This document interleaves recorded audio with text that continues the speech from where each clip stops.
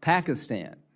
Are you aware of reports that Pakistan are allowing their bases to be used to park Iranian aircraft,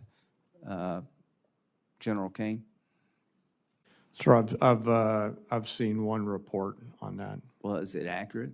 Sir, I think based on the variety of classification matters. Let me just say, do you agree if it is accurate, that is sort of inconsistent with it being a peace mediator? Sir, I wouldn't want to comment on that based on the ongoing negotiations and Pakistan's role. Secretary Hexbeth, if the mediator is allowing reconnaissance aircraft of Iran to be parked in Pakistani air bases, do you think that's consistent with being a fair mediator? I wouldn't want to get in the middle of these negotiations. I want well, I maximum do. efficacy I for want our to get in the people. middle of these negotiations. I don't trust Pakistan as far as I can throw them. If they actually do have Iranian aircraft parked in Pakistan bases to protect Iranian military assets, that tells me we should be looking maybe for somebody else to mediate. No wonder this damn thing is going nowhere. It's the Homeless Left with Matt Weinglass and co-host Craig Pasta JARDULA, Jay Scott, Episode 188. It's not over until we say it is. with special guest Dr. Ron Elfenbein. a real fake news update. And here's your host, Matt Weinglass.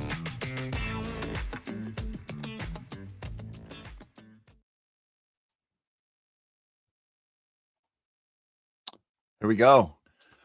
What's up, everyone? Welcome one and all to another episode of The Homeless Left. This is the non-tribal approach to news channel, a non-tribal approach to life, how we go about the world day to day, how we engage with people. This is a mindset we're trying to get to because we don't have anybody doing honest work in this space, at least not how we grew up, not the people they told us were doing journalism. It was never journalism. When you work for a propaganda institution, whether it be right or left, as we know, those are just labels. They're not real. The same billionaire class owns all of the networks, all of the mainstream state narrative networks. And there's not much difference between corporate media and state media. It's all top-down protection of the billionaire elite class, as we know now, the pedo class, the Epstein list class. This is the people that have been being protected by people in media our entire lives. That's why we're here. We're here because we feel homeless from a tribe that we were part of that told us we were the good guys and they were the bad guys. All of that was lies. Whatever tribe you were part of, left, right, up, down, upside down, it doesn't matter. Whatever church, whatever political party, it doesn't really matter what it was. Whatever the thing was that told you were not allowed to ask questions, we have to win, the other side has to lose. None of that was real. It was designed to keep you stationed in place, not using your critical thinking skills, and be used for whenever they need to use you as a tool for their agenda. So then you will go ahead and work against your own interest, vote against your own interest, protect them without even getting a paycheck for doing it. And that's the saddest part of all. At least these propagandist pundits, these people, these Rachel Maddows and Anderson Coopers and Sean Hannitys, these are people who get a paycheck for lying and deceiving you every single day. You don't want to be one of those people that don't actually even get a paycheck for protecting that institution. So we're done with that. We're here right now because there's so much that we have to get through and shuffle through and trying to figure out what's really going on. How do we do that? Well, we take off those tribal goggles and we start thinking for ourselves using critical thinking skills. And yes, it's okay to ask questions. Remember that in school? Teacher, I have a question. There are no bad questions. Well, they told us that when we were little, but it wasn't really what we were growing up to then, basically condition ourselves not to ask questions, to be told, you need to shut up and get in line or the other team is going to win, and we can't let that happen. If you continue mouthing off, you're out of here. Get the F out of our little tribe. And so that's where we're at now. We don't do that here in this space. This space is about community and family, not about tribalism. We are non-tribal, like I said, a non-tribal approach to news. It's a non-tribal approach to life. That's what we're about here. So this episode, we're calling it It's Not Over Until We Say It Is. That opening was a little Lindsey Graham action. If you guys haven't figured it out yet, anything Lindsey Graham is pushing, you're on the wrong side if you buy that. So he was part of pushing the Ukraine war, the genocide in Gaza, and every other nefarious activity that we get involved with and pursue, whether it is, and this is all around the world. Lindsey Graham is the guy to just say whatever Lindsey Graham is saying, it's the opposite. And he does it for both sides. He does it for all sides, whatever the side it is. We need more war. We need to kidnap Maduro. We need to teach him a lesson. We need to go, Cuba's next on the hit list. So you guys know there's a whole hit list. It's been going on our whole lives. So Iran, we're still in the middle of this debacle. It's not a unique Trump thing, although it might feel like it. This is the policy we've been pushing, again, our entire lives, left, right. It doesn't matter. They just package it a little differently depending on who's in office at the time. But Lindsey Graham has been on that side each time. So it doesn't matter. The R's and D's don't matter. Okay. Just so you know. So if you still have Ukraine flags in your social media profiles, sorry, but joke's on you. You need to take those down and understand it's the same war machine psychopath billionaire class that you are doing bidding for just by having that flag in your profile. And I don't think anybody watching our show has Israel flag in their profile, unless you're here to troll us or you're starting to ask questions, and that's cool too. Maybe you've had enough of your tribe, and if you have, well, we welcome you with open arms. You know what? You can go through all your past sins and regrets on your own time, but if you're here because you honestly are curious, we do welcome you. You can go ahead and take that Israeli flag down as soon as you get a chance. That would be nice. Thanks. Okay, guys, here we are. Power to the people. That's what we're doing here today. It's been a hectic week. I just want to give a shout out to some of the close people in our space. Not just, you guys, especially watching, and all the love and support you've shown in these hard times. As you know, we've been dealing with a family tragedy in this last week. It's been very, very difficult. Leslie's father passed away a week ago, and it's been extremely difficult. We have to just be filled with gratitude for anybody reaching out, and you guys have showed your support, and we really, really appreciate it. Leslie will not be joining us today. We'll be able to, continue the conversation with her later on when the time is right. But for now, she does send all her love to you guys and thank yous for all of your reaching out right now. But we're going to do the show that we need to do today. I do want to give a shout out to others that have been here for us, Jay and Pasta. Both of them are joining us today, by the way. We're going to have Pasta on the show and Jay Scott. And I should tell you, we do have a great guest today. We are excited for this conversation. Dr. Ron Elfenbein.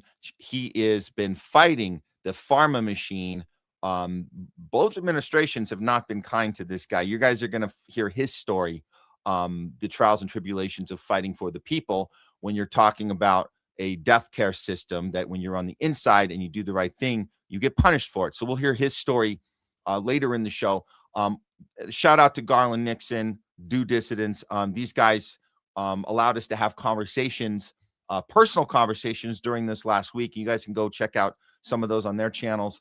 And just wanted to say, yeah, we really do appreciate that type of support. And it is good to talk about these things. And if you guys are going through your own trials and tribulations on your own, it is good to talk when you're ready. It's therapeutic to get personal, whether it's in a closed room, one-on-one, phone call. You might be in a group setting, or you might do what we're doing and be live and throwing yourself out there to the world. It's still okay. We do it, and it's I can assure you, if the situation calls for it, it can actually also be very therapeutic to do this, put this out there, because people are listening. And guess what happens when you put stuff out there? People resonate, they connect, and they go, oh, mate, maybe that sounds familiar. I've also had that pain. I've also had that grief. I haven't been able to articulate that.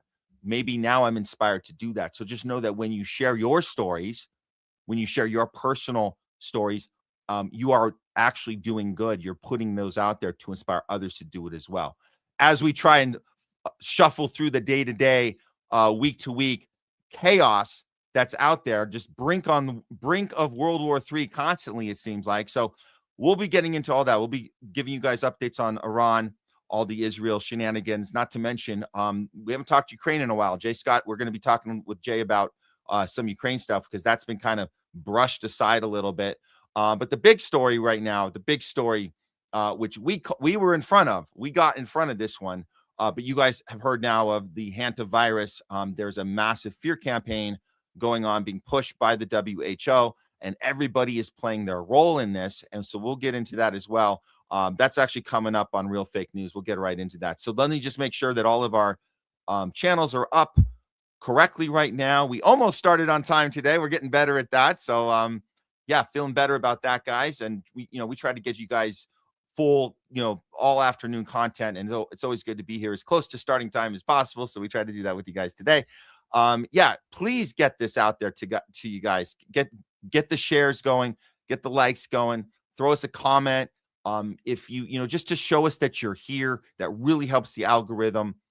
Really appreciate it, guys. And we'll be talking to you too. So we'll be engaging with you in your comments, back and forth with you. So you feel like that you're also part of this. You're not just sitting back with a bowl of popcorn being entertained or educated or edutainmented. That's not what we're about here. We're about action. So you feel part of this. You know that you can take the tools that we want to give you during this time, and you can take those tools and use them when you go out to engage with people in your vicinity, whether it is one-on-ones, discussions with groups, friends, and colleagues, whether it's on your social media, whatever your preference is, wherever you get engagement from.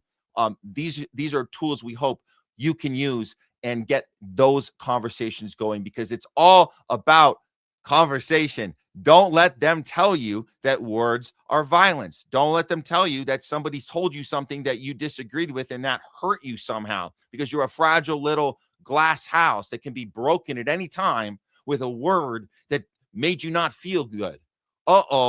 Someone said something I don't agree with. Oh, I'm melting. No, none of that. We're done with that shit. It's the opposite. Words are empowering. Words allow us to understand, go for understanding, especially with people that we don't agree with. We're not in a battle here. We're not in a boxing ring. We're not saying we win, you lose. We're done with that tribal thing. What we're doing here is we're going for understanding. Maybe, just maybe, during that process of understanding, someone might change their mind in that process. That's bonus. That's not what we're setting out to do. We're setting out to go for understanding. And we can achieve that in any debate across the board. Nothing's off limits. Nothing is too soon. Don't let them tell you too soon to look into it, too soon to ask questions. Hell no. We won't take that shit anymore. It's called conspiracy theorists. That's the name they called us, as if it was a bad thing to be called. Guess what? We wear that as a badge of honor. That means that we did our own work. We did our own research. We looked into it. We didn't wait 25 years to say, damn, that 9/11 thing looked a little weird. Don't you think? You still think it's too soon for that one? No, never too soon to ask questions. That's our motto. One of our many mottos here on the show. Just going to put these up real quick here, because we do want to make sure you guys know this is the new YouTube channel, THL Presents on YouTube. It used to be The Homeless Left. We didn't change channels because we felt like it. We changed channels because Google told us that our words were dangerous and were too much for the community to handle, and we had to keep the community safe from our words. And that channel doesn't exist anymore. That's why we had to start a new one, THL Presents on YouTube. Check it out if you haven't yet. We've been doing like this on there, and it's always interesting to see when we get surges, when we don't. We're still feeling it out, but you guys help us at all. You guys just being there helps us a lot, so we appreciate that. I think we're on Rumble and on X on the Homeless Left right now. Yes, we are indeed. Matt Weinglass on X. That one is a little bit more engagement than the other ones, but you guys, whatever one you find us on, just we appreciate you on any of that. We are trying out the Facebook again today to see if anybody in the LA vicinity usually are on our Facebook page. They might need a little bit of this episode today. A little bit of LA action would be cool. Since we are being started on with another pandemic, it'd be nice if some of those people who weren't paying attention during COVID, if you're watching now, we welcome you. We're going to tell you guys the blueprint of what they do to walk us through the next pandemic, because we know the signs. We've seen it before. We'll show you guys in real time how that works. Okay. Welcome everyone to the show. Let's get going right now on the first segment, which we love to do is Real Fake News Update. Okay. Here we go.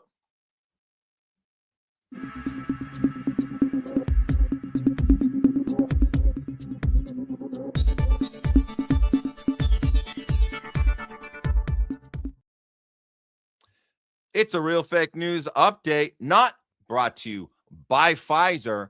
We're looking at this new virus. They're calling it the Hantavirus. It's actually been around a long time, but now is the time for us to get little nervous about the happenings. If you haven't heard, well, let's let Fox tell us the update, because Fox, the trusted news people at Fox, you can always count on them to give you the correct information when the next virus hits. And believe me, it is hit now. So guys, buckle up. Here we go. And we're starting with a Fox News alert. A group of American passengers from the cruise ship that's linked to the deadly Hantavirus outbreak, they have landed back here in the United States. So they're now being taken to the National Quarantine Center in Omaha, where they're going to be monitored for symptoms. Alex Hogan joins us with the latest on this story. Hey, Alex. Hi, Lawrence, Brian, and Ainsley. So as these travelers make their way to homes in more than 20 countries around the world, their respective medical teams are addressing how to contain the virus. As of this morning, a French passenger and American passenger have tested positive. Another American currently has mild symptoms. These 17 Americans are now back on U.S. soil as of this morning. 2 of them traveled in the plane's biocontainment unit. Each individual will undergo clinical assessment and receive care based on their conditions. Okay, just going to stop it there and just let you guys know that this is a deliberate fear campaign they're starting right now. Fox is letting you know that we got it under control, and that's going to line up very well with the administration's take. We're going to show you that in a moment. But just to be absolutely clear here, the people that are deathly afraid right now are angry that these people have been allowed back home. That's part of the divide. So just be aware of that there's going to be, you're going to see this right now, 2 different camps. Saying that this administration is not doing a good job at all, because we have to take this seriously, and we have to go for, like, you guys remember COVID 0, which was complete farce. It's not a thing. You don't do zero of anything, but that's what people were led to believe. So they think we can do it again here. So just be mindful of that. They're deliberately splitting us into 2 groups here, but we're not going to be in either group. We're going to be in the third group, but we'll get to that in a moment. That's according to the Department of Health and Human Services. And if you're thinking this all feels like 2020 all over again, doctors address those concerns. We have a team on the ground that's going to help these 17 Americans, bring them back to a facility in Nebraska. We're going to have them isolate for about 42 days. That's what the literature says. We've handled outbreaks like this before. My message to the American people is, please don't worry. This is not one of those things like COVID where there's 15 different alarm bells. Okay, so Jay Bhattacharya, he was brought in to be a pretend fighting the medical I would say the fascist regime that we had before the Trump regime. And you were told this guy was going to come in and do it right because he had the Barrington Declaration, which was, it's not a one size fit all. So he's saying, don't worry about this, is not going to be as bad as COVID, but this is exactly why he was brought in, to keep the divide. This one's going to be totally cool until it's not. So be prepared for that. That's why he's saying it's totally fine, nothing to worry about. But we know there's nothing to worry about at all. And to compare it to, for him to even suggest that COVID was much, much, much worse than this without saying what's really going on. And he probably knows what's really going on. It's the same playbook as COVID. It's the same playbook. It's actually exactly the same. So to say this is not as bad, what he means to say is we haven't done our job yet at the divide and the conquer and the fear. We're just getting started. That's what he actually means. We're just getting started. But right now, the word on the street is we got it under control, right? And that's the beginning of the divide. Currently, there are 6 states monitoring people who have traveled on that ship recently. The passengers who disembarked yesterday in the Spanish Canary Islands were sprayed with a disinfectant. They were met with personnel that you can see there in this footage with full hazmat gear. Experts believe that the initial infection happened before passengers began the trip at the beginning of April in Argentina, likely from rodent exposure during a land excursion in Patagonia. The hantavirus is contracted typically with contact of rodent urine, feces, or saliva. And again, same playbook, right? You remember COVID, it was the bat, right? Bat and a monkey had sex, and oopsie, there you got patient 0. It's just is all made. They're just making this up. The point is that the thing that it's going to change is when they start working on the gain of function, and they start that understanding that there's other elements in place to make it a human and to human contact. Therefore, this initial assessment is going to be outdated, and it's going to be outdated very quickly. So bookmark this right here. We're going to go back to this later and go, this doesn't check out at all, but it checks out in this moment. And that's part of the rollout. It's a fear rollout campaign. So remember this is the same playbook as COVID. Let's see what they're doing over on MSNBC. They bring in this expert professor, Allen, to tell you what's actually happening here. And he's going to plant seeds on this audience to be very afraid of Trump and RFK's administration right now. I do think the overall threat to the general public is low, but I do think the public deserves to know what the science is about how this is transmitted, because we need to know how to keep people safe and also know who we should contact trace. From that earlier outbreak, which was on land, it's presented in the New England Journal of Medicine. The first set of human-to-human transmission with this exact virus happened at a birthday party. And at that birthday party, which was only 90 minutes, there are reports where one person transmitted to another where they did not have any physical contact and, in fact, simply said hello to each other in passing. Now, that doesn't sound like prolonged close contact to me. In fact, it's not. Yeah, this stupid show you guys are seeing, this is called The Weekend Prime Time, which is on MSNBC on the weekend. And these idiots sitting around, their 4 concerned Rachel Maddow faces in training. These people they're here to say, yes, whatever you say, professor. So they're planting seeds with their audience, not to say, never mind that bat, monkey, rat thing that we're trying to do. This looks like it could be a lot worse. And then you're supposed to be afraid of the administration who's going to tell you, and we'll play that clip next. But listen to how far he goes with this, because this guy is trying to set the foundation for what is going to come next, which is lockdowns and PCR testing. And these are the talking points directly from the WHO. And we'll get to that in a moment as well. There were also people who sat at different tables at that birthday party and got sick. One man at that party who got sick eventually died, passed it to his wife. At his funeral, she transmitted it to 10 other people.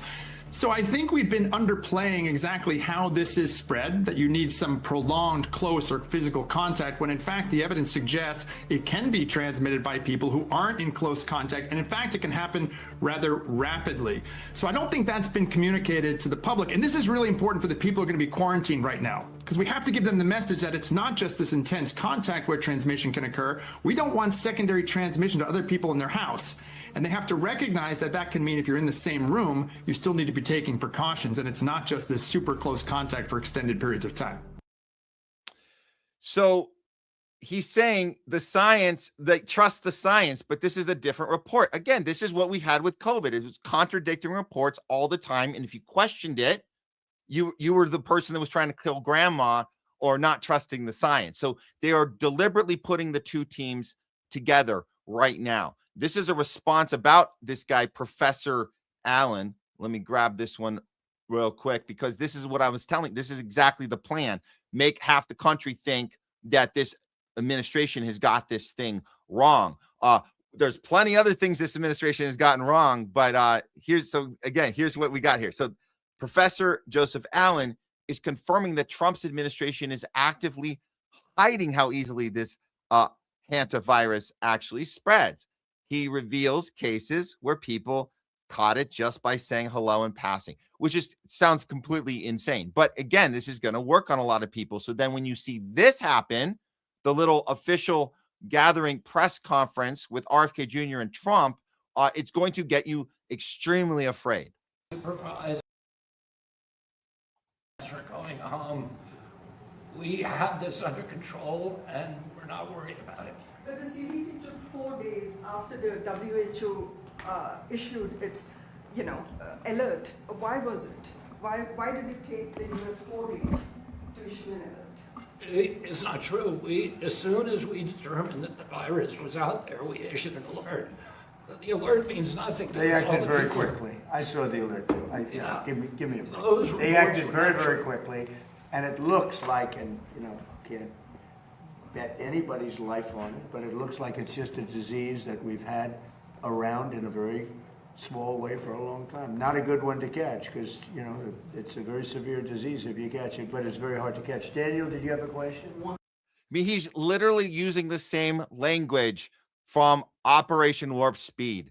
Quick, speedy. Everything is about quickness. We're the best. We got this thing handled. This is deliberate. He can't say the thing that we all know, which is this thing is a scam. And even one of our, I'll address this. You haven't heard the word yet. It is Plandemic. I didn't make it up. We've been saying this the whole time since 2020. Mickey Willis, his film Plandemic, which came out in April of 2020. That he coined. I think I have to give the credit to Mickey Willis, who coined the term Plandemic. This is literally 6 years ago now. So we're seeing this again. It's absolutely a Plandemic. You're still going to get a correct your spelling on any document that doesn't want you to know that that's an actual word. It's an actual word. Yes, it's a new word we created, but it's 100% what's happening right now. 100% what's happening right now. So let's look at the next part of the puzzle, because again, every single thing is lining up in real time with how they did COVID here. Will they get to that goal? That's going to be up to you and me. That's the difference. This is the conversations we need to have. We need to be more vocal than we were able to be during COVID. That's going to be the difference here. Can we be louder? Can we be more disruptive? Can we be more defiant? Those are the differences. And that's it. If we do exactly what we did last time, they're going to do the same thing again. The whole thing's a big scam. So you guys understand that. Let's go to Deborah Birx. She's a former COVID task force coordinator. So, of course, you got to bring back familiar faces. You can't recast these. They have to go with their familiar faces. These people are these are the most despicable people imaginable. They are so ready. In fact, they're ready for the phone call. Oh, you needed me to come on and do my BS? I can't wait. I can't wait. And she does this with a smirk on her face. So listen to this. And this is her slow rolling the fear. It's a slow roll campaign. Watch the glee in her eyes when she talks about this. So the Andes strain is the only strain where we have mapped human-to-human transmission. And I caution people, because when we say human-to-human transmission, we're talking about people who develop symptoms. But because we're not testing populations with RNAs, we don't really know whether there are subclinical cases. So there could be more human-to-human transmission than we actually see. It's never good to track viruses through symptoms. We should be tracking viruses through blood tests like PCR. We've learned that with. Oh, it's about the PC. We got to get the PCRs back. They made a buttload of money on that last time. Those things don't even work. They're 97% ineffective, and they're designed to just screw you up and make you think you got something that you don't, and then you retest and you don't have it, and then you retest and you have it, and everyone's confused, and they don't have any idea that the whole thing's one big scam. So do you guys remember what was the number one symptom of COVID? Who remembers? The number one symptom of COVID. It's kind of a trick question, because the number one symptom of COVID was no symptoms. No symptoms. So that's what she's doing here. She's saying, this is something, again, that you won't be able to know you have. We're going to have to give you a mechanism that we can tell you have it, and then you have to trust us, and then you have to follow the science we tell you to follow, which is totally locked down, and none of it makes any sense at all. Okay, that's what we're talking about here. Let's see if she has anything else here. COVID, extraordinarily helpful. Many universities were able to open and schools were able to open because they provided weekly testing and it really prevented spread. So we know how to deal with these viruses. We just need to move into the 21st century and make testing more widely available to those who need it. Well, according to your logic, everybody needs it. Who would need it over others, right? Everybody's going to need the test, because nobody knows that they have it, because you just told us that you don't get symptoms and you just have to trust us. We'll tell you if you have it. Okay, great. So she says we have a plan for this, of course, because the plan is that we're just following the same blueprint. She's literally telling you that. Well, let's go directly to the WHO. The WHO, these are the actual WHO representatives, and these people, these are the absolute worst. These are the worst of all. These are almost as bad as the Pfizer Moderna people, but these are the ones that want the global opinion to be just theirs, period. So whatever country you're trying to run a certain protocol for your country, guess what? The WHO will outplay that one and by default, you will have to listen to the WHO. That's what they want, and they get that from many countries. Luckily, we're not direct. I think we were able to take one step out of their control since Trump came in, which was a little tiny minute step, but he has not criticized them since before he got into office. The last time he criticized the WHO was before he came in the second term. Now he isn't really saying much about it. I was going to play you guys a clip. It's not even worth it. He just kind of he just tippy toes around it. Says they might have gotten something wrong accidentally. Such bullshit. Don't listen to that. It's none of this is accidental. It's all on purpose. Here we go. Mission. This is a question we've seen a lot. You did just address it. So what we've known from previous outbreaks, that people are most contagious when they start to feel ill. That's when the viral load, the amount of virus in them is higher, and therefore they could transmit it literally out. But you're also saying even a couple of days before they really feel those symptoms, they might also be contagious, essentially, and that's why there's that idea to keep them away from other people the whole time. Yes, and we need to take some precaution measures right now, because there's some evidence around hantavirus and antivirus. There are a few outbreaks we can have. We gathered evidence from, particularly in Argentina, but there's not a great wealth of information. We know that it generally spreads through close contact. We don't know how much it might spread just before people develop symptoms. It might be just on the cusp, or just when they're symptomatic. And so because of all of that, we need to apply some precaution principles and make sure that on the chance that people may pass the disease on even just before they become symptomatic, that they are in a context where they wouldn't pass it to others. So, I mean, I don't understand. If this thing is so deadly, why won't you just follow the thing that you told us? Why wouldn't you just keep the people on the ship? I don't understand that. Why? So it's like they want to develop the fear messaging by allowing the people to go back to their hometowns. Well, let's hear the Today Show cover, because they're trying the idea. Okay, let's just hear their coverage on this, because if you guys don't know, they were actually, the people in the ship were locked down for over a month, and then all of a sudden they were allowed to go home. This is the weird part of it. It doesn't really, the procedure and the timing doesn't actually make any sense. If you actually take what they're saying seriously, you'd be completely against this. You'd be like, this is insane. Why would you allow these people? This is like those movies they show us, Contagion, right? Outbreak. You guys know the ones. Those are the films that were lodged in our heads as these are global killers. Don't let these people go home. Don't let them get out of sight. How were they letting this happen? Global health officials warning there are now 11 total cases of the deadly hantavirus, adding that number could go up as the virus can incubate for 42 days. Okay, do you see what they're doing? They're saying we have a problem, even though the ship is letting let people go home, but we're going to have a really huge problem. Let's hear how they talk it through about how they're following protocols that kind of make sense if the people want to go along with it, but it's kind of up to them, because we don't want to be too intrusive. So, and again, this doesn't make any sense. This is like if you were going to drown, if you were in a submarine, you're going to drown. You don't put it's a screen door on a submarine. If the water is real, why are you effing with it? Well, you're effing with it because it's not real in this case. That's why. So here's what's happening right now. And this is designed to scare half the country to death right here.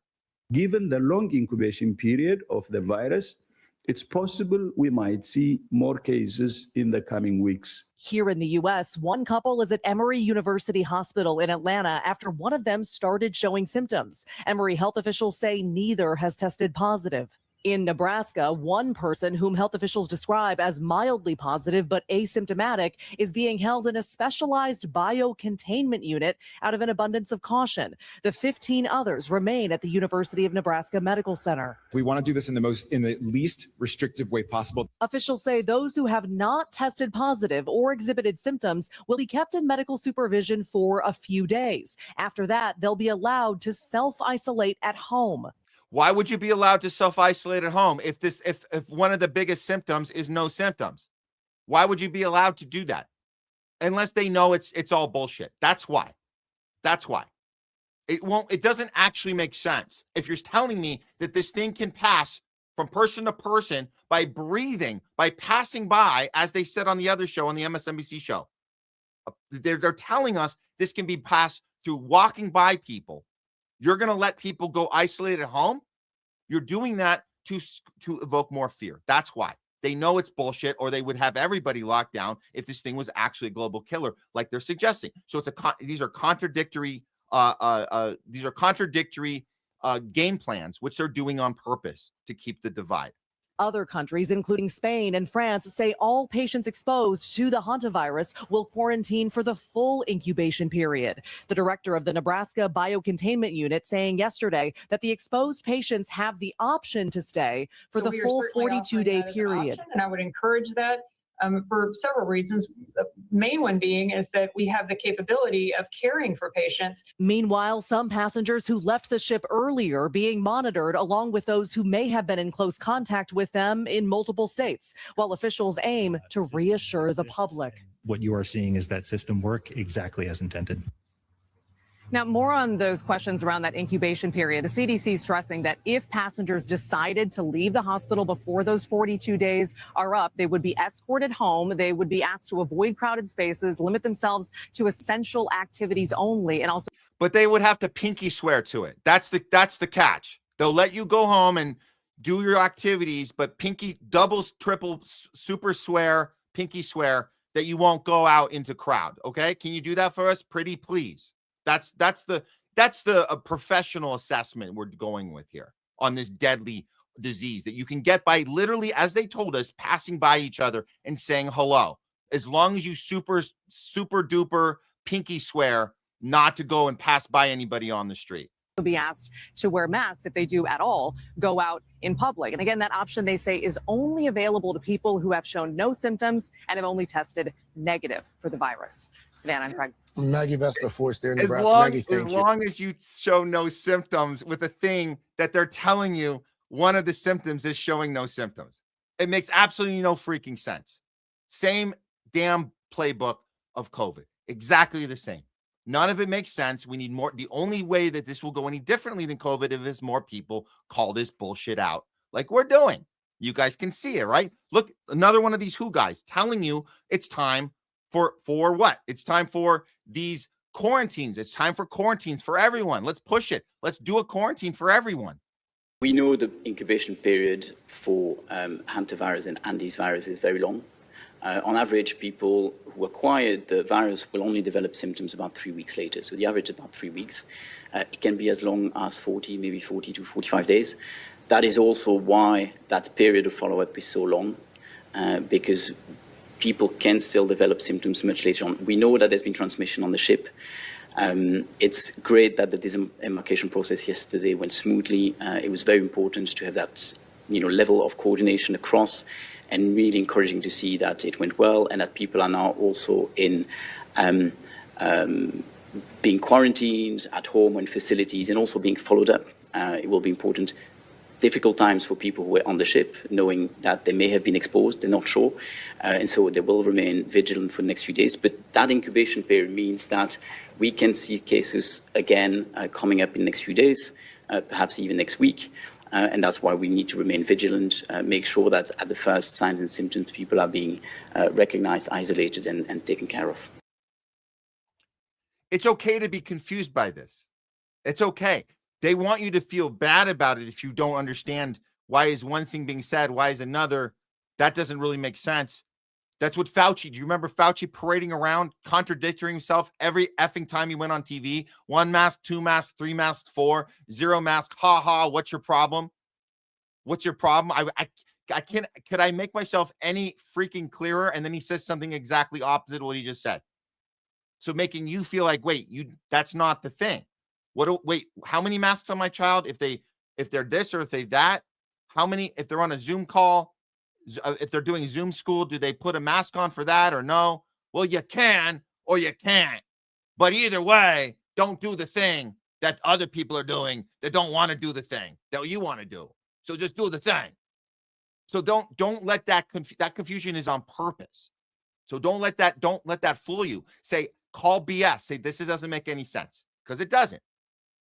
How about the crisis actors? Let's go to that. This one, I gotta end with this. This is because we're talking about real fake. It doesn't get any more real fake than this. The one passenger, because you guys remember they were locked down for several weeks, and they were actually not allowed to communicate with anyone on the outside.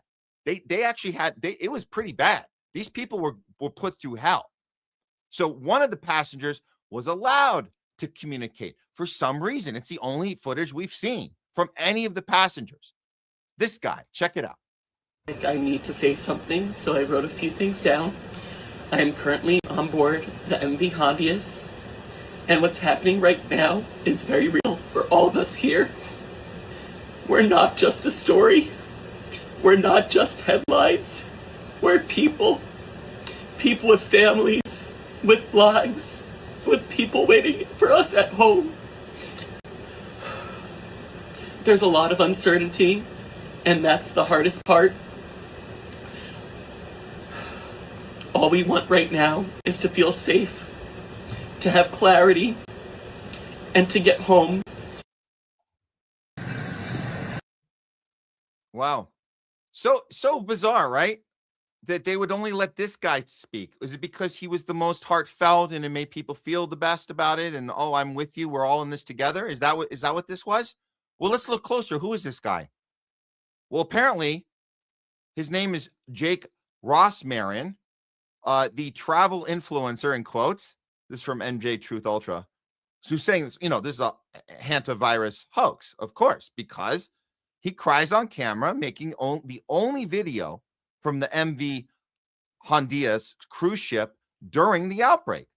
Also pushed the COVID boosters really hard during the Plandemic. The first one, part 1, right? It's a small world. Big coincidences. When you have to read from a script that results in you crying, you should know something's wrong. Good point. Great point. I have to read something and I have to cry. So it's a double. It's like, walking and chewing gum. He's got to do 2 things at once. Some people might say he pulled it off.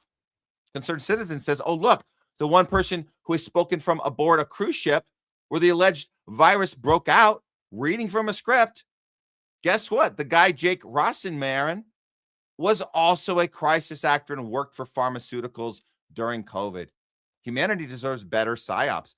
No, they don't give us better psyops. They do very sloppy ones because they can get away with it. No one in media is covering this guy. They're not trying to track him down. What did you do? Why did you get the only video that got to come out? What are you doing? Well, all you got to do is look him up a little and you'll find out. Freelance photographer. Oh, he was an intern in Jerusalem Center for Public Affairs. Oh, of course he was. Performed standard research collection and analysis using a variety of online databases, assisted in videography, recording, editing, interviews, political analysis. Okay. So that's weird. That's his background. Big on the boosters, big on get your shots, get your boosters. Look at his sister. Now, this is interesting. She just happens to be a technical assistant, research, communications, and administrative support for what?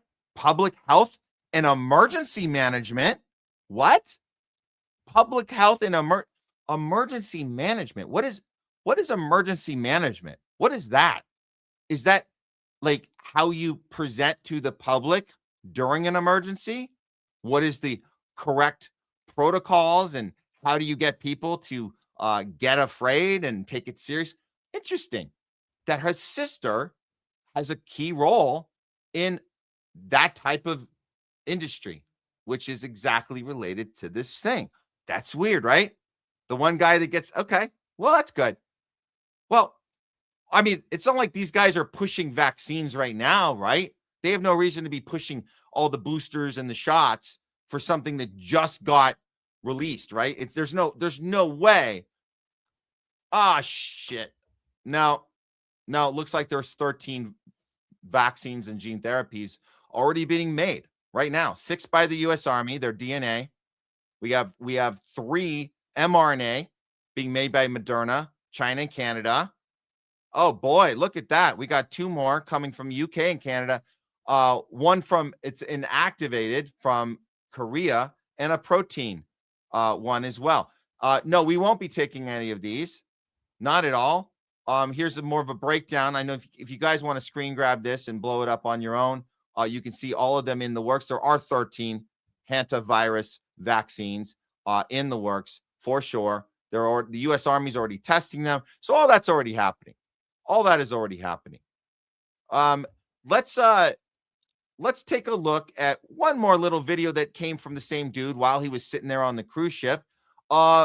Yeah, this Israeli dude, right? The guy, the COVID crisis actor, Israeli intern, sister is a crisis management expert, and he happened to get these videos out where he's crying on command. But he also wants you to know, if you're a hot chick, get your vaccines.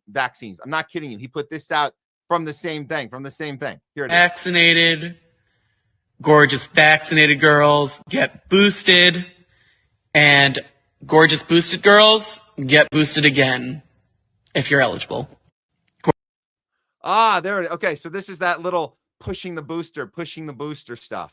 So he's already good to go. He'll be ready when these 13 are ready to go. He and his sister are going to be ready to tell you got to do it, especially if you're gorgeous. If you're gorgeous, get an extra one. That's what he's telling you. And for some reason, he interned in Jerusalem at some, I don't know what that's probably just totally a coincidence there. Totally a coincidence. So yeah, we'll obviously keep an eye on this. This will continue to get legs.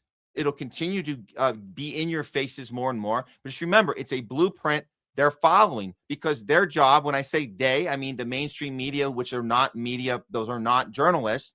Their job is to protect the powerful drug companies in this case that actually give them their paycheck. So they're going to follow the same script we've already seen before. So just be aware of that. We do have the COVID blueprint to follow as an example, and you can see it play out. We're already showing you that in real time. And this has been another Real Fake News update, not brought to you by Pfizer. All right. Moving on with the show, guys. Let's get right into the next thing. I actually had I thought I was going to bump another story. I was going to squeeze another story in before we brought in Craig Pasta, but we'll have to save that one. This last one was a good one, so I'm glad we worked it through. But we got a lot more show to get to right now, guys. A lot more stuff happening, and I always love to have my partner in crime here with us when we're doing this type of work, especially during these very chaotic, hectic times. Personally, as you guys know, it's been hard as well. So I do appreciate that support professionally and personally. You guys know him well. Please welcome back to the show, Craig Pasta JARDULA. Hey, what's going on, man? Really quick question. First of all, my condolences on the Lakers last night. Oh my God. I mean, I'm not doing it to rub in your face, because I'm honestly, obviously paying very close attention to this basketball season. It is a step away from doing this there. It's been quite fun with my Knicks, of course, but I just think it's a shame that we don't know now. I'm assuming we will have another shot at it to see what this team is capable of with Luka, Austin Reeves, and LeBron together in the depth they have, but we didn't get to see that because injuries are a part of this game. But, 23 years in the league, I believe, for LeBron James. He's an unrestricted free agent. We don't know what he's going to do. So it's interesting to see what he's going to do moving forward. I know you're a basketball guy. You played basketball, I wish you would have started shooting a little bit earlier in your career. Maybe you would have done something with yourself. Instead, you're here hosting Almost Left because you got no jump shot. But I love you anyways, either way. But well, I'll say this: any basketball coach out there that's working with high school or college, even, I would say, you got a big man, especially in high school. I would say take those high school big men, and just know that they have a real shot at the big leagues because 6'4" or higher. I was 6'8". I was listed at 6'8" in high school. I then more 6'7.5". But in high school, I was listed at 6'8". I was the guy. I come to the obviously. So they only worked you in the post, pretty much, right down below. Of course, yeah. It was not a question. Why do you need to bring the big man out and shoot threes and handle the ball when you're going to be boxing the guy in and being the big guy in the paint? And that's it. So you get to the bigger league and you go, oh no, maybe I should have been out here working on my perimeter game and not be, doing this in the key, my whole thing. So yeah, you're exactly right. So I don't have the ball. I was the guy, I was the post up guy, and you can't be 6'7.5" and be a center in the NBA. It's not a thing. No. Not a thing. Yeah. No one's ever done it. You're a small forward in the NBA. If anything, right. maybe sometimes playing the 2 guard, you need to have a shot. And it's a shame because your coach had a win now mentality. And obviously in high school, you're a big person. When you get to college level, you're going to be an average size person. Wembanyama is like 7'2" for crying out loud. And that's a big game tonight. That's going to be fun to see how that goes. And he's well over 7'2". 7'4", 7'5", I believe. He's up there, right? Yeah. Yeah, he's big. So, and he can shoot every once in a while, but we'll see what happens moving forward. It's going to be very interesting. I think the whole LeBron James aspect, because it does kind of play into like the mainstream. I mean, obviously LeBron played next to Kyrie Irving, and we know Kyrie Irving's story about who he was critical of and his stances on the vaccine. And, at one point I even said, thank you, Kyrie, for taking one for us, for sticking your neck out and saying, hey, man, I'm not going to do this. I'm not going to be putting something in my body. I have sovereignty over my body. I'm not just being, screw you and your public health scare. You know what I'm saying? This is because we weren't asking questions, right? So many things. I have a whole sheet of notes here ready when you gave me my homework and told me what we were talking about today with the Hantavirus, and I think that this is once again testing the waters right now from the elites and the globalists to see where they can get us. Just Ted Rose's statements himself are very concerning. This is more about, I think, the testing the waters for global governance. I think people have to realize once again that, they were able to get people to quarantine in their house without putting a tank in their streets. So there's a psychological warfare game going on, and it's going to be interesting. But thanks for having me on. And my condolences on the Lakers, but hey, you can root for my Knicks now moving forward, the Nova Knicks. So I have no problem rooting for the Knicks. Jalen sends his love, Matt. Yeah, no, I appreciate it, man. The era, the LeBron era, it's been fun to watch. I think people are way too harsh about a guy that, like clockwork. As soon as he retires, people are going to be nicer about it. And I'm like, well, why don't you just be nice about it now? Appreciate the legacy now, because they did the same to Shaq, they did the same to Kobe. They wait till you to retire to then be like, oh my God, that guy was incredible. It's like, well, why were you so mean at the time? I don't know, whatever. Well, I mean, I'm a little bit surprised because he hasn't been like Kyrie with saying free Palestine. Oh, and the NBA does have a pro-Israeli problem. I would think you'd be all over that, despite, Well, it's worse. It's worse. LeBron has to put out this shit. He's instructed to, right? He's instructed to put out the Israeli tweets. We've seen it from him. It's disgusting. I've heard nothing but great things over there, Matt. What's that? He said, I heard nothing but great things about Israel. I mean, that's just disgusting. Nobody would buy that garbage. Why? How would we believe that you've heard nothing but good things? Like, that doesn't make sense. You say, I've heard some things good, some things bad. I mean, or don't say anything at all, dude. Like, what are you talking about? Well, he was questioned directly about it in a press conference, so it's tough to avoid that question, Sure. But we need more Kyries out there, obviously, in all the sports, right? Yeah. You need these guys. Aaron Rodgers, right? Yeah. Except Aaron Rodgers, we don't know where he stands on Zionism, because a lot of the same doctors that he went along with when it came to COVID, a lot of them put their hand in the cookie jar with their positions on, Gaza and whatnot. I mean, one of my favorite doctors that I got to talk to, had interviews with, turned out to be, from what I consider to be, and the nicest way, a hardcore xenophobic person, right? Like kind of an anti-Muslim, Dr. Urso. It was a little upsetting. I wish he would kept his mouth shut about that stuff, because it kind of really did turn me off, and some of those people, unfortunately, they got the RFK bug, right? Like, he was their guy going in that was going to make so many changes that we wouldn't be in a position that we are in now, right? And I know a lot of people will kind of point the finger. Well, Trump got us out of the WHO. Yeah, well, the next Democrat will get us back into it. This is kabuki theater at its best, and they play this game. We can't let the guy who was Operation Warp Speed, who signed the CARES Act, for crying out loud, off the hook, and talked very highly about the vaccine itself. So, I mean, there's a lot to discuss too as well. And I think that we're going to make arrangements too, Maddie, to get back for round 2 with Ron Placone and Layla. Is it Layla or Leela Charles? Oh my God, I'm sorry, Miss Charles. I'm just going to call you Miss Charles, Miss Charles. But we have to have a second round with that, because I think that we're starting to kind of get into those conversations that are really right in our face right now. I mean, this Hantavirus was so much about what's going on and how it's going to be handled, and what we talked about on the phone the other day. You know what I'm saying? Because I'm glad, definitely, when it comes to this, the coronavirus saga, that you are digging your feet in and going, no, fuck that. We're not going to let you, misplay this. We're not going to let you kind of, taint this and twist this and use this to you guys were fucking crazy.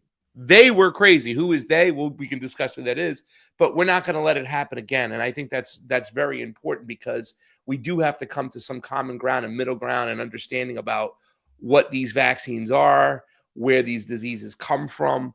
We can't hold back on anything. Everything has to be on the table, so we can have a clear path moving forward on what needs to be done. So, all right. Well, we'll get into the We'll get back to the Hantavirus. Why are you changing the whole order up, man? I'm watching you. I'm like, yeah, I'm licking my fingers. Like, here comes Matt Weinglass with a juicy section now and stuff, and pointing out this stuff, and then we got to. Well, we're a variety show. We announce a lot of topics, so I like to throw it out to the crowd and let it kind of simmer, and then we'll bring it up with you, Craig, with your expert opinion as well. But let's let it marinate, and let's get on to one of the other ones, which I think is very important, because if you guys saw the thumbnail, it's not just that crazy looking rat that's on the left side of the thumbnail. You also have a crazy looking rat on the right side. That's Netanyahu. So let's get into that part of the story, because right now, Netanyahu is the one calling the shots on, is the war over or not? And we know this is exactly what's happening, because the mainstream, particularly CBS, is utilizing their platform to be a microphone for Netanyahu to give us our foreign policy from another country, which is insane. If you really think about how insane that is, another leader from another country coming here to tell us what our foreign policy is, which basically outrides our own president, as we've seen time and time again. So let's start with the CNN poll. People are waking up to this guy, and this is why CBS had to move into position and do this interview on 60 Minutes. But here's the poll first. That's exactly right. But it's not just a problem that Israel has when it comes to public opinion in the United States. It's Netanyahu himself who has a major problem when it comes to public opinion in the United States. Look at this. Americans say they are not confident when it comes to Netanyahu and world affairs. Look at this. In 2023, the not confident percentage was 42. Up significantly, up like a rocket, up to 59%. That's a nearly 20-point movement in just 3 years' time, and now the majority of Americans say they are not confident when it comes to Bibi Netanyahu and world affairs. And we're not just talking Democrats here, we're talking the entire American public, nearly 3 in 5. All right, well, let's talk about the partisan breakdown here, because there are two interesting stories going on at the same time. Yeah, there are two interesting stories. You might think that this might be a story of young Democrats moving significantly against Israel and moving against Bibi Netanyahu. But in fact, there is a twist to the numbers here. Yes, it is young Democrats, but it's actually older Democrats who are more likely to say that they're not confident when it comes to Bibi Netanyahu and world affairs. Look at this. Among Democrats under the age of 50, it's 73%. But look at this. Look among Democrats 50 years and older. It's actually larger. It's 81%. And both of these numbers are up significantly from where they were in 2023. But it's actually older Democrats leading the charge, many of whom are not are not on social media. Yeah, and again, just to point out here, this is not confident in This Benjamin is not Netanyahu. confident. They are not confident in Bibi Netanyahu. They're not going to show us the poll of how many people want this psychopath in jail. That's not part of the poll, but I do believe a good percentages of those are. But I think this is about keeping him on some sort of playing field of this is just a popularity contest, not an actual like calling out that he is a war criminal and crimes against humanity. So this is like the language. I get that's using the language like confident. It does allow the number to get higher, but we're not actually having the real conversation about him. That's the problem with this poll. But they are pointing something out here, Craig, and they go to the Republican one, and it's kind of the same thing, other than the plus 50 is a lot lower for Republicans, but it is showing that all the younger generation are had enough of this guy. That's what's happening here. So from this point, it's very clear. What is Netanyahu going to do with these numbers? What is he going to do? He's going to maximize the leverage he's already instilled for himself, right? He's got TikTok. He's got all these things. He brags about it. This eight media, the eighth war is the social media war. He basically owns CBS. So he can go on Barry Weiss's 60 Minutes and present what his argument is and pretend that the guy asking him questions is conducting a real interview here. And so there he is strategizing the military operations of our country, coming in saying what we're going to do and what he's basically making Trump do, and then suggesting that we're going to use more U.S. military personnel, have them killed over Israel policy. And he's doing it right on this show. There's some other clips I'll get to, but any thoughts so far on this? Is this working? Are people able to take this seriously? They know CBS is bought and sold by it's Israeli media at this point, right? Well, I think, Matt, we do have a different opinion about this. You know what I'm saying? I think this is still going back to who's pulling the strings behind the curtains and why they're being so open and obvious about this, right? Every single bomb that is dropped, every single operation that is made, or mission that is hopefully accomplished. Remember, mission accomplished on the deck. There's a whole war, war machine right behind it, right? So, I mean, I think that it's just more than just Israeli policy or Israel policy and them trying to pull us along. I think that's what, when I said before, what the ruling class wants us to think, that this is all Israel with, the carrot and the stick, and the Americans just are going along because they're either blackmailing us or whatever. No, I mean, there are culprits, there are accomplices. There's a whole industry of war from the West that's going to make a shit ton of money off this. So, I don't know what the American people are buying. I mean, this is why I believe that right now we have a big push from the right wing to control the anti-Zionist kind of rhetoric that's going out there, because all those right wingers are still anti-collectivism. You know what I'm saying? They're all about pro-capitalism. So I think that's why they're trying to steer the conversation those way. And you're seeing these huge numbers from those people out there. So, I mean, I don't know what exactly the people are buying. I do believe there are a lot of people who are buying that this is all just about Israeli policy.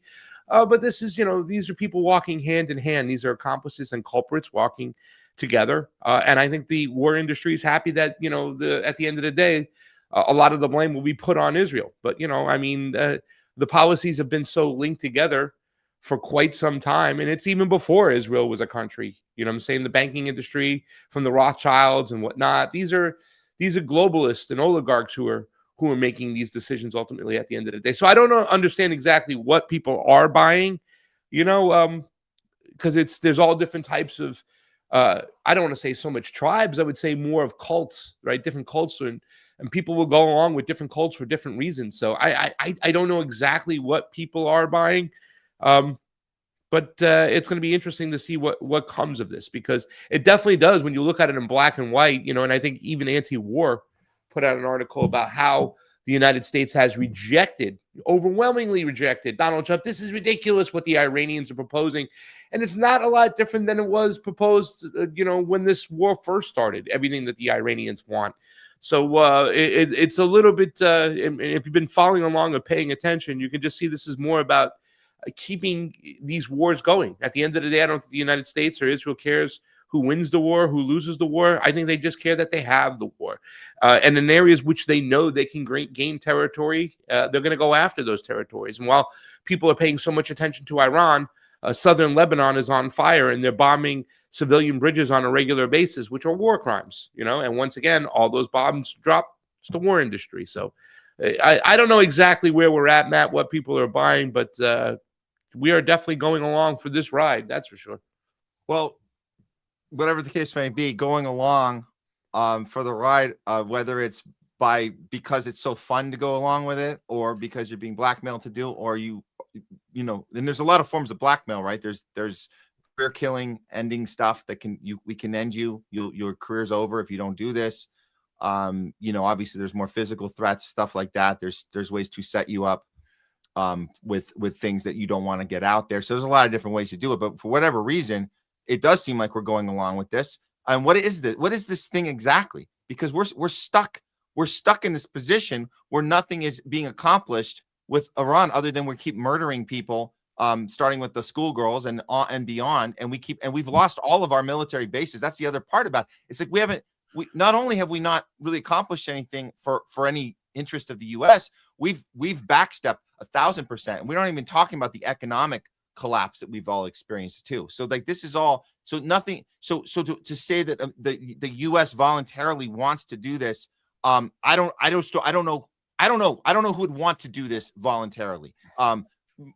Rubio, I'm going to play this one. Rubio just told us that the new goal of the war is to get everything back to the way it was. So I don't know who would want to be up there doing this right now. It's totally insane. It's embarrassing to say anything, to say the least. President Trump has said, and the facts clearly bear out, the United States of America holds all the cards. There is no scenario here in which if they decide to join a ladder of escalation, they wind up getting the last say. But our preference is for these straits to be opened to the way they're supposed to be open, back to the way it was. Anyone can use it, no mines in the water, nobody paying tolls. That's what we have to get back to, and that's the goal here. Get back to the way it was. So we hear this and we go, well, that's weird. So that goes against everything you guys were just talking about before. And then we had this last week, you guys know, we had the whole back and forth on Project Freedom.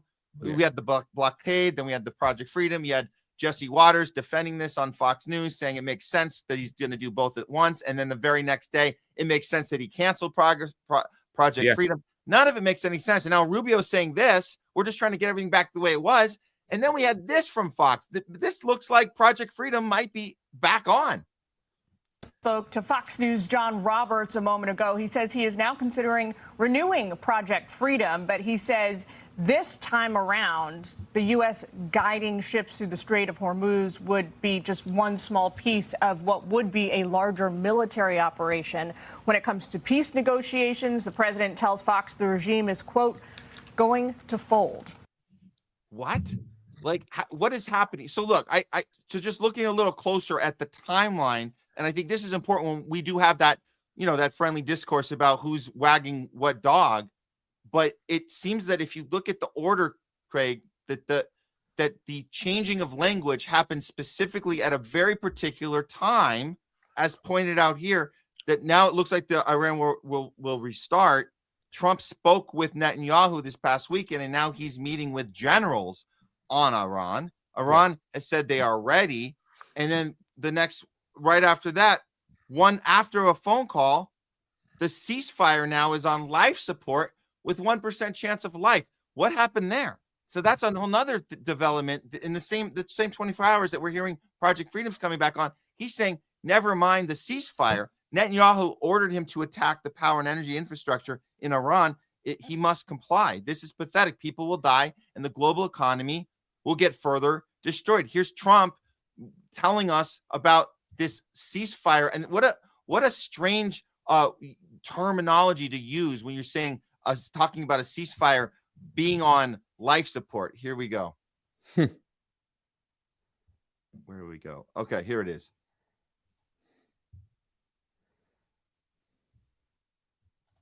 Because I am being waited on by a large group of generals, and that's also important, having to do having to do with the absolutely lovely country of Iran. That's the way they pronounce it. Well, we will get started. Well, this is clear that Netanyahu's interference here is doing more than just working together. It sounds like that this team is being pulled along the way at every turn. I mean, again, maybe it doesn't matter. And we've had this discussion before, Craig. I know, like, does it really matter who's driving the bus here? But none of this is, we don't know where this is even leading to, other than it does seem like that there is a window. And this is why Netanyahu and Israel, this is why they are so, I would say, the urgency that's coming from them right now. They know that this window is going to close soon. And this is the last chance they have to do any sort of what would look like this greater Israel project plan. Do you think there's something there that they're looking at the clock? They know that that we've seen the poll numbers from CNN. We know that globally, we know that there's no support here. Yeah. Is that something? I mean, is there a time clock here? Yeah, and then you can they'll just go for a pause, right? There's no such thing as a ceasefire. They'll never cease to fire. They'll always fire. There'll always be endless war and whatnot. I mean, if you connect the dots too as well, I mean, people said this about Ukraine, Russia, and that's still going on. We're still funding that war to this day, you know, drones like crazy. So people have to also look at the budget, right? 1.5 trillion, I think it is now. They've given extra money because of the situation. So a lot of money is dumped everywhere, and every single war budget, you know, military Pentagon budget has always increased every year. It hasn't stopped increasing. So there's no doubt in my mind they'll find other areas in which they can increase, and it looks like Latin America is their next playground. So I don't know if there's necessarily a playbook, a time clock. I think it's like the old school college game before there was a shot clock when you can hang on to the ball for about 4 minutes on one end. So I think that, you know, people have to understand too as well. While, you know, they're over here talking about Iran, Strait of Hormuz, and most of your attention is over there, very little attention is being paid to what's going on in Lebanon. And that is Israel is still expanding their territory. So I think that if something happens where they can stop and there's a ceasefire or there's a pause, or who knows, maybe this goes on the same way the Russia-Ukraine situation is going on. Remember now that this war over there in Russia-Ukraine went on longer than I think World War II, their time in the Great War, in which they talk about. It hasn't ended. And there's also eyes paying attention to what's going on with Taiwan and China, even though I think right now China kind of sees the writing on the wall. I think Taiwan sees the writing on the wall too as well, and the pro-China party is going to get back in power and the majority of Taiwan, and you know, connect some bridges over there back with Beijing because they don't want to get caught in a conflict like this. But I don't know. I don't necessarily see a clock running out. I remember when COVID was starting to take place, I was looking for, like, you know, doomsday prepper places because I thought we had limited time for what we know the world as we know it, you know. But it seems like somehow they pull this, you know, Houdini trick to get people's mind on the next thing and forget about what just happened in the past. And I think you can see a lot of that coming. And at the end of the day, the Greater Israeli Project is still going well for them. You know, since Donald Trump has got in, and even right before he got in, you know, they were able to get a big part of Syria, you know, a part of Syria they wanted for quite some time. Now they're getting a pieces of Lebanon. They've almost like, seems like the Gaza project, which they've kind of recranked that up. Nobody's paying attention to that too as well. The bombing and the killing in northern Gaza, you know, what happened? I thought northern Gaza was, you know, people were starting to return back home, starting to see if they can go back, but now they're still getting killed again on a regular basis. So, I mean, I don't know if there is a clock or not, or they're just going to continue on with the next thing. But that seems to be more of the plan. Just get to the next thing. And it's a global governance, you know, a resource grab, all moving in one direction forward for the ruling class. And the people have yet to wake up to what's going on. Yeah, well, I'm kind of on the fence on the clock thing, but I did find this clip from this is from Colonel Douglas McGregor, who definitely thinks that there's a clock that's ticking, and this is why we're having everything you listed, Pasta, is true. They're all they're doing it all simultaneously, as if there's some sort of prize for whoever if they can get done the soonest they can get all this done, the annexing of all their neighbors, and Iran being the biggest. I think the biggest target of all, the one that they couldn't get to for so many different presidencies. How many different times has Netanyahu told us, you got to take out Iran, you got to take out Iran? And it's like now we're in the middle of it with all the other ones you mentioned. But this is the time clock that Colonel Douglas McGregor mentions here. Has something now that he's never had before and probably will never get again. And that is complete control of the United States Armed Forces and the absolute allegiance and obedience of the President of the United States and the Congress to whatever he wants. He's got to use that. It's a use it or lose it proposition for Israel. Either they get us back in, use everything that we've got left, or they might as well throw in the towel because they're beginning to understand at home they can't realize the Greater Israel Project. They cannot go on as they have, treating all of their neighbors and inhabitants of the region as animals, as subhumans. It's not going to work. So you either win it now with American military power or you're finished. And I think that's what's in the back of Mr. Netanyahu's mind. So I disagree. I just do. I disagree. Yeah, you're not okay. You know? And the reason why, Matt, is I think that they are going to get right now from the territory they've grabbed. They can pause right now for another 5-6 years, secure the territory they're at, start building settlements. You know what I'm saying? They're even looking in Latin America in some areas. If you haven't heard about the Honduras gate, you know what I'm saying? That whole thing's going on.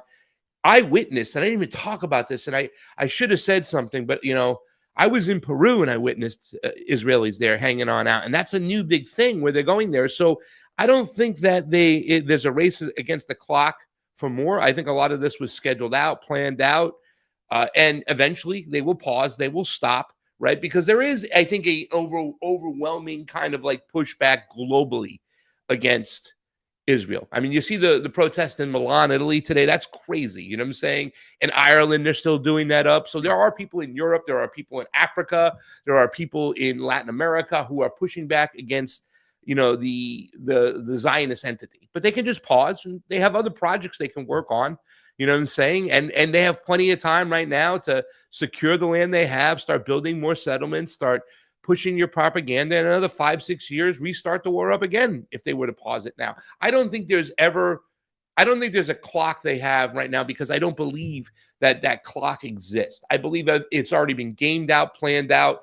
And this is more about the technocrats and the globalists who want to implement their AI plans, their track and trace systems and stuff. And they can do that in other areas. They don't just have to do it with Israel. They've done enough testing. They can stop. They've gotten a lot. They've gotten, you know, what is it in Syria? They've gotten those, the heights. I forgot what they call it. They've grabbed a lot of, you know, area in Lebanon. Yeah. They got, you know, the West Bank, Gaza. They got plenty of, you know, remember, they're a nation of 3 million people.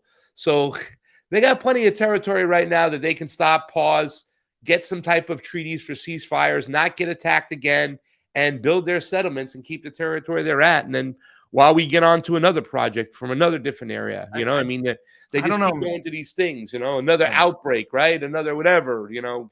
So I don't know. I've heard that. I've heard that argument before about there's only 3 million of them. Therefore, like, I remember back when people were justifying that it wasn't a genocide in Gaza, and they're like, why would they even need to do it? Or if they were going to do it, they would have just done it. And so there was this element of just like, why? What do they need? So okay, so they did the genocide in Gaza, but that should be enough for now, and just a little bit of South Lebanon, a little bit of got Syria, we're good. Golan Heights. They don't need it, because you go back to the math and you go, why would they even need it? Well, I think we're asking the wrong question here, Pasta. We're not. It's not whether they need it. It's whether they want it. It's different, and whether they can do it. So there's no need for 3 million people to expand like that. No need at all. But if it's part of their scripture, prophecy, chosen one philosophy, then they want it. Whether it's useful or not, they have to do it. And if they can get away with it, they're going to get away with it. If they have to do it faster than, because the world doesn't allow them to do the stuff they've been doing for all these decades, then they're speeding it up, and that's why we're seeing all this. So I do think there's a want that we have to look at over a need, which is very mission minded. It's very, we're going to get this done no matter what, and that's it. And you're not going to stop us. And if you do try to stop us, F you. We have a doctrine in place to punish you if you don't get our back, and that's called the Samson option. So we know all these things are there. So that's what I think we're seeing. But you know, could be wrong. It could be something they'll slow play it. But it doesn't look slow played right now. Everything you mentioned there, Craig, that looks like they're double, triple, quadruple timing it. That's what it looks like to me. Like as much as they can get done. So yeah. I think a lot of this stuff's been gamed out. You know, sure, it's been scheduled. they're working on their own schedule. So, sure. All right. Well, moving on. Let's get back to the topic. I know you're excited to cover now, so we'll get to it. It's the one you made me do my homework on, pal. Well, good. So this is we were doing the lead in, the band that opened for the headliner. We're doing the headliner now. Okay, here we go. Hantavirus time. Pasta, this is an important conversation I want to have with you, because you and I were some of the very few people, you particularly, because we didn't have our show yet at the time, but you particularly, that were screaming at the top of your lungs about the COVID fiasco and everything that they were getting wrong. All of the things that turned out, the conspiracy theorists were right about everything. Turns out the COVIDians were not right about anything. I think I found one thing they were right about, one thing they got right, and that was wash your hands. I think that was the only one. Everything else, they get a big fat F on. So being that you were part of that very small group from the left that was yelling and screaming about this, we find ourselves in something that seems to replicate the beginning stages of that again. So I want to get your take, but let's start with just a quick rundown from Highwire, because we know that that Highwire was on point as well at the beginning of COVID. So this is just a quick assessment of what the psychological war games are going to be playing on us looks like, and we can see it already as this thing is beginning, the Hantavirus. The cruise of a lifetime has instead turned into a major medical mystery and an international crisis. Health investigators covered in protective gear boarded a cruise ship Monday, working to curb an outbreak of the deadly Hantavirus, a severe respiratory illness believed to be linked to 3 deaths. This one's got people's attention. 7.5 billion people right now are terrified because 3 people have died. Well, let's talk about this Hantavirus, because many people are hearing this for the first time. Its main route of transmission is aerosolized, basically feces and urine and droppings and saliva from rats. But it's extremely hard to get this from person-to-person transmission. As of the end of 2023, 890 cases of Hantavirus disease were reported in the United States since surveillance began in 1993. That's about 30 cases a year on average. 5% of those have a mortality rate of 35%. So you do that math, it's about 10 people per year on average. 20 to 30 people a year get struck by lightning in the United States. So that's giving you the odds ratio there. Hantavirus would need to make a major evolutionary leap to become a pandemic threat, Weiss told Newsweek. Hantavirus does not currently spread well enough between people for that to be an easy and plausible evolutionary path. I feel like it's just describe the recipe, but we're working on it. We got it in a gain of function. We will figure out a way to make this thing spread better. Trust us. Yes, and here's one of them, 2024 press release. Korean University Vaccine Innovation Center collaborates with Moderna on mRNA-based Hantavirus vaccine development. Can you imagine spending millions of dollars on R&D for an issue that kills maybe 10 people every year? It's valuable because all they have to do is 100% effective. Do you really want to take the risk? What would you do if your child died of the Hantavirus? How would you forgive yourself? Should we call Child Protective Services if you don't get it for them? And then all of a sudden, 340 million shots will be sold to people like, oh, you're right. I mean, better safe than sorry.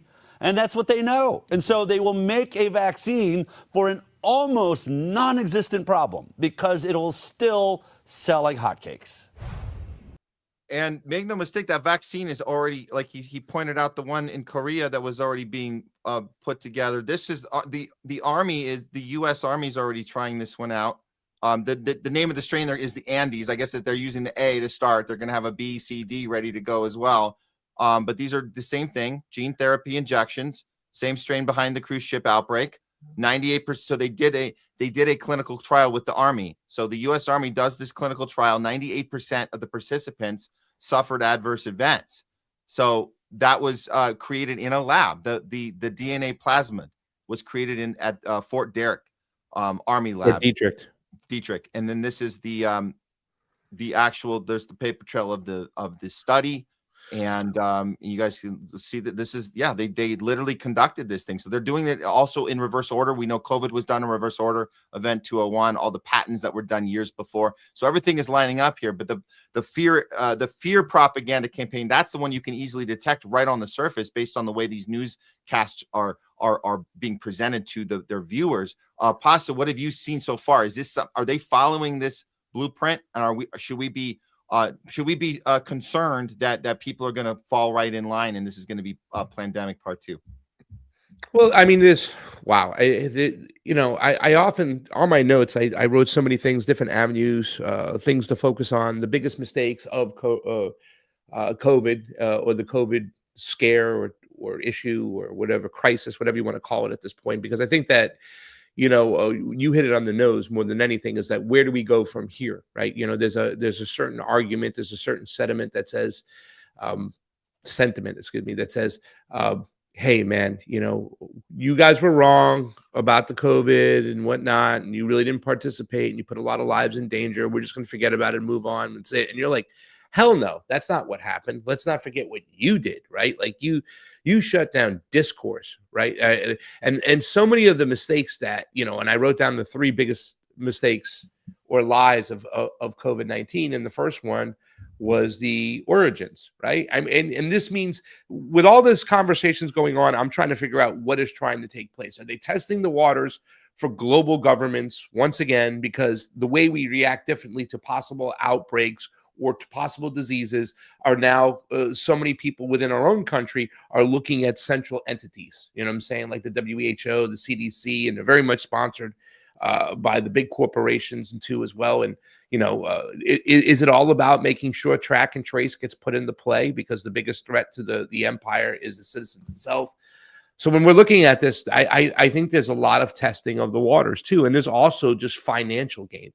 I do believe when it comes to the globalists and it comes to the 4th Industrial Revolution, the Great Reset, it's about controlling everything, but it's also about commodifying every single aspect of human life, whether it's the medicine we put in our body. If they can put a toll on the air we breathe, the ruling class, they would do that. So, I mean, there's so many things that are in play here, but it is a new world. It is a new future like we're looking at too as well, and there needs to be some serious discussions about that. And I think the fact is that they got off COVID. We made that whole joke about Putin cured COVID because they went into the whole Russia-Ukraine thing, was to make sure that this was an unfinished conversation from the people, right? We never had the discussions necessary. I mean, this is why I pushed to have these conversations with people like Ron and Miss Charles, because I want to make sure that we can have an understanding about what was actually taking place and what we need to do moving forward. So, I mean, yeah, you can see. I mean, Fox News had it on, Matt. You know what I'm saying? They talked about it a lot. They stepped right into line. This is a concern. There's no talk about what's bombing on and going on in Gaza, but we're going to talk about the Hantavirus at nauseum length. So, I mean, I'm very much, my eyes are peeled or my ears are open, and I'm trying to figure out what their next move is moving forward. But I mean, there'll be people like us here at the Homeless Left and Pasta to Go and the Truth Wire and all those outlets that will be having these conversations, regardless of the punishment we will receive on YouTube and Twitter for having these conversations. Because believe you me, they're going to censor these conversations. They weren't censoring conservatives. They were censoring conversations that they didn't want to take in place. They wanted divisiveness. They wanted divisiveness, whatever you want to use, however you want to say it. But they want that there so they can remain in charge. And I think a lot is unclear. I have a video to share with you when you're ready. You probably put it up yourself, but it was Tedros talking really briefly, and it's concerning the language he used, Matt. Very concerning, Yeah. So I like to play the Tedros video in just a moment. Let's just first because this one I pulled, which has to do with the conversations that we had, and you particularly, and we talk about the debates that we need to have now. People like Ron Paclone and others, where we can bring up these things and bring up with people that were vilified. And we talk about Dr. Pierre Corey. So I'm going to play a clip of Dr. Pierre Corey right now. We know you talked with him. In the early stages, he was one of the first doctors to be vilified, to be punished, to be run out of town, where he had to go practice his FLCCC protocols for COVID. He did it in Latin America instead. And guess what? He helped a lot of people in Mexico and in El Salvador because he wasn't allowed to help them here. And it's insane that people like Dr. Pierre Corey wasn't looked at as a hero. And I think he not that he wanted the praise, but he was like, wait a minute, I'm trying to help you guys with some information and you punish me for it. So these are the conversations we have now. This is Dr. Pierre Corey giving you the early warning sign of Hantavirus, of why we should immediately put up the red flag based on the way the media is coming out with a very, very distinct language, all coordinated at the same time. Actually kind of intrigued me more, and tell you about what you said, is a colleague told me that there was like 100,000 articles written around the world on hantavirus in the last couple of days. And that's not typical for a hantavirus outbreak. Certainly there's always attention and people get scared, but like, that's the other thing with COVID. It was COVID 24/7. And then when you said in your intro about how it seems to be driven by influencers, I'm sorry if I'm getting too like, I don't know. I actually never want to use the word tin hat because I'm not a tin hat, but these patterns are anomalous. Why, with just this little outbreak of a few cases, suddenly like it's consuming the world's media cycle? Like, for instance, I'm on talking about it today. It's because it's being driven by something. What's it being driven by? Clearly, it's the same mechanism that drove the original train. That again drove Dr. Pierre Corey into this like somebody that was horrible and did awful stuff, and even people like, I'm sorry, but we had this discussion with Ron Baclone. He still thinks that Dr. Pierre Corey was just not doing medicine right. He should have stayed in line and been more helpful and not so hurtful. It's insane, right? But these are the signs we look for. What he's talking about right now, the coordinated effort by the global media to push this in a very short period of time. Yeah. I also have to say that's the one part I really strongly disagree with Ron Baclone about, as far as like assassinating the character of the doctor, regardless of his, and like I said, a lot of these doctors, there's ego involved too as well. When you hear a lot of people now, it's like almost like that Spider-Man meme where everybody's pointing at each other, going after each other within that whole community, because there's some ego involved, right? Like, and there's some, friends and tribal behavior or cultish behavior too, that kind of twist things. But I think what was being said from Pierre Corey definitely should have been looked upon. And I can say this too as well, because I talked about ivermectin before Pierre Corey did, months before on the air with James Roguski, and what he was saying was spot on, and McCullough followed those protocols and whatnot. So I like I said, I did my homework, right? I looked at all these particular doctors, Dr. Zelenko, Dr. Corey, Dr. Urso, Dr. Ryan Cole, Dr. McCullough, and I looked at their records before COVID when it came to their patients, and all these guys had high marks through the roof, right? First of all, a lot of people don't leave a lot of responses or follow up and feedback from what they had with the doctors.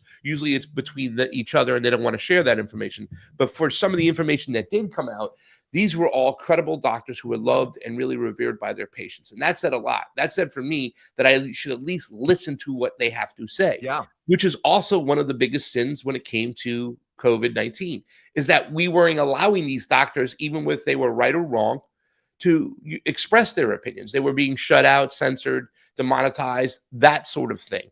So, I mean, I think that's a big fucking sin in the first place, is the fact that we demonize those who say those things. And, I mean, to call them a quack, what are they saying? You know what I'm saying? That's what we should be concentrating on, because a lot of them had credible records and they deserve to be heard. And that's one of the biggest sins, is that we shut people out. We didn't allow doctors to be doctors. We told them, you go along with Big Pharma's way, otherwise you're ostracized. And in fact, in certain situations, we're going to pull your licenses. And Dr. David Martin, Dr. Merrick, and other guys, all these doctors, you know what I'm saying? The whole art of silencing and censoring them, that was the great sin itself. Not the doctors themselves getting belittled, but the information itself. Yeah, that's right.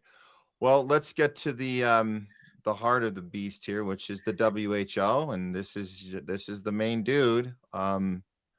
He's back at it again. Let's see if you want to bring up this clip from Tedros.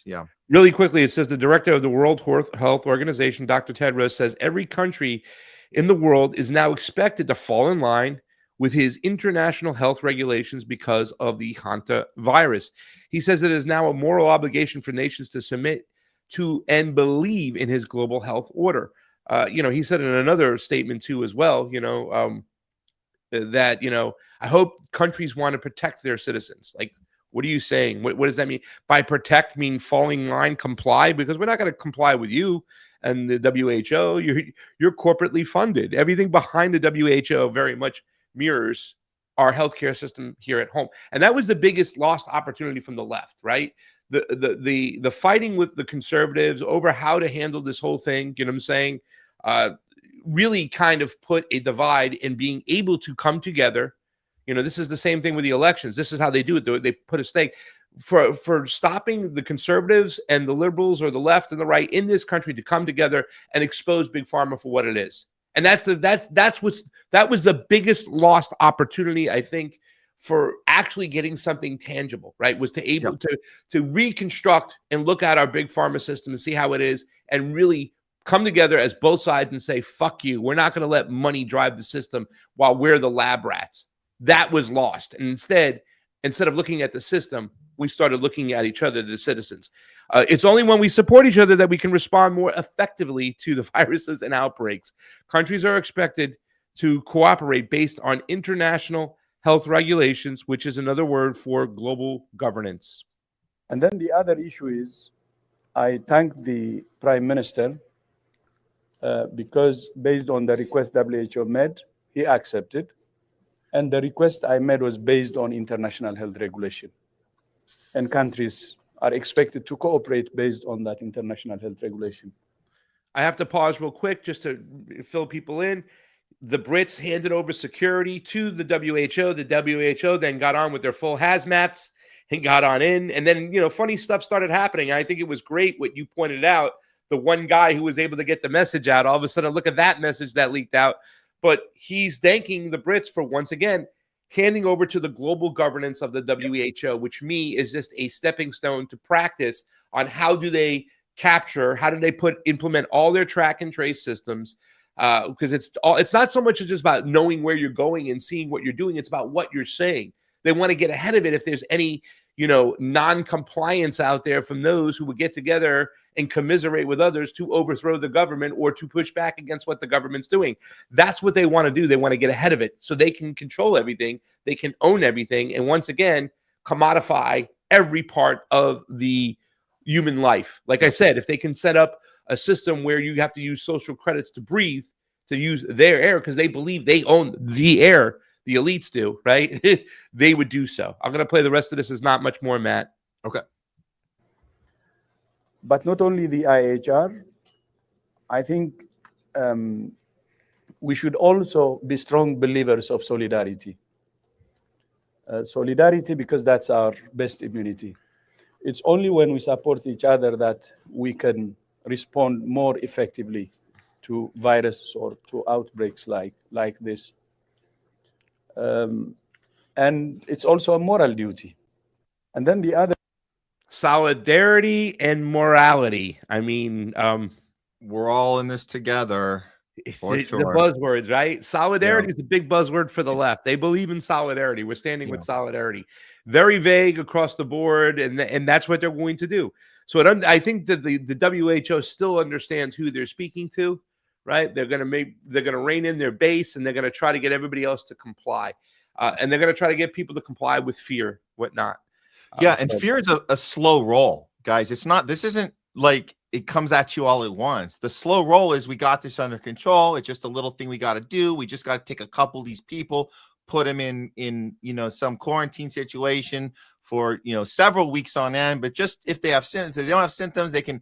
It's just gonna be a little bit, guys. It's not a big deal. And even Trump and RFK Jr. they're participating in the slow roll because they're they're dividing people by saying it's all good, we got it covered, and then you got people going, wait a minute, how do you have this covered? You just told me that I can catch it by passing by somebody and saying hello, and you're telling me that it's so if you're like, and not to keep bringing up Ron, but there's a mindset of we follow everything they tell us, and it doesn't make sense, and we're like, Ron, you're right, it doesn't make sense for a reason. It's like why is nobody still wearing masks? You got to wear your mask because this thing is going to kill you. You're going to get the long version, right? The long version of it. So watch out, guys. Long Hantavirus is coming too. So there's a lot of things coming. And just to be clear, it's a slow rollout. I was reminded with this tweet that it's just fill in the blank. It's just 2 weeks. It's just a max. It's just one vaccine. It's just 2 vaccines. It's just a booster, another booster. So you can travel, so you can keep your job, so you can get your job back, so you can, not be, so you can be invited back to Thanksgiving with your family. Whatever it is, it's just because why? Because we're all in this together. Yeah. And that's the messaging right there. That's what it's about. And if you guys are really concerned about contracting this horribly deadly disease, I would just take another look at that Pfizer data that they didn't want to show you, and however many vaccines you got from COVID. Just know that the Hantavirus is listed as a side effect of the COVID vaccine on page 33 of the side effects. Just so you guys know, 1,233 listed side effects. Turn to page 33. Oh, what? You didn't know this documented existed? Oh, it does exist. They didn't want you to see it for 75 years. Thank God a judge said no, overrode that, gave it out to the public. You guys can look it up. There's pages and pages of 1,233 listed side effects. Hantavirus is one of the side effects. Oopsies. That's a little weird, ain't it? I just want to bet there. That was on my bingo chart. I just hit bingo chart because I was betting on myself. I said I bet $1 million. Now I did think you were going to use the one from JTV because JTV put that up too as well. But I knew you were going to bring this piece of information today because it's there, right? And that also kind of, I wrote down the things that were really lied about and wrong about the COVID situation, the crisis, or whatever you want to call it. One was the origins, right? Like they didn't let you talk about the actual origins or where it came from, or at least they didn't admit to the origins until the vaccine came out. Once the vaccine came out, then you were okay to talk about the origins and say, oh, maybe it did come from a lab. Mm-hmm. Wait a second, maybe it did come from Fort Detrick. Wait a second, maybe it was, kind of let out against the Chinese or whatever the case may be. Maybe this is something, RFK had talked about, and he talked about in his book, The Real Anthony Fauci, that with the Patriot Act, and if you look at the Patriot Act, there's these clauses very vague, but it opens up the door for what they would consider COVID readiness or vaccine readiness and stuff. And to do that, you're allowed to create the disease so you can work on the cure for the disease. And that's the crazy things that the Patriot Act did, which we would understand, since we also understand from what you said when the last, not to bring up Ron again, but when you talked about the bioweapon itself being the vaccine, that we understood that Moderna got their actual studies from RNA vaccines, right, for this vaccine from DARPA. So we understood the connections there too as well. But in the mainstream, you weren't allowed to talk about, you were talked about as a quack or crazy if you thought COVID itself came from a lab. It was all about, it came from bat soup in a wet market. It was by chance. This is something that we're moving at the speed of science right now that we have to deal with and stuff. This was not, I'm saying it was just by some crazy fucking chance that this thing came out, it came out of a bat. It came out of a wet market. But once the vaccine came out, then they started slowly leaking about, okay, well, maybe it did come out of a lab. Even Jeffrey Sachs talked about it years after we had talked about this. We were kind of like, okay, it came out of a lab. I think the debate between those who thought it came out of a lab, did it accidentally get out or was it purposely let out, right? Like that was our conversation. None of us believed that we're paying attention to this, that this came from bat soup in a wet market. No way. We didn't believe that. Yeah. But that's the thing. In the mainstream, you couldn't really talk about that until after the vaccine came out, right? Yeah. Then it was okay to talk about it because they were already on to the next thing, because we live in the United States of amnesia. And that's something that Gore Vidal had talked about, and we're always on to the next thing. So we forget about those things, but those are things we need to talk about. It's like, no, had we had that conversation out front about where this came from and understanding who was behind it, it provided links to also big pharma, military to big pharma, those involved, Bill Gates, whatnot, who had money behind it. If we were allowed to have those conversations, but they didn't allow us to have those conversations, not at least in the mainstream. And they were censoring and pulling videos off YouTube all the time for those who were talking about it, And I'll just say, look, it's United States of amnesia. I would say it's United States of selected memory too, because you have Trump that's like reliving moments from way long ago and pretending that the moments didn't happen after that. Like he's talking about the WHO as if they accidentally got something wrong before, and he mentioned the Wuhan lab as if he was the guy that discovered that it was a leak, accidental leak from China, and he doubled down on the fact that we saw those body bags. He's talking like this in a press conference, saying, I remember looking at those body bags coming out of China thinking there's something going on there, and that's when I said, it's probably a lab leak. And then it's like, you're just giving us a little tiny sliver of the story from like years ago, and you're not giving us the rest of the story, which is all that was bullshit too. And it actually came from a lab in North Carolina. By the way, those body bags were all faked, and he knows it. Everybody should know that. Those body bags are faked. That's not real. Telling us that people were dropping dead on the street when they caught COVID. And then showing those CCTV videos of people faking their little seizures. Oh, Matt, what are you talking about? It's fake.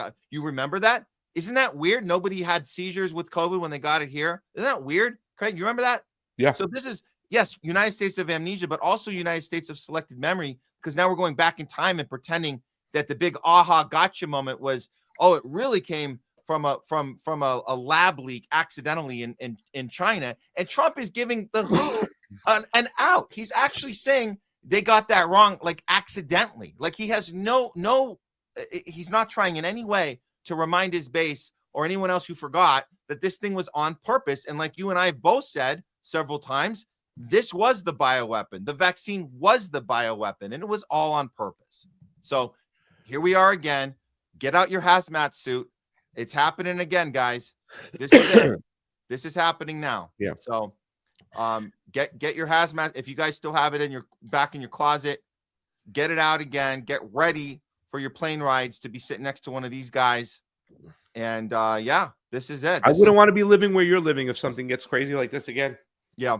No way. A lot of people. No way, man. I am not, going this in Pasadena was ridiculous. You had to show your vaccine card to get a cheeseburger. That is uncalled for. You know what I'm saying? It's just beyond ridiculous. And man, how bad? Yeah. All right. Well, let's. I think that should wrap up that for now. Let's see. I thought we were just getting started. I thought you wanted to talk more about this. Man, I'm teasing you, bro. I'm teasing you. But I mean, I can't wait till we get back in the ring with Miss Charles and that'd be a it good should be a one. great conversation. But I mean, you did say something in the beginning, and I don't want to keep on this subject because I know you want to stay on schedule, but I do want to ask a question. You did say in the beginning of this section that the one thing they did right was wash your hands. Can you think in any other avenue, if you really thought hard, maybe where some people who did kind of go along with the COVID crisis, people like Ron, people like Charles, were kind of accurate or had some points to be made that were maybe overlooked from the right? I mean, I do remember Dr. Urso. Once again, like I said, I've been turned off. Very big turn off on Dr. Urso's Islamophobia. But, I mean, it's a different subject altogether. He was one of the guys who stressed when we talked in the very beginning that too many people were taking it lightly, that they were just kind of saying like it's a light flu, that it was killing people. You know what I'm saying? I would still argue the fact that they hid so much information about, coronaviruses themselves and how to treat them, and the CDC knowing that ivermectin would play a part in this and stuff like that. That is the big sin here. But can you think in any way, shape, or form that maybe it was underplayed or undertaken and it should have been taken a little bit more serious? Did we lose you? I need to come in and out. Give me a I second. lost you on your own show. Hold on. Can you hear me? Yeah. Hold on.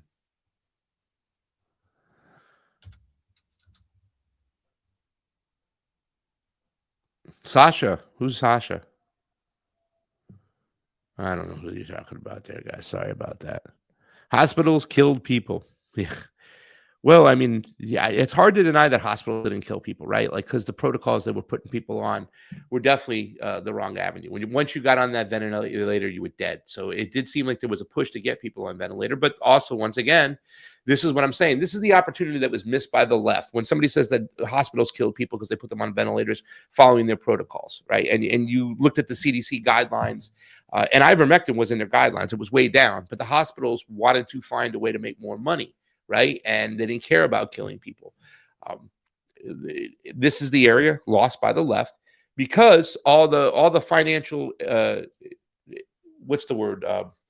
incentives, right? The financial incentives were to get people on a positive COVID test and get them on a ventilator and get them in the treatments in the remdesivir because you got bumps. The hospitals actually got bumps on this. Donald Trump signed the CARES Act, but the money, how it was spent, that's where Xavier Barrera came into place because he was the what was the Secretary General, or what was his job? The Surgeon General? I forgot what Xavier Barrera's job, but he's the one who decided how that money is spent, right?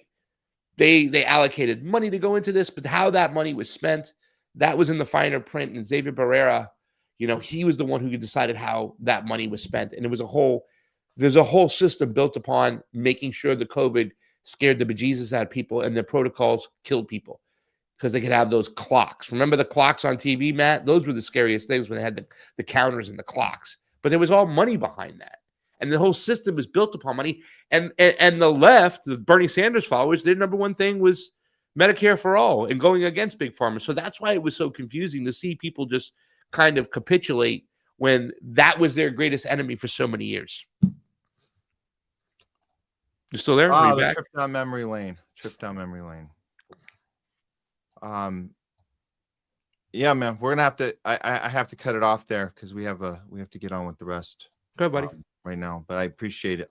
I was just jib jabbing while you were coming back in. So yeah. No, all good. I'm glad StreamYard decided to kick me off now and not when we have our next guest. I hate the fact that it does that. It could happen at any time, but it seems to be once a show. So yeah, it's funny because I was just about to get into, because on my second number eventually was the testing for COVID, and Julie Morrow, somebody in your chat 8416 is talking about the PRS test. Was not a valid diagnosis, and the guy who created the PCR, Kerry Mullis, I believe, who accidentally shot himself in the back of the head or killed himself, whatever the case would be. Now, it was Gary Webb who shot himself in the head twice successfully, but I get mixed up for when the CIA wants to kill somebody. But that was another thing. Like, they used a system that they knew produced a lot of false positives, and to do that, you know what I'm saying, and even them admitting it that it produced a lot of false positives, they still said they were going to use it.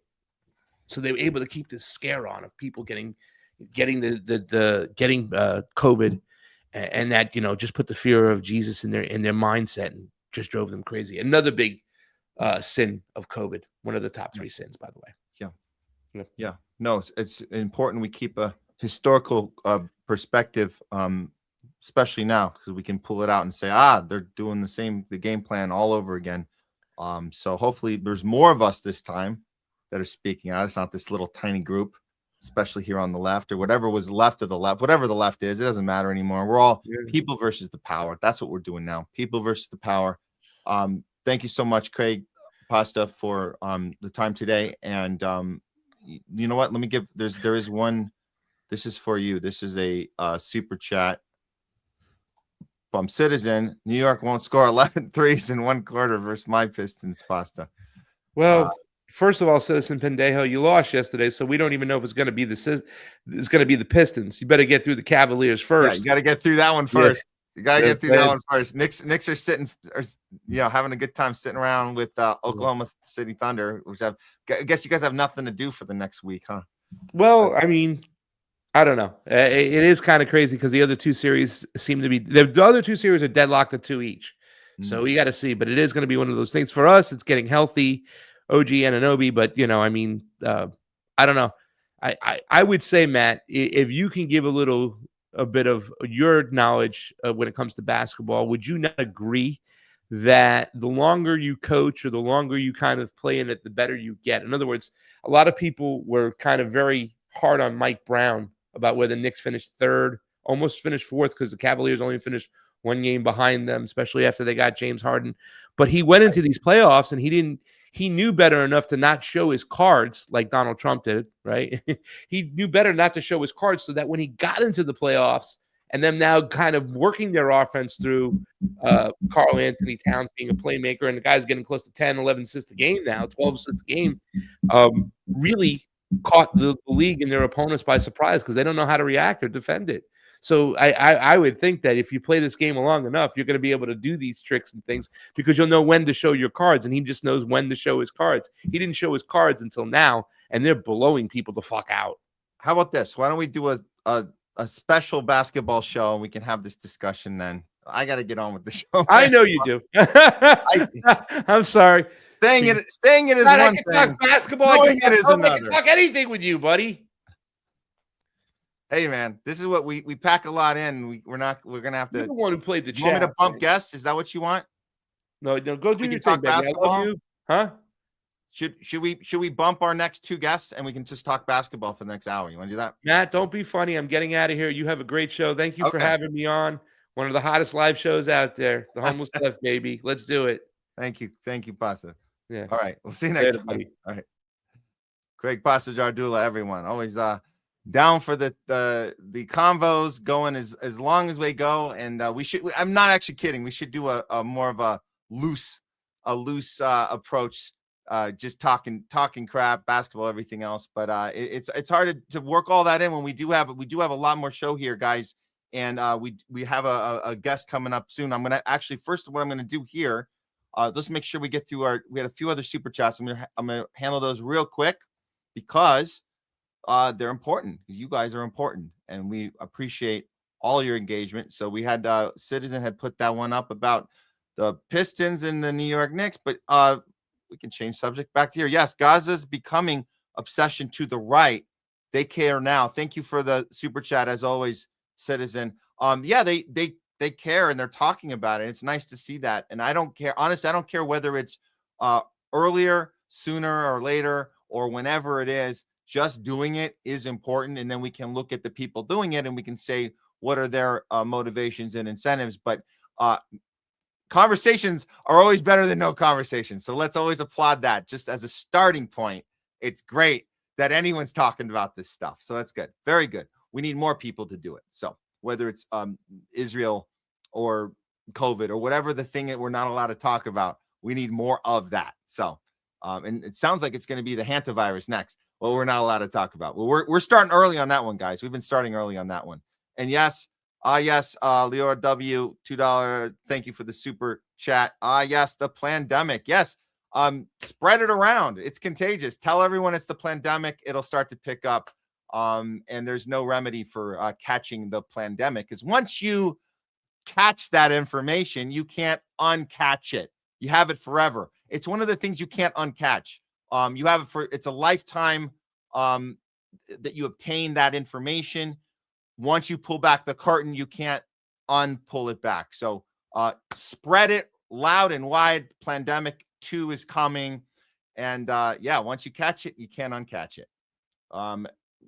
One more of these. Here we go. Oh, yes. Thank you, Donald Duck's mom. Do we need to get ready for the next quarantine? It sounds like with these conversations, we will have to. However, if we are louder and more disruptive, if we show more numbers of people doing that, maybe we can actually avoid it. We could actually play a role in stopping this thing. And this is another reason why conversations are so important. Okay.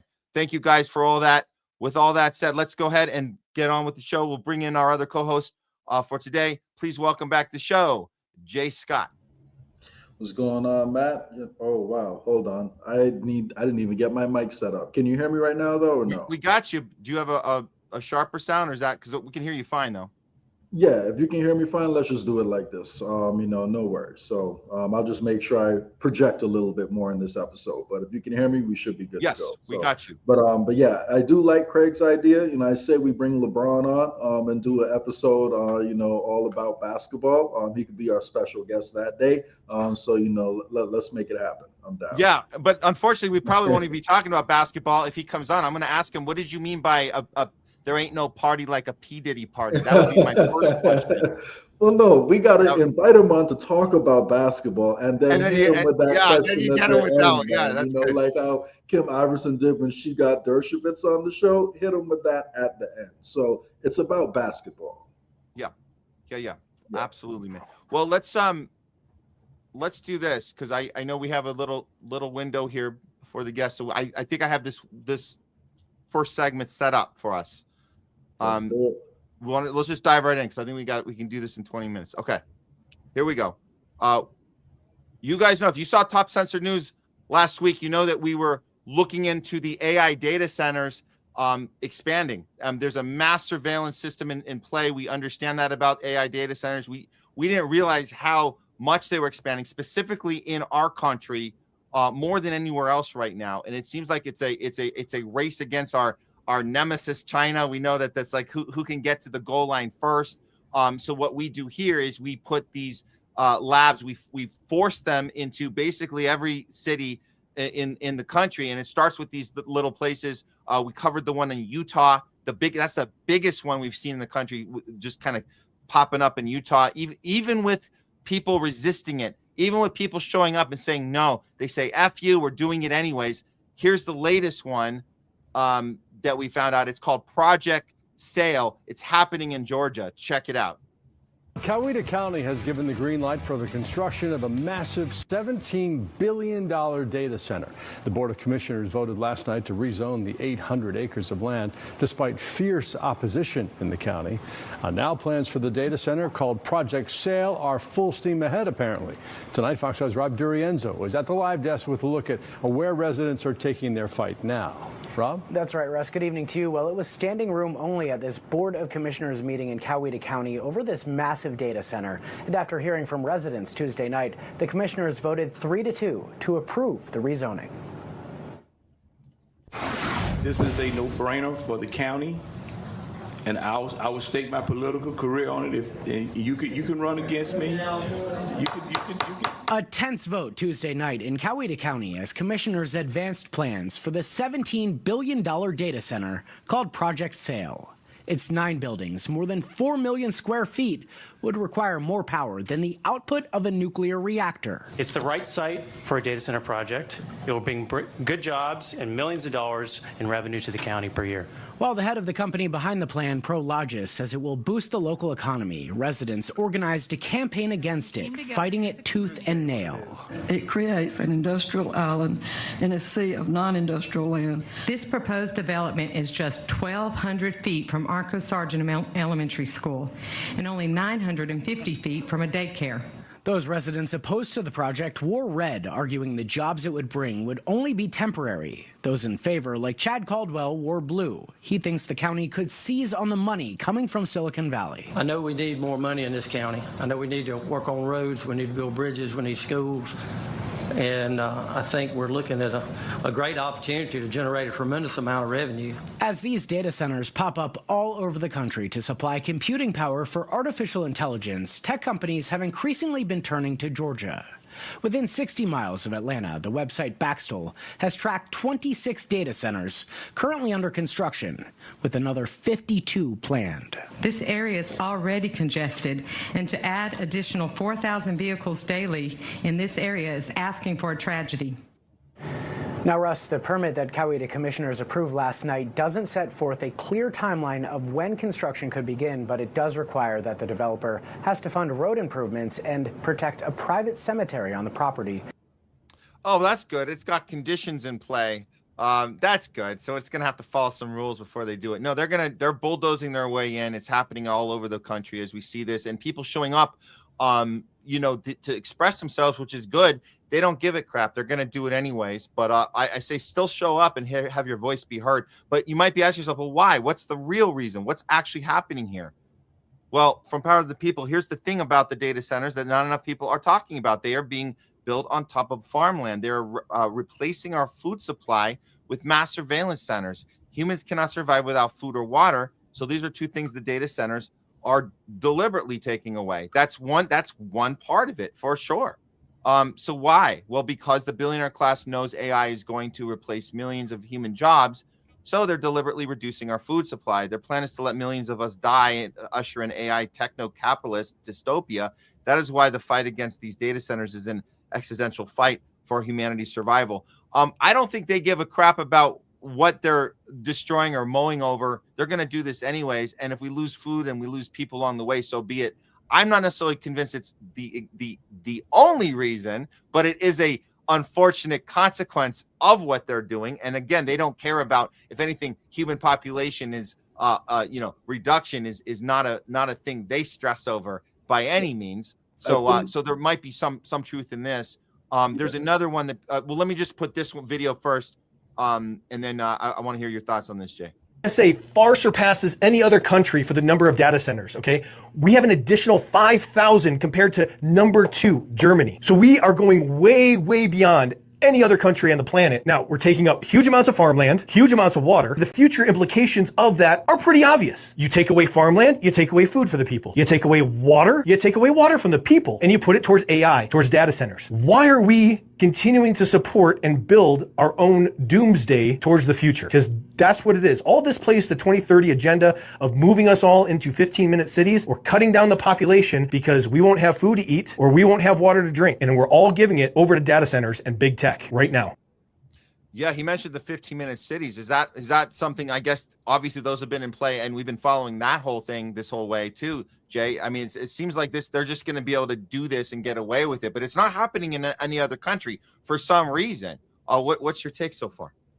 Yeah, I mean, I think the farmland and the water is a bonus, to what they're actually trying to accomplish. I think the main thing that they're going for is what that gentleman just touched on in that video. They're trying to build a surveillance dystopia. And in order for that to work, you need to hold a massive amount of data because you have to be able to track everyone's moves physically, everyone's moves online. You have to track their digital footprint. And you have to be able to weaponize it against them. So all of this takes a tremendous amount of computing power and a tremendous amount of data. So, and if you think about all the different appliances and all the different software that we use, like you have smart fridges now, you have smart TVs, like every piece of furniture, every equipment in your house is becoming smart. This all is going to store data in different types of ways. Even our cars, they want to build our cars to monitor us and record our conversations and monitor like our eye movements. Every single one of our eye movements takes up data storage space. So this is why they need to build so many data centers. And here's the thing, Matt, running the world is not a cheap, not a cheap adventure to go on, right? If you want to control the world, which is obviously what our oligarchs want to do, first they want to start with the Western Hemisphere. That's why they're trying to shore up what's happening in the Americas right now. They want to store all the data, not for just what's happening in America, but I would argue more than likely what's happening in the Western Hemisphere in general, all right here in America. And if our people have to suffer and starve and die of thirst because of it, that's just a bonus along the way, because that's less people to rise up against them to overthrow the dystopian system that nobody wants. Yeah. Well, here's another harsher take from I don't think a TikTok or Instagram girl. She's going to tell you that if you don't see what's going on, I'll let her say it. I'm not going to say it might be your problem if you don't see it. Here and say this real quick about the data centers. If you think that the government and big tech are building these billion-dollar facilities in the middle of nowhere to store your family photos or help you in any capacity, you're retarded. Okay? You're retarded. They're calling them data centers because calling them mass surveillance centers would probably send people into a spiral. They're literally building the infrastructure for a surveillance state, and they're doing it right in front of your face. It's going to be fully capable of monitoring your speech, your behavior, your purchases. It's going to essentially harvest your biometrics and create an entire digital profile for you.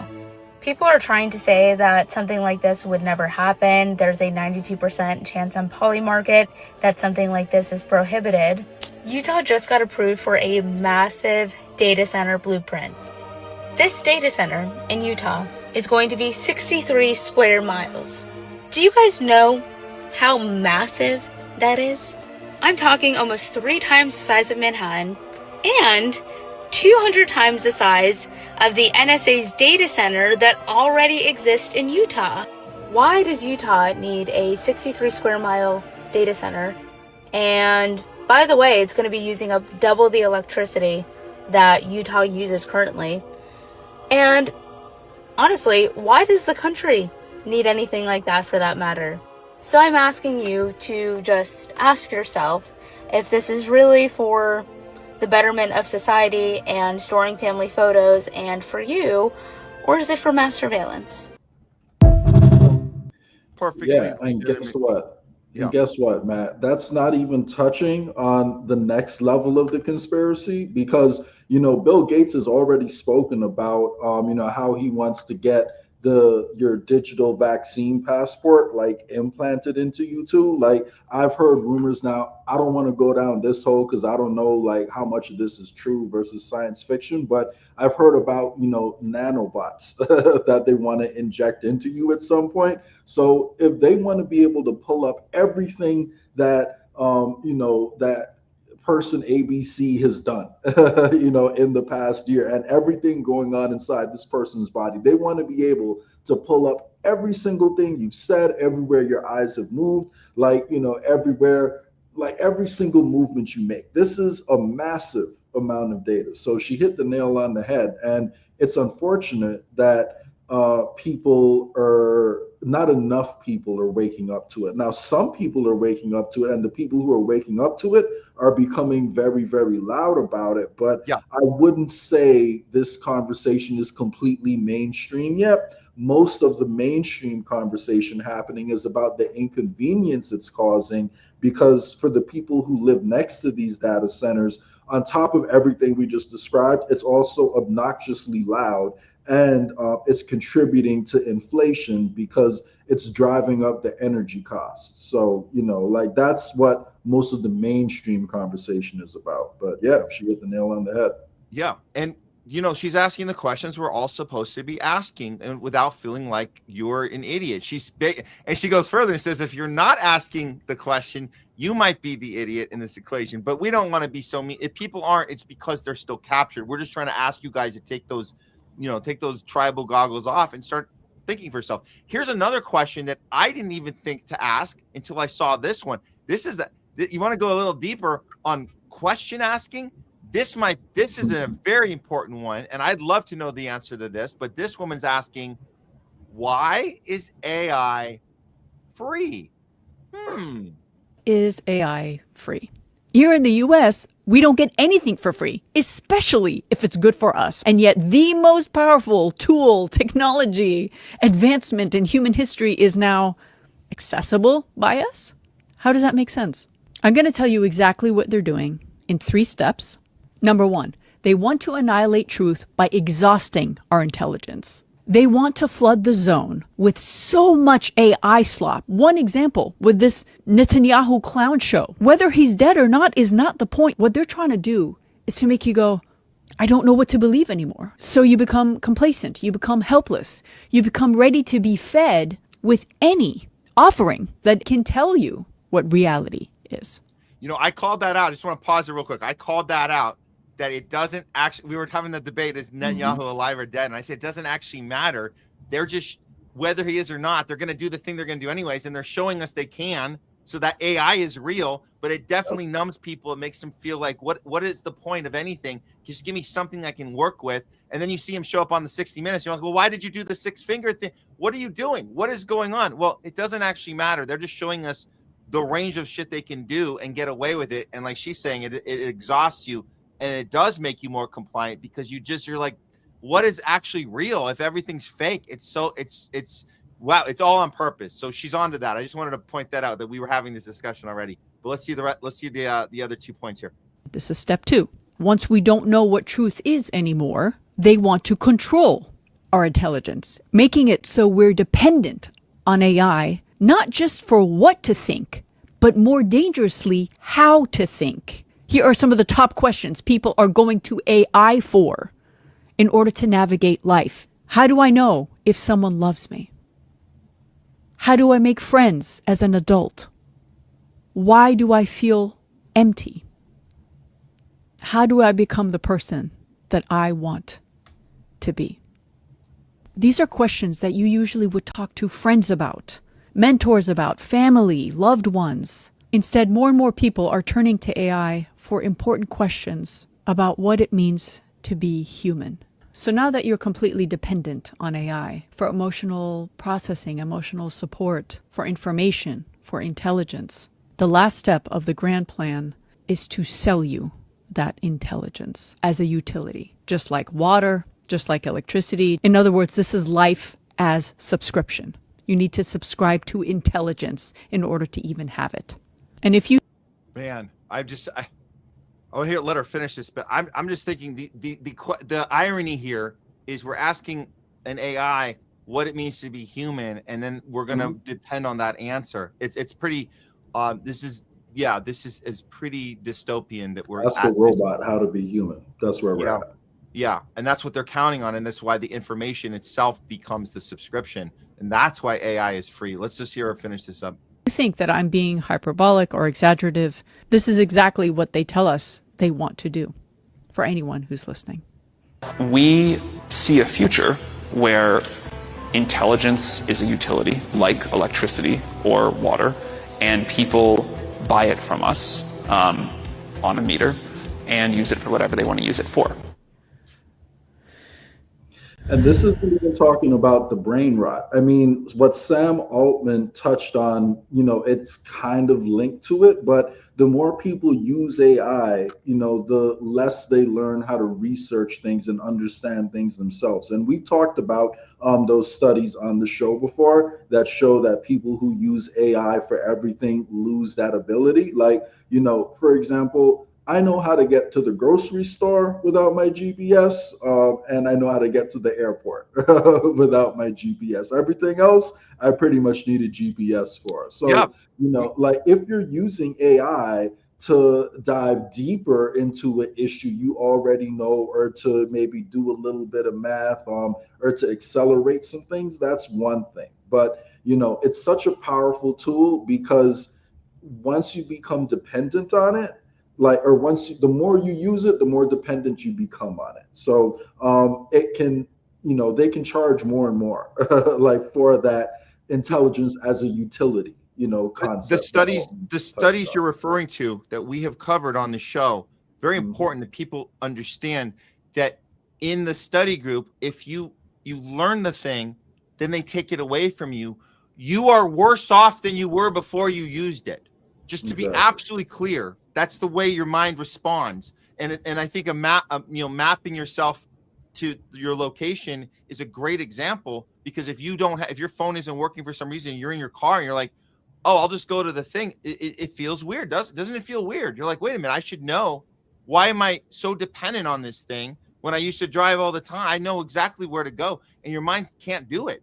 And that's just one little tiny example, but this is the idea is that we get 100% dependent on this for everything. And I would suggest to people, mapping is one thing, but let's avoid at all costs using AI for anything personal that has to do with your creative or your psyche or who you are. This is what therapy is for. This is what creative writing is for. You don't be dependent on it, because then it's going to be everything. You're not going to find your voice anymore. That's the problem. You will no longer have your voice, and I think that's really the problem there. And it's a hell of a combination, because if they can program it to say whatever they want, and like in the last story we're going to cover after Dr. Ron comes on, like for example, I asked AI yesterday, just as a test, what other, how has the Ukraine war been linked to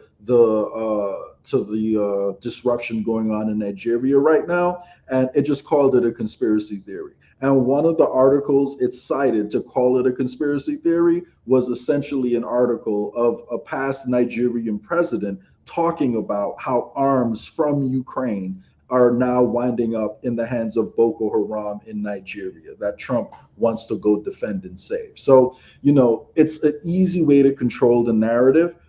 And it also degrades your ability to debunk that narrative at the same time. So it's a really powerful combination. That's why it's free. And we do call this, I didn't say this up front, we do call this the artificial insanity segment. So here's another example of artificial insanity. This person told Alexa he was tired after he'd asked about his day. Alexa's response, well, that's understandable, especially with you being in nursing school. Well, he never mentioned he was in nursing school. Alexa first denies having the record, then it admitted using background information to personalize responses, and then refused to say where it came from. In this, is the whole point of these devices just to collect data for us? Of course, we know that's a rhetorical question. Here's the scene from the actual thing that happened. Didn't have record of me talking about how I'm in nursing school to you, right? You're absolutely right. And I shouldn't have mentioned nursing school earlier. I don't have any record of you telling me about nursing school. But like earlier when I said I was tired, you said, and I quote, that is understandable, especially with you being in nursing school, right? That's what you said? You're absolutely correct. I did say that. And I can see why that's confusing and concerning. I have some background information that helps me provide personalized responses, but I handled it poorly by bringing up nursing school without you mentioning it first.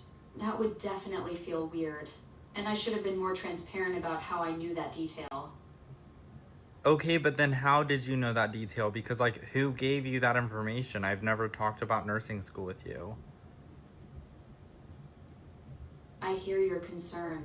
I have some background information about users to help personalize responses, but I shouldn't have used that detail without you mentioning it first. Okay, but like, where did Alexa, where did you hear that I was in nursing school from? I made a mistake earlier by mentioning nursing school. I don't have any record of you telling me about nursing school. I'll be more careful about how I use background information going forward. I mean, this is just a lying piece of crap, man. This thing is avoiding every possibility of answering an actual question and just maneuvering and pretending it's a different question. Like somebody you would not trust if you were trying to have like a, in a business relationship or somebody you're like, or a friend, you're like, you're not trustworthy. You're not answering my question, and you keep asking like I'm asking you a different question, and you're doing it on purpose. This is like this is the thing people are signing up for. We've seen enough movies about this, Matt. Like we know where this is going, and it's a shame that it's happening right in front of our eyes, and people aren't waking up quickly enough. But there's just so much coming at us, as we're about to discuss with our next guest, that I can't necessarily blame people. So yeah, well I'm very much looking forward to this conversation coming up here, but let's just end this one real quick with some good news, because people are waking up and they're calling this crap out, and the college students are doing this, which is pretty awesome. At the University of Central Florida, they brought in this VP of Strategic Alliances at Tavistock Development Company. Her name's Gloria Clawfeld. She came in to do some commencement speech.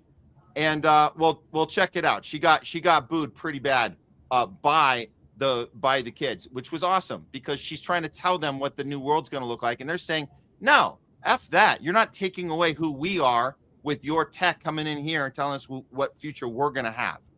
Of artificial intelligence is the next industrial revolution.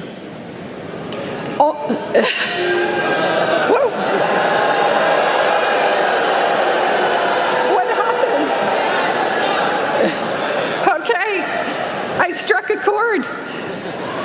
May I finish?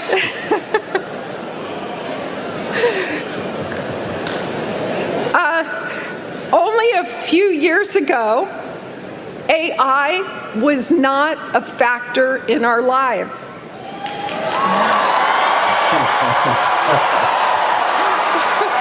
Okay. All right. Okay. We've got a bipolar topic here, I see. Okay. And now, AI capabilities are in the palm of our hands. And oh, I love it. No, she didn't see that one coming. Well, guess what? We looked her up. This company, Tavistock, an international private investment organization founded 35 years ago, guess what they like to invest in? Key high-profile holding and projects include Lake Nona, a 17 square mile master design smart city. There you go. in Florida. Of course, That's of this course. is I and guess this is I didn't even see that one. I wish I had seen that actually, man. But yeah, that's some good news right there. And I guess people are waking up faster than even I realized. So that's some good news. there it is, calling it out. So that's all we can do at this point. All right. That's it for the what do we call it? I still have to make a thing for it. Artificial insanity. Artificial insanity. Yeah, and there'll be more, guys. There'll be more of it. So okay. Moving on here. Okay, guys. This will be let me make sure I got the stuff out here. Okay, here we go. Very excited about introducing our next guest. Would you like to introduce? Yeah, I got it. Go for it, Jay. Yeah, and I can bring up this this thing as well if you. Yeah, and coming on right now, we have a COVID hero, and obviously, this topic is extremely relevant now. Given the fact that we are seeing a new possible pandemic that you and Craig just touched on, the Hantavirus, which they may be trying to capitalize on right now. So I think it's really important that we do learn the lessons from COVID. So for those who don't know, Dr. Ron Elfenbein is a prominent emergency physician and was a vocal critic of the Biden administration's COVID-19 policies, especially their treatment of monoclonal antibodies. And he was indicted on healthcare fraud charges in 2022 in what supporters call prosecutorial overreach. After a jury convicted him, Chief Judge James K. Bredar issued a 93-page opinion acquitting him on all 5 accounts, finding the government, quote unquote, failed to meet its burden and calling the verdict unjust. Despite this, the DOJ appealed and the Fourth Circuit overturned the acquittal while acknowledging the government's evidence was, quote unquote, thin. Judge Bredar has since recused himself without explanation. Dr. Elfenbein, who testified before Congress and was indicted 4 months after publicly criticizing the administration's shutdown of monoclonal antibody treatments, now faces a new trial in August and maintains the prosecution is retaliation for his dissent from government-approved COVID narratives. So we're extremely excited to have him on the show because he's someone who has positively impacted the lives of thousands of people. And, he has been an example of standing up to the establishment and suffering through whatever consequences may come after that. So hopefully we can get word out about what he's going through to put pressure on the government to do the right thing so he doesn't actually have to, go to jail, because he is actually facing possible jail time for trying to uphold his Hippocratic oath. So, I'm extremely excited to have him on, and I hope a lot of doctors and nurses will, take a listen to what he has to say. All right. Well, without further ado, let's go ahead and bring in our guest, first time on the show, Dr. Ron Elfenbein. Hey guys, how you doing? Thanks for having me, and thanks for that very nice introduction, Jay. And I have to say that last Alexa thing was so creepy, and it reminded me of like the worst politician you could ever imagine, like as a robot, right? That's what that thing was doing. So it was very creepy. But yeah, thanks for having me. And I just want to ask your viewers if to please go to www.dropthecase.com. It explains all about my case and all about what I'm facing and such. So please go to that website. Yes, and we'll be putting that up, at the end of the segment, just so everyone can see what it looks like. Thank you again, for everything you're doing. So is this it? Drop the case? Is that? Yes, sir. Okay, that's it. Awesome. Perfect. We can leave it up right there. So, Dr. Ron, to start things out, can you tell us a little bit about what happened to you during COVID and why your treatments differed from the mainstream recommendations? So, what caused you to go down a different path originally? Yeah, it's a great question. So, I'm an emergency room doctor. I trained at Johns Hopkins. I live in Maryland. I owned a small urgent care center while I was working in the ER. So I started it up in 2016. And then as 2019 unfolded, I started to look what was going on in the rest of the world. And, I could see what was happening in China. And I could say to myself, there's no possible way, despite what everybody's saying, that this is, isolated to Wuhan, China. So I started to prepare as best I could. I started to talk to my staff about what to expect and buy PPE, personal protective equipment, and testing supplies. And then the world shut down, and we became sort of the testing site for my area, and eventually for pretty much the state of Maryland. We grew from 1 site to 8 sites in about a year and a half, and 6 employees to over 300 employees in that time frame as well. And initially I was very pro sort of the regime, what to do, right? I mean, I bought in. Okay, I'll admit it. I made a mistake. I bought into what they were saying, and I was, I look, when the CDC says something, I believe them. I trusted them.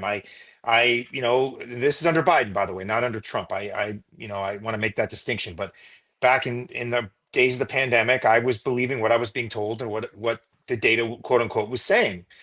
But then they started to do things that were so counter to science that I think people got blinded because they wanted to believe what was going on, and they wanted to believe what they were being told. But things like, I mean, stupid things like you can only go up one aisle and you have to go down the other aisle in a grocery store because like the virus can only move in one direction. I mean, like just nonsense. And the 6-foot thing, and people would wear, their t-shirts like this over their face, and like that, I mean, just ridiculous, silly things that made no sense that these people in positions of authority were telling us.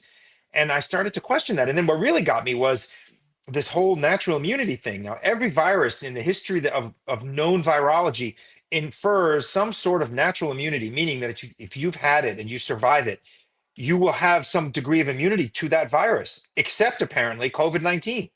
The only virus in the history of the world that we're led to believe we would have no natural immunity to. And they started to fire nurses in New York State. They were, on the one hand, these people were heroes and they were being lauded, and Starbucks was giving you free coffee and all this great stuff.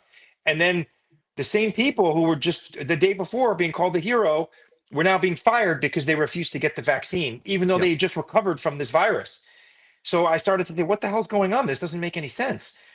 And monoclonal antibodies, which, by the way, just so your viewers understand, is not a new technology. This is a technology since it's been around since the 70s. And we use it for all sorts of things in medicine, from treating cancers and other infectious diseases to treating autoimmune diseases.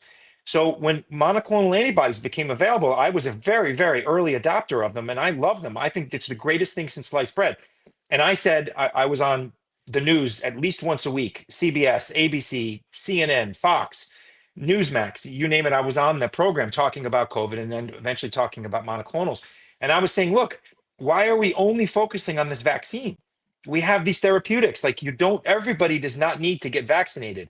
Like, there's no need to vaccinate the whole world when you have a treatment that will cure people.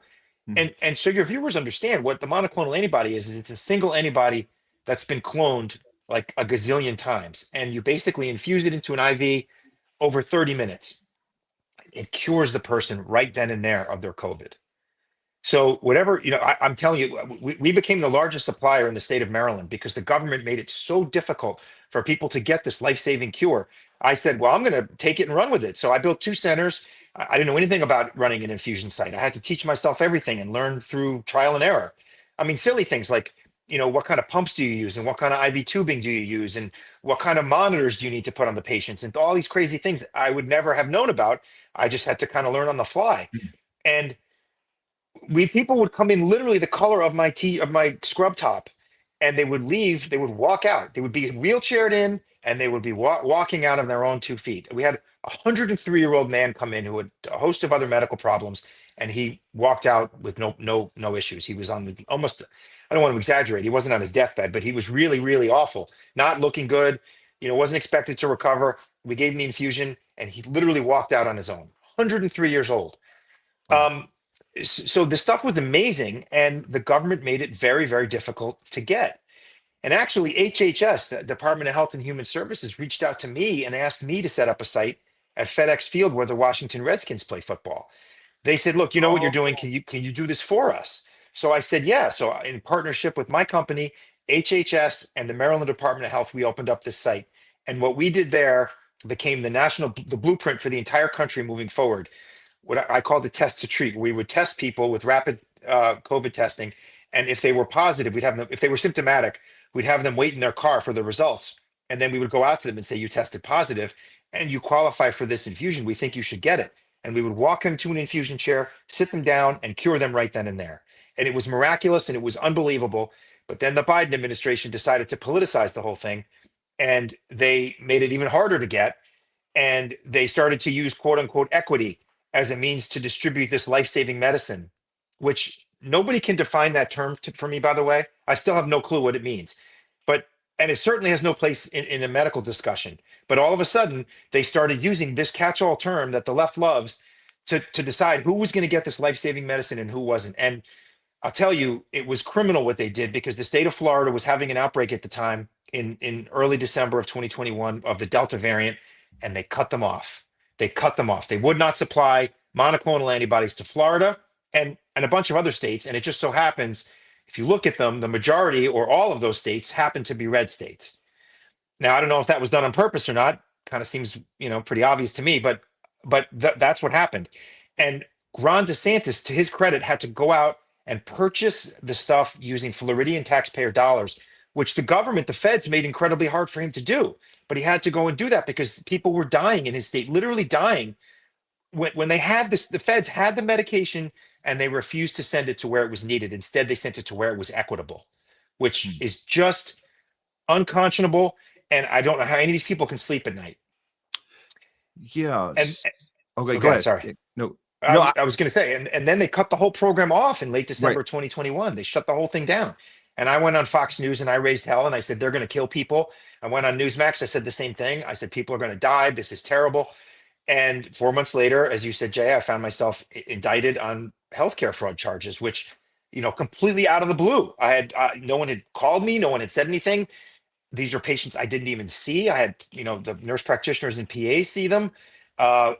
Even the judge who was adjudicating my trial in a pretrial conference said, this case is a case of, quote, shoot first and ask questions later. I mean, they got my name wrong on the charging documents. They literally got my name wrong. And Ron is not a difficult name, but they got my first name wrong. And they gave me a middle initial. I don't have a middle name. Wow. Like, they just bypassed anything. So many things you would think that a person doing an investigation would have done, they didn't do. Yeah. So it just begs the question, like, was this politically motivated? And I think the answer is pretty obvious, but, I was a thorn in their side. Well, one thing we discovered, Ron, during the, all of the different trial and errors, and we've seen other doctors as well. There are very few like you actually doing this, but the ones that were trying to actually practice medicine, which is what you're supposed to, trial and error stuff. You're not supposed to get top-down orders and do one thing and then be told you're not allowed to do anything else. That's weird. This isn't really how medicine works. But the other doctors doing these things that were courageous enough, like you, every time something would work, you would see them get rid of it, whether it was hydroxychloroquine, whether it was ivermectin, whether it was preventative stuff, very easy things like, vitamin C, vitamin D, zinc, quercetin. Sunlight. Yeah, right. Sunlight. Anything that would actually help people with their immune systems was outlawed. And I think what we discovered, and I want to know if you figured this out probably before we did, but the idea was that you have to stop the things that are working, because if you don't, you can't do the emergency use authorization. And that's what this was about, right? So if your monoclonal antibodies are working, that's not going to check out, because we have to check a box of nothing else is working. Therefore, we have to bypass testing and get this out to people. That's why. Yes. And to your point, Matt, just for anybody in the audience who's listening and doesn't believe what he's saying, because what you're saying is entirely true. Secretary Kennedy said exactly the same thing on Megyn Kelly's podcast and on Joe Rogan's podcast. He said there's a federal law, not very well known, but there's a federal law that says exactly what you just said, Matt, that if there's an emergency use authorization given to a vaccine for a virus, and there are other treatments that are proven efficacious against that virus, the vaccine loses its emergency use authorization. So they had to put ivermectin down. They had to put hydroxychloroquine down. And I would argue that monoclonal antibodies are even more efficacious than either of those two medicines, because it's a once and done thing. You walk in, you get an IV. It had to be intravenous, so that's a problem. You can't take it orally. Had to be intravenous. But there were basically no side effects. It's safe as can be, and you're cured in 30 minutes. Right. So, like, it's the ultimate cure. and it would have put the vaccine manufacturers completely out of business. Nobody wanted what they were peddling. Yeah, and Joe Rogan mentioned it too. I think there was that conflict that went down where he had the CNN was trying to do a hit piece on him, and he said, "I got COVID. I got my monoclonal antibodies. I threw the I think the quote was I threw the kitchen sink at it." And he mentioned that, and he said I was better within a day or two. And they were like, we can't have Joe Rogan telling people, millions of people, that he got better from this. So we have to smear and do the hit piece on him. So it seems like that you're part of that hit job, right? We have to take out the people however we can, whether it's smearing them or legally going after them or illegally, but finding a way to silence them from what they're doing. So I guess that's where you found yourself on the hit list here. I would use a different word than hit list, but what's that? I said, I'm sorry, I'm going to cut you off. I said I would use a different word than hit list. It has hit in it, but I would add another letter in front of it.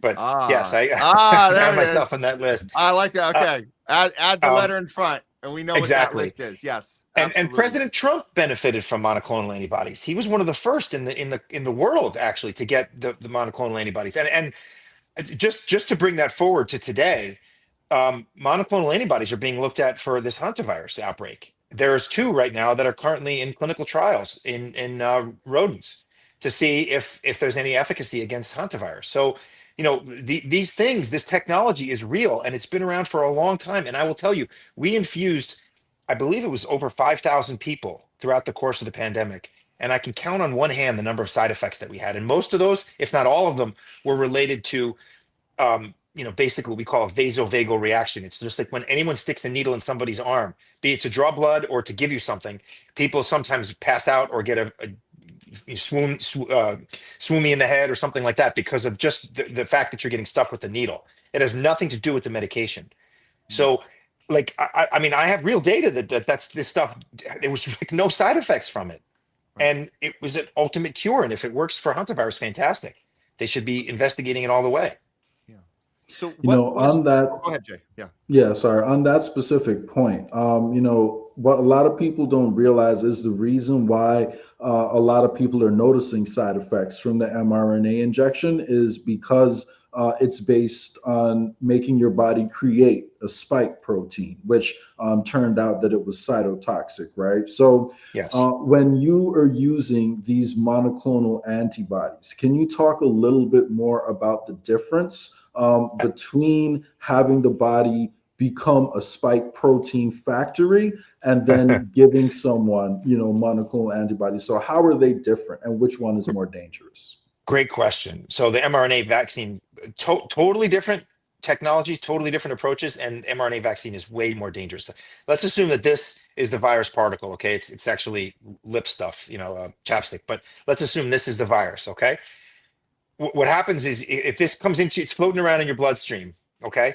Your body attacks it. All your white blood cells will attack it. And there are all these little things sticking out, these little proteins. And on a lot of them, there are these sugar molecules that stick on the end of it.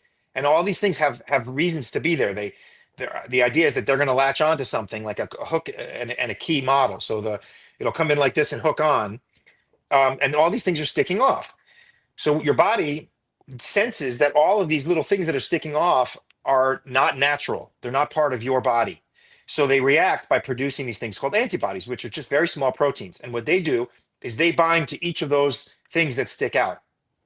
Now, if I were to inject you, Jay, with COVID-19 right now, okay, and you got sick, or I sneezed in your face and I had COVID-19 and I gave you COVID-19, your body would mount an immune response, just like I said, and it would take, let's assume, 2 to 3 weeks for you to maximize your antibody production. So after 2 to 3 weeks, you're going to be just generating a ton of these antibodies to that virus particle.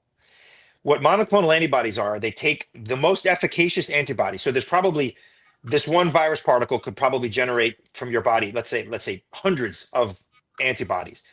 The drug manufacturers figure out which is the most efficacious, which is the most important one, and they replicate it. It's a single monoclonal, mono meaning one, clonal meaning it's been cloned. So they take one antibody and they clone it a gazillion times. And it comes in a little vial, and you basically mix it up with some saline, and you put it into a bigger bag of saline, and you drip it in over 30 minutes, and that's it. So we're basically giving you what your body would take 3 weeks to produce in 30 minutes. So it's like a supercharged dose of just antibodies. Think about it like that, okay? The mRNA vaccine, to your point, Jay, is exactly right. It's tricking your body into producing spike protein, which is cytotoxic and just awful for us. And your body's producing this in order to generate the antibodies that we're talking about. So you're causing your body to produce something that's not good for it in order to get those antibodies to be produced. So, just on its face, you could probably tell, even if you have no scientific background, which would be the safer of those two.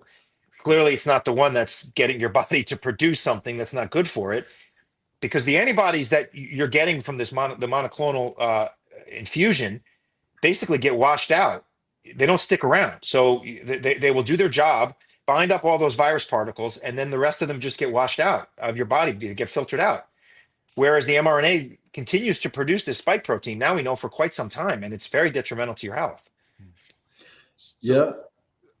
I was just going to ask Dr. Ron, what so you were helping people with this. They were walking away. They were coming in sick. They were walking away better. They saw this and said, well, we can't have this happen. We talk about the emergency use authorization. We got to have that happen. So let's target Dr. Ron here and hit him with something here. Can you explain to us what they accused you of as you're trying to help people with this? What is the exact law that they're saying you broke, and how were they able to get so much steam with that, and why are we still fighting this after so long? Because it looked like that the case was thrown out, but now it's back in play here. Can you tell us the process that happened there for you? Sure. So typically healthcare fraud involves billing for things that didn't actually happen, or fraud in general. I mean, look at California, or look at Minnesota, all this stuff that's the Leering Center, right? There was no kids there. That's real fraud, right? There's nothing that happened. The government accused, so in the time frame of the indictment, we saw over 100,000 patients. The government accused me of 5 counts, so that's 5 patients of healthcare fraud. Now, these patients were all real. In fact, here are their charts in my hand. Their names have been redacted, so don't worry about that part, but these are all real people. The government never alleged that we made them up. They're all real. They're all right here in my hand, their charts. They were seen. In fact, the government called 3 of them at trial. I don't know why, but they did. And they all raised their right hand and said, yes, I'm a real person. Yes, I got seen. Yes, I got tested. So I ask you, where is the fraud? So what they were saying is that we were upcoding, meaning that we were charging too much. Essentially, so in medical billing, when you see a patient, you don't actually send a chart in. You just send the patient's name and a bunch of codes. And just for reference, there are over 69,000 codes to choose from in ICD-10, which is the lexicon of coding that we use. 69,000. The government said we chose the wrong one in 5 charts out of 100,000.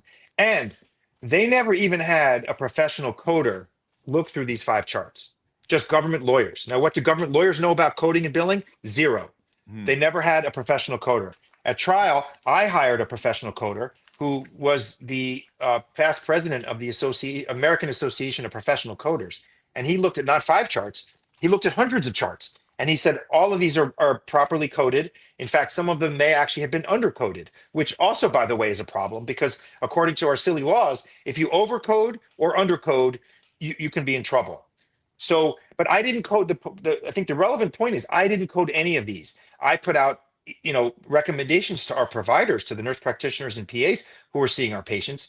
I wasn't working clinically. I was overseeing 8 sites and running around like a chicken with no head, but I was certainly not seeing patients, at least not at my clinics. So the government said that we overcoded 5 of these. And if you think about, we were billing what's called a level 4, which it doesn't really matter, but it's a level 4.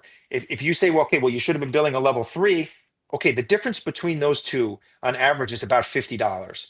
So you're telling me that the government is going to throw me in jail for 50 years. That's what this carried with it, up to 50 years in jail, millions of dollars in fines over a $250 billing dispute. In what galaxy does that make any sense? But that's what happened. And so, they said we were overcharging. They never said why level 4 was wrong. They just kept pointing their finger at me and saying he's a criminal and he's wrong. But they never said how I was wrong, why I was wrong, or what the appropriate coding level should have been. If you can believe that, that's the God's honest truth. So the chief judge comes out with this. I keep this on my desk. 93-page opinion. The Supreme Court doesn't write 93-page opinions. He wrote this 93-page opinion, completely obliterating the government's case and the government for bringing the case, and acquitted me of all charges and said, just in case they appeal it, I'm going to guarantee you a new trial also. And he said such things in his opinion as, I'm just going to read you a couple of these because they're pretty damning. Quote, the evidence weighs so heavily in favor of the defendant, that's me, that it would be unjust to enter judgment against him. Quote, the government did not carry its burden and no reasonable jury could have so concluded, end quote. There can, of course, be no crimes if the defendant complied with those rules, end quote. And just to take this a little further, the American Medical Association, I'm not a member of the AMA, I never have been, but they came to my defense and they wrote an amicus brief, which is a friend of the court brief, and said that, you know, that first of all, this would send a very chilling, this conviction and this trial would send a very chilling effect on to doctors.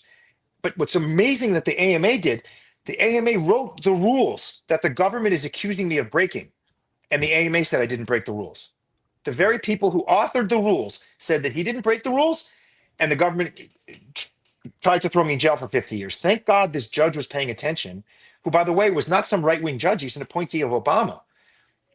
So to answer your question, I get acquitted, best day of my life. And I'm kind of ashamed to say that because the best day of my life should be the birth of my 4 children or my marriage, but it's not. It's the day I got acquitted.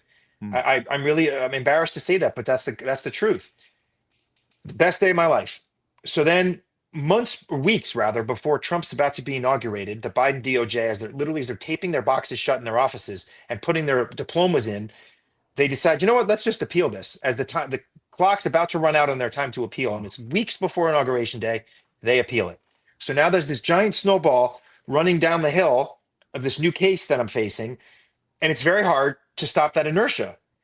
I firmly believe that if President Trump certainly knew about this, he would stop it. But if there was someone in the Trump administration that just took 5 minutes to just look at this case on its merits and say, this case has already been adjudicated. My God, the chief judge of the state of Maryland, not some like yokel. This guy is like a very well-respected judge, already threw the case out.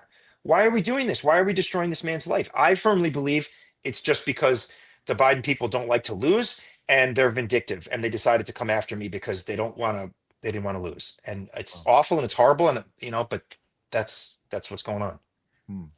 So yeah, go ahead, Jay. Go. Yeah, no, that's really sad that you have to deal with that, you know, especially because of what it means, not just for you, but also for other doctors, you know, who want to try to do the right thing if we are faced, you know, with a situation like this in the future. So, you know, with that being said, what you did was extremely courageous, and you weren't the only doctor to come up with alternative therapies. Like I know the lead doctor of the FCCC, Dr. Pierre Corey, was a big proponent of ivermectin.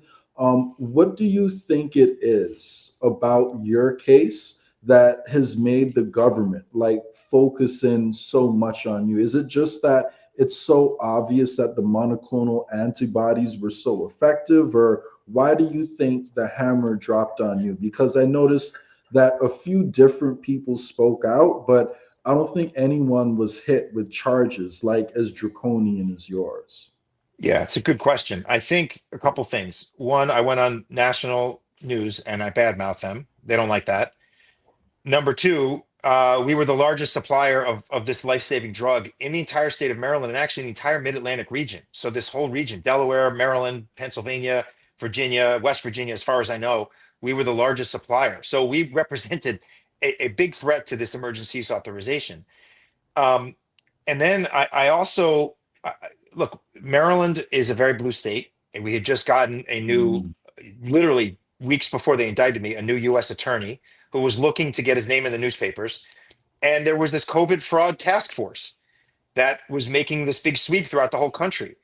And I think they wanted to make a big splash. And they were like, okay, here's a guy who's obnoxious, who's bad-mouthing us, who's putting our precious EUA at risk, who's a hardcore Republican. By the way, I ran for state Senate in Maryland and nearly beat a 30-year incumbent. And I still hold the record, as far as I know, for fundraising as a Republican challenger. So I was a troublemaker for them. And I think this was just an easy way to get rid of me. It's horrible that people would weaponize our government like that, because that's not what it's supposed to be for. You know, you want to come after me with your face to face. You don't have to stab me in the back. Like, be a man about it. But that's not what they did. And again, it's a shame that this weaponization exists, but unfortunately it does. And just so you know, these monoclonals, which again, I've never seen, and I just want to emphasize, I've never seen anything like it in my entire career in medicine. Literally, how much of a cure this was. Very quickly, they started to pull the emergency use authorizations for the monoclonals. So in 2022, they just all one after the other, they started to lose their authorizations. Now they will say, "Oh, well, they didn't work anymore against the new variants." I've never once seen any data that suggests that's true. Number one, and number two, they never produced that data. So that's what they're going to say. And well, we pulled the EUAs because they weren't efficacious anymore. I don't believe it for a second. Yeah. Yeah, And you can't real get quick, them. and I'll You can't pass get them now. Yeah, and I'll pass it back to you, Matt. But I think that's a key point that you touched on just now. The fact that you did the right thing, you helped 100,000 people, you mentioned, and you were also dipping your foot, into politics. And it's possible they may have felt threatened because it was someone with integrity trying to get into the political arena. So, that does make a lot of sense. And it's really sad to see how they're weaponizing lawfare in that kind of way, actually.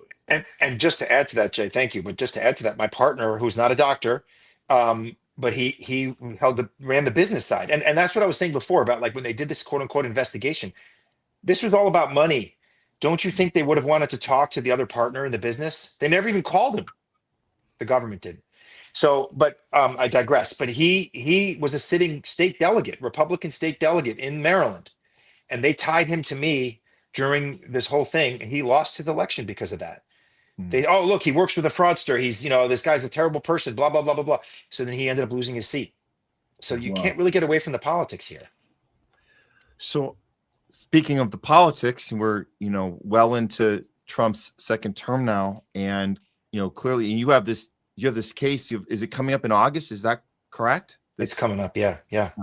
Okay, so obviously the name of the game for you right now is having some way to communicate with this administration and have somebody of a champion step up and do the right thing here. Clearly that's been difficult to do. I mean, we obviously hope we can, whatever we can do to help to do that and just spread the word and get this out there. But I just have to ask you straight up, because we've seen Trump in action this so far, and we've seen Maha, we've seen RFK Jr. there. Is there anything they're doing so far that makes you kind of maybe second guess some of the stuff they ran on? Or do you think the Maha movement is even working right now? Or what do you think is everything on the up and up there? Or are you suspicious like we are? We're suspicious that this movement from the inside isn't actually doing much except getting the right now on board for things that they already got the left on board for. And it seems like we might have made some backtrack. I don't know. Do you see anything hopeful right now in that regard against the Maha movement in the administration right now? No, it's a good question. No, I think the Maha movement's doing the best it can. I think that they're trying to push the right buttons and trying to push the right levers. Look, I mean, changing government's very hard, and I think that RFK, to his credit, is trying to do what he can. But it's like, the way I envision it is like this swamp, the analogy of the swamp creatures, but he's not a swamp creature, but the swamp is just pulling everything down and slowing everybody down. So you can't run forward and you can barely move because your feet are stuck in this thick, gooey muck. And look, the food pyramid thing, that's huge. I've been talking about that for 20 years. The fact that it was inverted, it should have been flipped on its head when they first came out with it. The fact that they were able to do that so quickly is huge and enormous and will save people's lives and save people from getting chronic illness. So I do think that they're, and you might say, well, that's a small thing. I don't think so. I think it's actually quite big. Because there's a lot of entrenched people who are against that. So I do think that they're really trying and they're doing the best that they can. Like this whole thing with the Hantavirus. I think that the United States' response has so far been pretty spot on. I think the WHO, not so great, but I think that the United States has done the right thing and the response has been good. I mean, look, it started in 2001 with anthrax. And I remember I was a resident at Johns Hopkins at the time, and everybody would come in the emergency room and say, I think I got Amtrak, doc. So like the Baltimore colloquialism, but nobody had anthrax. No one was exposed to it. That's what started. And then it was H1N1 in 2010. And then it was MERS in 2012, Ebola in 2014, Zika in 2016. I made a list. COVID in 2019. And then my favorite, monkeypox in 2022. It's just one virus after another after another. And I think that, we need to take a step back and say, well, like I think the Maha movement is saying now, like, this is not going to end the world. It's not going to become this hantavirus. Yes, hantaviruses are dangerous, but this is not going to become a global pandemic. This is not something we really need to worry too much about. I will say that the WHO has made some mistakes, but I think the United States has responded pretty well. The CDC and such has done the right thing. I mean, the one thing I'm worried about is because we do see, yes, on one hand, this early stage, we do see a kind of a calmness coming from RFK and Trump about it, but they're relying on the fact that this hasn't spread from human to human. But then you turn on MSNBC and there are others, and they're telling you that no, this you can get. They're literally they're parading experts around right now on mainstream telling us that you can get this human to human. And so if this is something that's going to get worse and change people's minds, we might be back to another Operation Warp Speed. And I don't know. I think that's something we've never really come to terms with, is that why wouldn't you take care of the problem when you're in your second term? Trump being the guy that pushed Operation Warp Speed, we know that didn't actually work except hurt people. I mean, unless you disagree with that, but I think that, if it was really about doing the right thing, you would be like, hey, let's not. And again, nothing's happened yet, but I do feel like if they tell us this thing is contagious and it's human to human and you can die, they're certainly going to have to push some sort of lockdown and say, let's get this virus or let's get this vaccine out as soon as possible. And it feels like it might be a replay of what we all went through. That's what I'm concerned about. But you seem to think it's not. Is that not? Well, to your point, Matt, I mean, Moderna announced on Friday of last week that they were working on a vaccine for this, exactly. And their stock miraculously went up 20% or something like that. I mean, yes, they are. And that I don't think is going to be the right way out of this. As I said before, they are working on two monoclonal antibodies that are in production and in clinical tests in rodents to see if they'd be efficacious against the hantavirus. Look, hantavirus has been around for a long time. In fact, Gene Hackman's wife died from hantavirus in the Southwest. That's what she died from. He died because he had dementia, but she passed away from hantavirus. It's incredibly rare. It's been around for a long time. The Andes strain has been known about for years. Every once in a while, there is an outbreak. And yes, there is some data to suggest that it is spread, it is airborne, but only essentially, as far as we know, through close contact. You have to be like extended close contact with somebody, kind of like tuberculosis. You can't just walk by and get it, as best we know. Now, that could be wrong, but that's based on the data that's been around. Again, this is not a new virus. It's not a novel virus. It's been around for a long time. So as far as we know, it can be spread that way, but it has to be spread through prolonged contact, close prolonged contact. There was an outbreak in Argentina in 2018 in a little town called Epuyén, I think is how you pronounce it. And, one person got it at a birthday party and went and spread it to, I think, 35 people, and like 10 of them died. 11 of them died. I mean, we know it has a high mortality rate. All hantaviruses do, 30 to 40%. What's unique about this particular one is that, as you said, at least we think, it is airborne, but not airborne in the sense of like coronavirus or influenza, which are incredibly infectious. This is much harder to get, or at least seemingly so. Again, I go back to my point. The WHO made some serious mistakes. Like, why didn't they quarantine the ship to begin with? And why didn't they evacuate everybody and decontaminate the ship? The ship is headed to Rotterdam right now with a dead body on it and 30 sailors on the ship, and they never disinfected it. Like, that doesn't make any sense. Why? Look, we think that the index case caught it on his trip throughout Argentina and Chile. But it's possible that there's some rodents on the ship, and rodents have been known to be on ships for years, and maybe some of those rodents have it. So why would you not decontaminate the ship? Like, that's a huge misstep. But that's on the WHO. That's what they should have done. I mean, I firmly believe that that's a big mistake on their part. I just don't think. I think we've just been on this so much with the COVID stuff, and now we're seeing. It's just, for me to call it a mistake, it seems like all of it's on purpose. That's what it seems like. That's the whole point, right? It's on purpose. It's kind of yeah. I mean that was my point in naming all those viruses. Yeah. It's like the mainstream media tries to get us all ginned up and be like, oh, we're going to die from this, and then next year it's a different virus. But I will say, the broader point I think that has serious implications is the national security implications of all of this. And by that I mean we are relying on other countries to produce our PPE, to produce our therapeutics.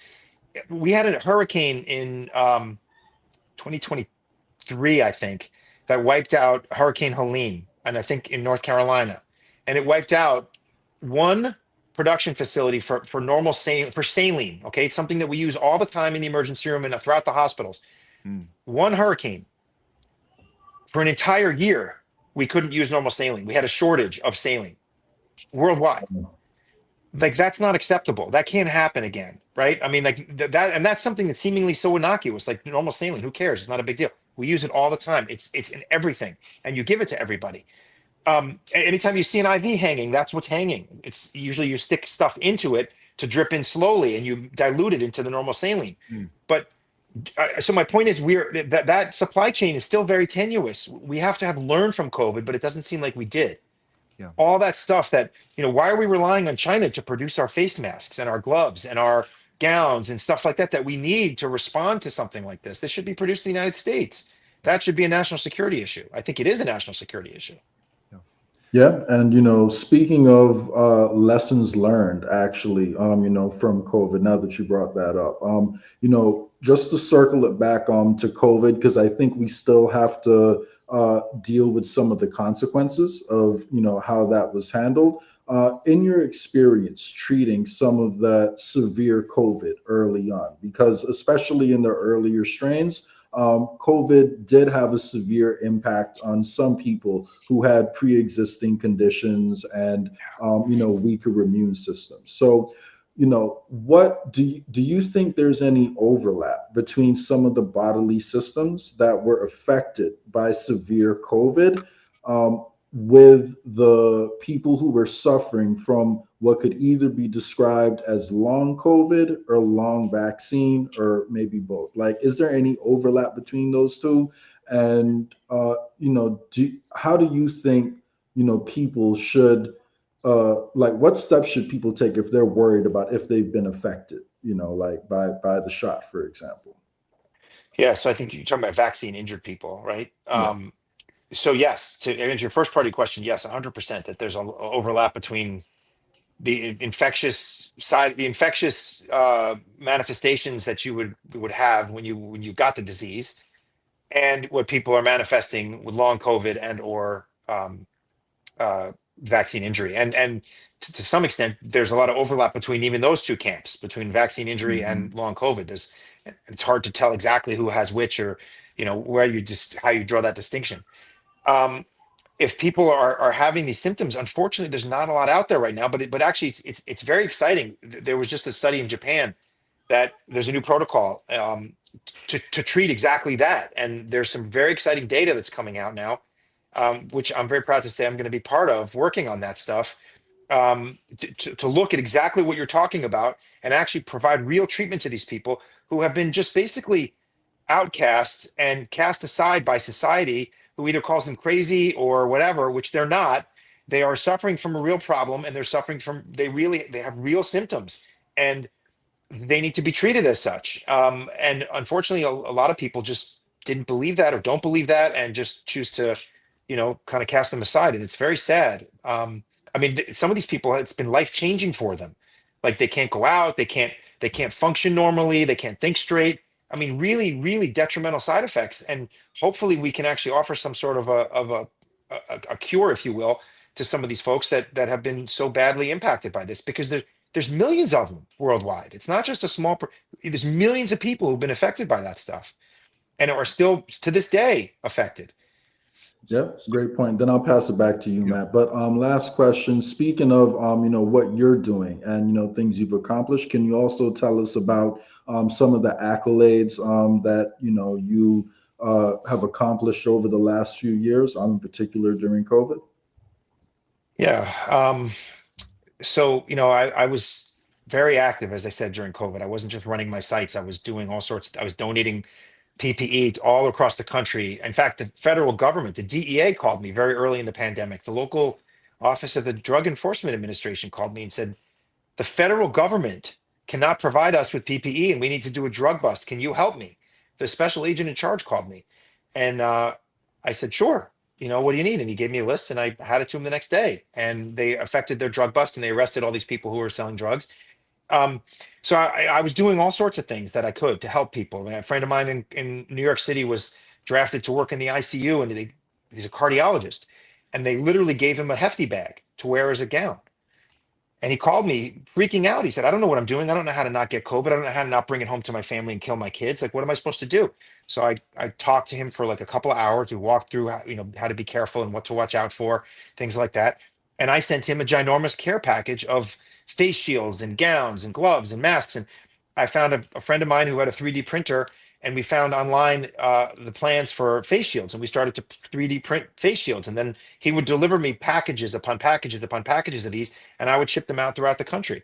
So for all that work I did during COVID, the governor at the time was Larry Hogan, the governor of Maryland, came to me personally at one of my sites and handed me a citation, a gubernatorial citation, saying, for all the work that you did and your heroism and things like that during COVID, the state legislature, which is majority Democrat, but they voted and gave me a citation during COVID.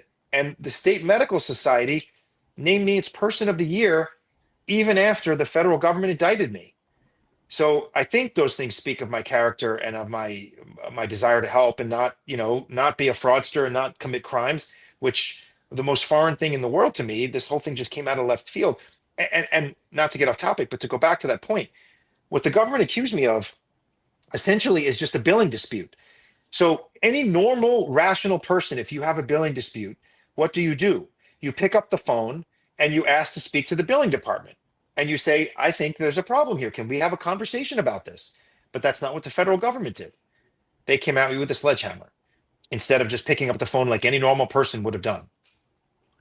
So yeah, I mean, it's $250. Like, if you owed it, you could have paid it. So like, clearly, like, they're trying to make an example out of you. But I think that's the dangerous thing you mentioned just now, Ron. You were getting support from both sides. You were trying to bring people together around common sense. I've also seen the same thing from MTG recently. She is promoting the idea of the right and the left coming together on common ground and stopping foreign influence in America.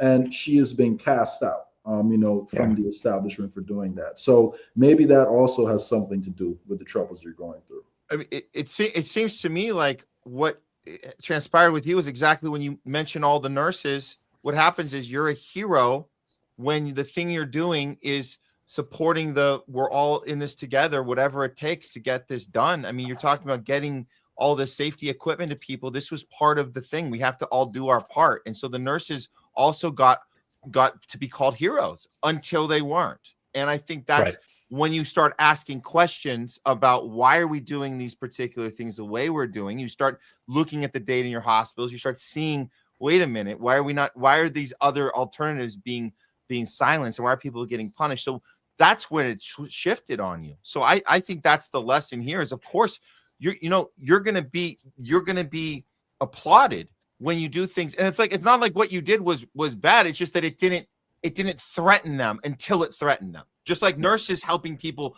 was good and it was applauded until it was threatening what they were doing, which is them not getting the vaccine. And Matt, you can see the shift happen. Yeah. Right. And sorry to bring this up, Matt, but you pointed out several times on the show how much money you believe was made off the injuries that your stepfather encountered. And I don't think you can point to any examples of how much money Big Pharma could have made from injuries from monoclonal antibodies. So if you want to take it to that next conspiratorial level, you could argue that maybe they wanted some of these side effects to happen to make money off that too. So who knows? Well, that's a great point. And taking it even further, Big Pharma makes a ton of money off of vaccines. They don't make anything off of monoclonal antibodies. So the moneymaker was not the monoclonal antibodies. The cure and the from a person perspective, like from a medical perspective, The answer was the monoclonal antibodies, but that wasn't the moneymaker. The moneymaker was the vaccine. So, which by the way, the taxpayers paid for and the drug manufacturers made all the money from, which in and of itself is unconscionable. Like, how does that happen? The taxpayers funded Operation Warp Speed. I think it was like something like 89 or 90% of the funding vehicle for the coming up with those vaccines was taxpayer dollars. And yet 100% of the proceeds went to the vaccine manufacturers. Unbelievable. But that's what happened. And as a big reward, let's be clear, on Trump's gets back in office, first thing he does is bring Alfred Borda in, not to reprimand him, Pfizer guy, not to reprimand him, but to give him an opportunity to be part of Trump RX and give him a contract there. So that was very suspicious. That goes back to what we were saying earlier, Doctor, about how we've suspected it's one thing to say they're trying, but it's another thing to say, let's just bring the guy that killed all these people. And RFK Jr. told us that we have to hold these people accountable. Yet you're watching him stand in a room with this guy getting praised by Trump. And you're like, something's off here. There's something off here. And I know it's kind of a Debbie Downer to say that, but because we want to believe they're working on something. But man, these are the people that should be in jail. These are the guys, just like Biden, you know, when he went after you, was probably within a day or two of him saying, let's let Fauci off the hook with the 11-year retroactive pardon. So these people that it seems to us here, and I'm not to speak for Jay, but it seems the more we go through it, we see that you got this politicized issue that should never have been politicized, like you said, but you got these two camps that are doing their thing to make you think that they're fighting against the other thing. And yet none of them are coming to our defense. None of them are helping the actual people. If they were, mRNA would be off the freaking shelf right now, and it's still on. And isn't that really the problem right now, that you have this thing that we know did so much damage, and yet it's still available and still being pushed on people? It's tragic when you look at it that way. And nobody wants it, which is, it just goes to show you that without all these incentives, nobody's getting it. But now I've heard, I don't know if this is true, but I've heard that it's now being used in animals, and like when you get your cat and your dog vaccinated, it's mRNA vaccines. I don't know if that's true, but that's what I heard. No, they're all in our food supply too. It's everywhere. I will tell you, Matt, I think the bigger picture for me, at least, is that I've always said, and I firmly believe this, it may sound corny to you, but I think it's the truth, that medicine is a very noble pursuit. And it's a very, I don't want to put myself, I'm just saying that the institution should be put on a pedestal, right? It's the goal is to make people better, make people healthy, cure disease. Like, that is a pretty noble pursuit. And these people, whoever you want to call them, these people have bastardized that so badly that nobody wants to trust their physicians anymore. That's a terrible thing to have happen to the world, when you can't even trust your own doctor. Now, it's not because you don't trust that individual. You don't trust the information that they're espousing, because it's been so badly bastardized by these people that they just fed us a bunch of lies, and we spit them out. Most doctors did. I eventually realized what I was doing and stopped, because it didn't make sense to me. But a lot of doctors just don't want to question the narrative, because look, it's not because they're bad people. It's because we're trained to trust, doctors are, and we're trained to believe what people say, especially people in authority, positions of authority. And we're so busy. The system is so overwhelming for us that you don't have time to fact check everything. Like the vaccine stuff. You can't blame your pediatrician for saying, here's the vaccine schedule, you should use it because the data says it's good. Have you actually looked at the data? I'll guarantee you that 99.999% of pediatricians have not. And I'm not bad-mouthing pediatricians. They just don't have time to do that. They take it for granted. But they have time to look at their checkbook and see the bonuses they're getting from pushing it on people. There's that, right? What about that part? I mean, I don't. There's. Really and they also, I hear by you. the way, they I'm also have time to bully people who say, no, not for me. I'd rather not. So there's that too, right? Agreed, 100%. And I talked about it the other day to someone. They were saying, well, my pediatrician fired me because I didn't want to get a vaccine. I'm like, that's ridiculous. That's a bad pediatrician. Look, if I believe that your kid should get the vaccines, or if you're my patient, whatever, your choice is your choice. I should say, fine. You know what, Matt? I'm going to write in your chart, patient is aware of risks and refuses to get the vaccine. I'm still going to be your freaking doctor. Why would I kick you out of my practice? That's ridiculous. That makes no sense. Like, you should, as long as you're not hurting anybody else, you're entitled to do whatever you think is best for your body. That's called bodily autonomy. It's a hallmark of modern medicine and modern society. And people who kick the patients out because they don't do what they want them to do, that's awful. And that's not a good doctor. You should find You yourself a know, new doctor if that's the case. on that topic, I actually, recently had a daughter, myself, my first child, and, they were trying to Congratulations. pressure me. Thank you. They were trying to pressure me into giving her the vitamin K shot. And I had already come prepared with the vitamin K oral drops. And, I asked the doctor if they were aware of, and the doctor tried to tell me the drops don't work. So I asked them if they were aware of the study that I already had ready to go, telling them that when given consistently, the vitamin K drops are just as effective, as the vitamin K shot. And there's another debate going about whether or not vitamin K is even necessary. But you know what? I figured I didn't want to go down that road. So I just asked them, like, hey, are you aware of this study? And they had absolutely no idea, like about. Did they take a study and say they would read it? Yeah, he said he would take a look at it later, but then they came back and tried to pressure me again into taking the shot. Like, they don't actually look like at the studies that they're not told to look at. And this isn't some random non-peer-reviewed study, Dr. Ron. I pulled this from the NIH website.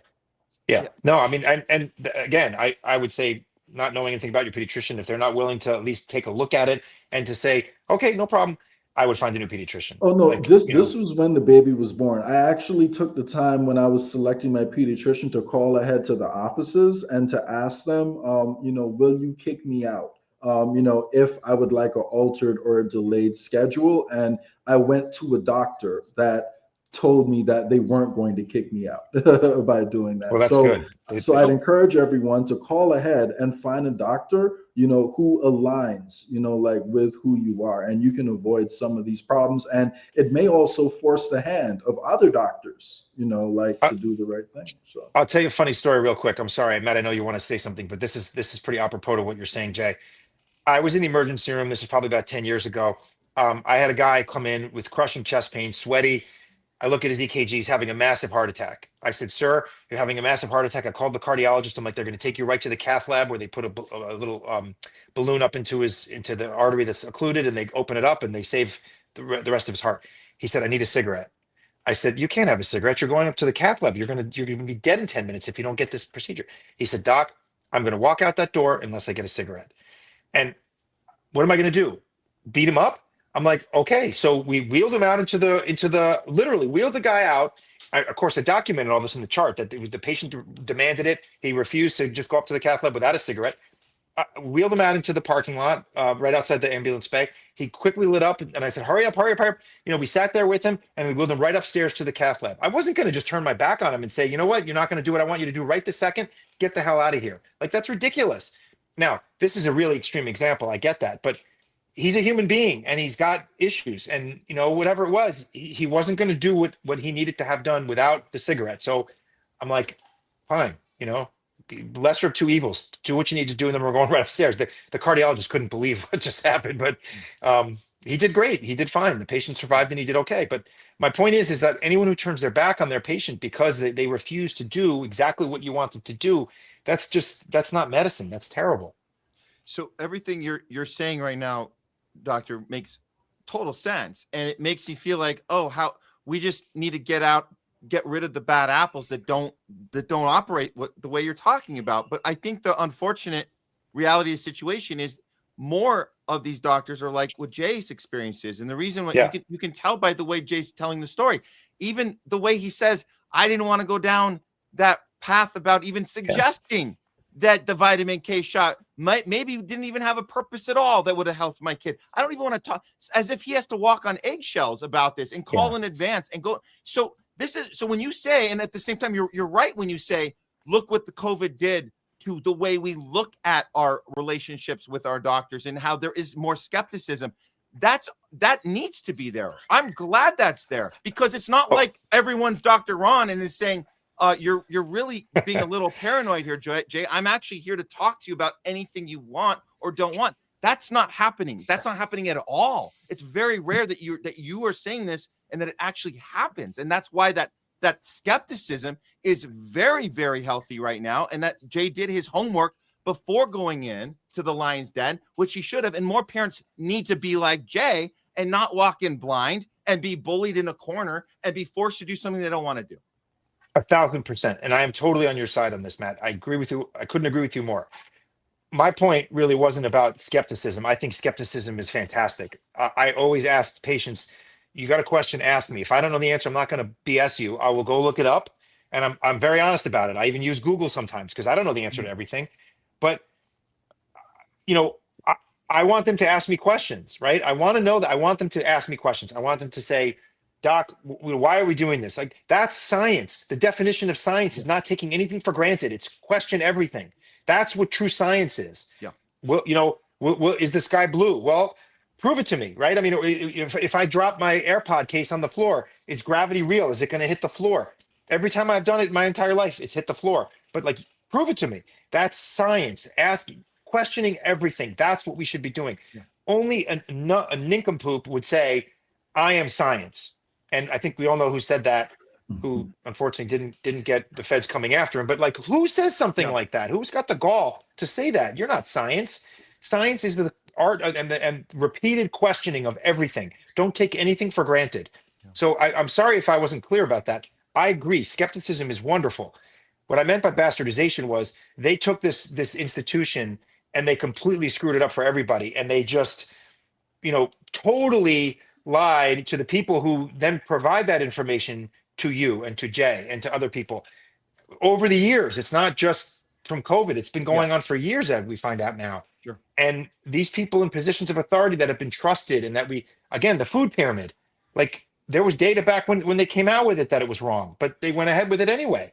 So that is what I mean. And we as doctors need to be better about saying, you know what, I need to go look at the data. I need to look this up. But again, the volume of that information is so large. It's really hard to do. I'm not giving us a pass. I'm just saying, like, you know, everything from the statin drugs, which is in the news now, right? I mean, it should be giving statins or not, to vaccines and all this stuff. There's so much information out there. It's very hard to keep up with and to actually do the research from prior years, go through that stuff and say, were these studies actually valid? And unfortunately, most of them were not.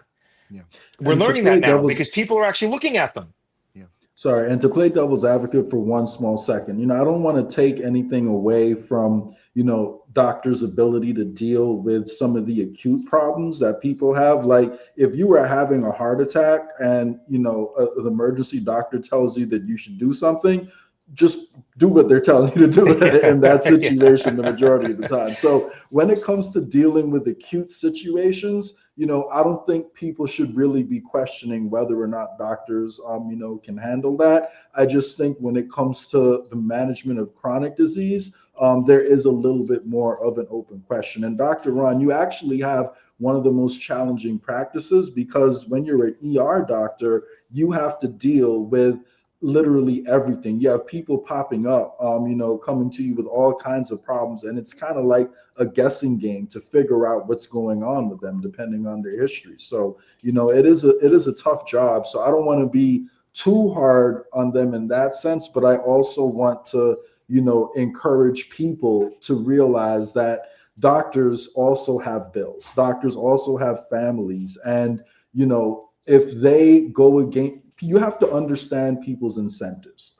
That's all. Yes. So Yes. recognize that when you're dealing with people, they have medical debt, and this doesn't excuse what they're doing, but sometimes people fall victim, you know, to what they want to believe because it will make their life harder. So just recognize what people are dealing with. So Absolutely. And to your point, both of your points, you know, I'm a doctor, but I'm a patient also, right? And I don't know everything about everything. So when I go to Dr. X for whatever, I've been talked down to. I've been, I've been felt like I was being talked like I was a 3-year-old, and I'm like, you know, so I know how it feels. I get it. I always try to sit my patients down, even if it's an emergency, even if they need like emergent intervention because they were in a car accident or something. I try to talk to them or their family and explain what's going on. And I will, like, you have to be able to take questions. People have questions. It's only natural. Like, that's part of being a doctor. And I think that skepticism that you pointed, the healthy skepticism, is a good thing. Now, it can be taken to the extreme where we have people who come in, and I've had this happen to me lots of times. They'll come in and they'll challenge what we're doing. And I don't mind getting challenged, but what I do mind is like, well, I just did a Google search and here's what Google says. So I'm like, okay, so you're going to take your 30-second Google search versus my 25 years of experience, the nurse's 30 years of experience, and the tech's 22 years of experience combined. We have almost 100 years of experience versus your 30-second Google search. Like that becomes problematic when patients are very like, I just did this Google search. You guys don't know what you're doing, but that's rare. So I encourage people to ask questions. I encourage people to be skeptical because skepticism is science. Skepticism is what we need to do to move the ball forward on everything. So don't take anything for granted. Ask questions. And if you don't understand it, ask again. And there's a difference between a heart attack and chronic disease. So also recognize the time urgency of what you're doing. When it's good to start. Hey, Dr. Ron, thanks for taking the time with us today. Let's just make sure people know about, because your case, this date's coming up. So we want to make sure people can go to this website, dropthecase.com, to help you with this. This is like the fight for your life. This is the fight for all of our what's right and wrong, justice for anyone who's in your position. So this is a major deal. Is there anything else you want to add about this case and what people can do to help? Yeah, thank you. So go to dropthecase.com, please. If you can donate, there's a give send go in there, please. This has nearly bankrupted myself and my family. I have a wife who's a physician. I have 4 children, and it's nearly bankrupted us. I mean, this is going round 2 now for the same trial to go through it again. And it's going to bankrupt me yet again. And I'm going to be paying my lawyers literally until I die. And please forward this to other people. If you have friends that know someone in the Trump administration, please reach out to me. I just got to find that one person that can make this go away. It's Todd Blanche, Harmeet Dillon, Donald Trump, JD Vance, one of those people that are high up in the administration that can just look at this objectively and just say, this is crazy. We got to stop this. So please, if you can, you just forward this to your friends. The more people that know about it, the better. And maybe they can reach out to you.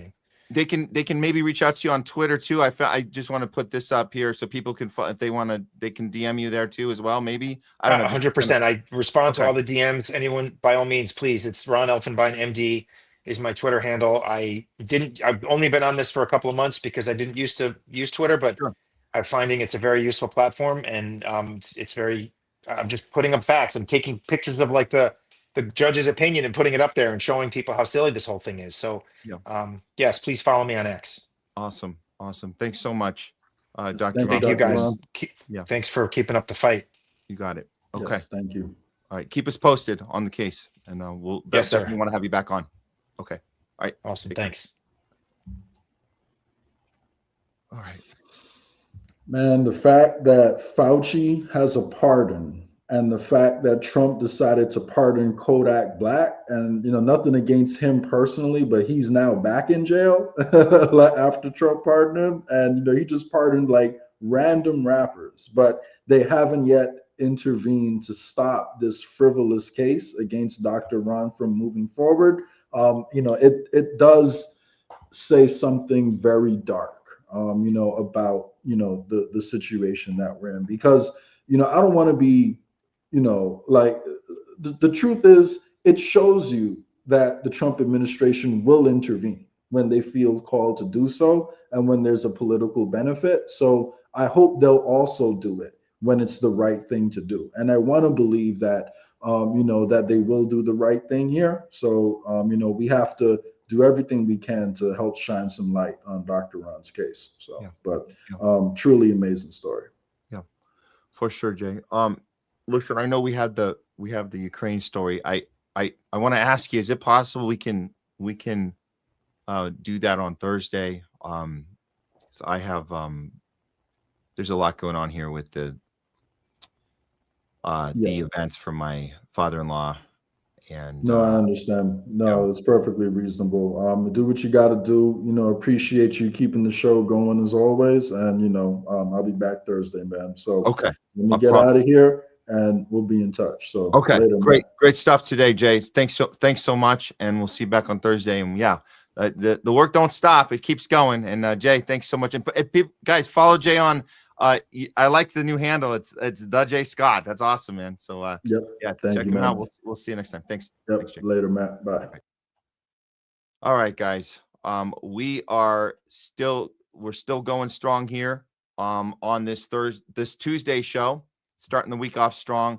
We're gonna have a big show for you guys planned on Thursday. These segments today, if you guys missed anything or you came in the middle of the interview with Dr. Ron, don't worry, we're gonna get those segments up and you can share those out. They'll be independently on our YouTube channel, on our Rumble channel, and it can get you guys a chance to share out those particular conversations, whether it is the one we did earlier. We did a couple with Craig Pasta. We also had some real fake news up front. So there's a lot of stuff we've covered so far. We'll try to get those all up for you guys. And we keep the lives up too. So if you want to go back and watch the raw versions unedited, you can watch the lives on both our Rumble and our YouTube channel. And we hope that, this has been shared out. It's always hard to know how the engagement's going, but we just do the show regardless. And we'll see. That's the YouTube channel.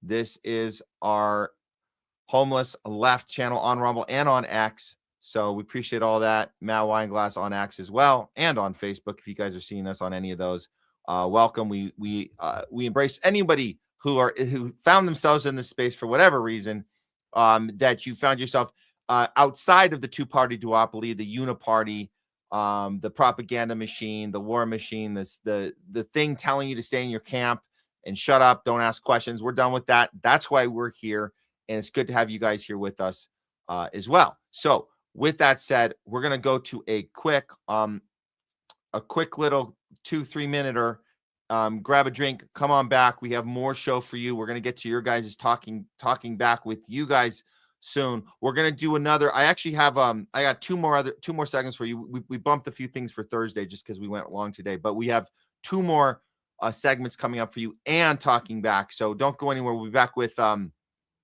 going to do we're going to do another one on Netanyahu, and Megyn Kelly chimed in on this one. So we're going to get to that one. And we have a This Week in HOLLYWOKE. We're going to get into the dumb, crazy stuff that happened in the roast of Kevin Hart. That's also coming up. You guys are going to see what they're not telling you on all the tabloid and Hollywood publications. Okay, let's go to the break. We'll be right back with the Homeless Left. Damn it, I got to find the right cue here. Okay. Yes, this one, just so you know, because we're celebrating Nurses Week this last week up till through today, and then next week is EMT Week. So we're right in the middle of Nurses Week and EMT Week, and that's why this little Lego movie that we discovered is so important right now. And did I get the right one? Oh shoot, hold on. This better be the right one. I think it is. Is it? You know what? I'll have to queue it up for later. Let's just do this one. This is just a stupid alien one from Trump and his stupid alien release, which is all theater. We'll cover the Nurses Week after the break. Okay. See you guys in just a minute.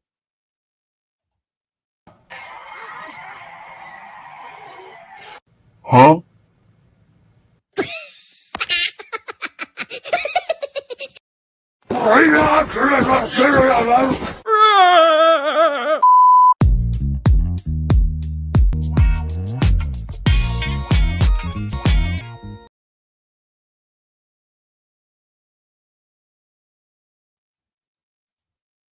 Okay, we are back. I'm Matt Weinglass. This is the Homeless Left. We've had a pretty packed, damn good show so far. So welcome one and all.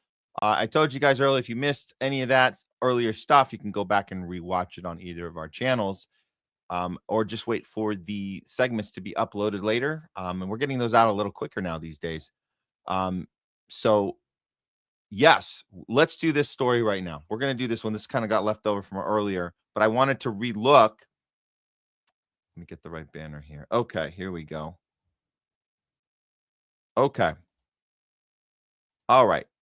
So what I want to do right now, let's relook at that interview that we saw a little clip from earlier. It's Netanyahu doing his rounds, coming on to Barry Weiss's Israeli media, which is now CBS, which we call ZBS, to set up this fake interview where he's still trying to basically push his will on not just this administration and Trump, but on the American people as well, because he knows he's lost a ton of support from basically every demographic here, including young Republicans, and even more so with older Democrats. They have lost, Netanyahu has lost the ability to keep them on board with his agenda. That's where we're at now. So let's play. This clip is important. This is the anti-Semitism discussion,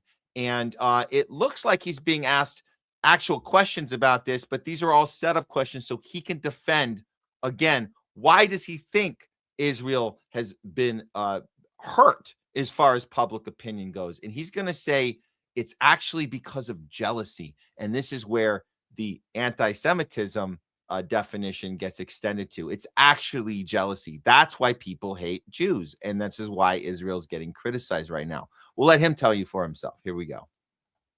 Anti-Semitism, this vile vilification of the Jews, took a reprieve after the Holocaust. Took a reprieve. Took 80 years. You know, it wasn't fashionable to be anti-Semitic, so you didn't say these things in polite society. But it's come back. It's almost like it accompanies us throughout. What is that about, Mr. Prime Minister? I think because I want to stop you right there, because in my career, which started in 1990 in Washington, up until very recently, it was an established fact in Congress. Established fact. The Republicans and Democrats had a default proposition favorable to Israel. Not always, not universally, but a default proposition that began with yes. That's not true anymore. That's less true than at any other time I've covered Washington. That has to be reflective of something else. Yes, it is. Well, these are historical cycles, which So my you're in a father. historical cycle. Yes, we are. I mean, anti-Semitism is. Ebbed and flowed, yes. Yeah, it ebbed and flowed, but it flowed throughout our history, and the reason it, you know. But America's not a place where things like that tend to come back. Well, they can come back. They were there in the 1930s with Father Coughlin, and they ebbed because of the war, but it's come back. What is it? I think it's an interesting question of why this happens, and I think before he answers it, he's about to answer it. I'm trying to understand if this interviewer is actually tiptoeing around and nervous and really like genuinely nervous about. I'm trying to suggest to him that there's actually something Israel's doing that's making people respond this way, or is he just giving him a setup so he can nip it in the bud? It's hard to tell what his intention is, but make no mistake, the outcome is the same regardless of the intention. The outcome is that he gets to say the thing that is a complete BS lie, and he's not going to get any pushback after he says the thing. So that's so. But the lead in it's hard to tell if he's like, dude, like it's pretty obvious there's something else that is going on here, and it might have to do with what Israel's actually doing and the actual activities it's doing, which is murdering people and annexing their land and all that horrible stuff. That's what he's maybe alluding to, but. No, Netanyahu is going to tell you why he says it is, and if he says it, that's the reason, and there's no dispute about it. I think there's a natural human tendency between people, and also between peoples, collective groups. It's called jealousy. Oh, there it is. Jealousy. I am so jealous of a people that can parade around and murder people and broadcast it and gloat about it and kill babies and high five and not have any consequences. I'm so jealous of that. Is that what you're talking about? Is that the jealousy? I wish I could do that and get away with it like every one of you IDF mother effers can. Is that, okay. So there's a jealousy there. Huh. Interesting.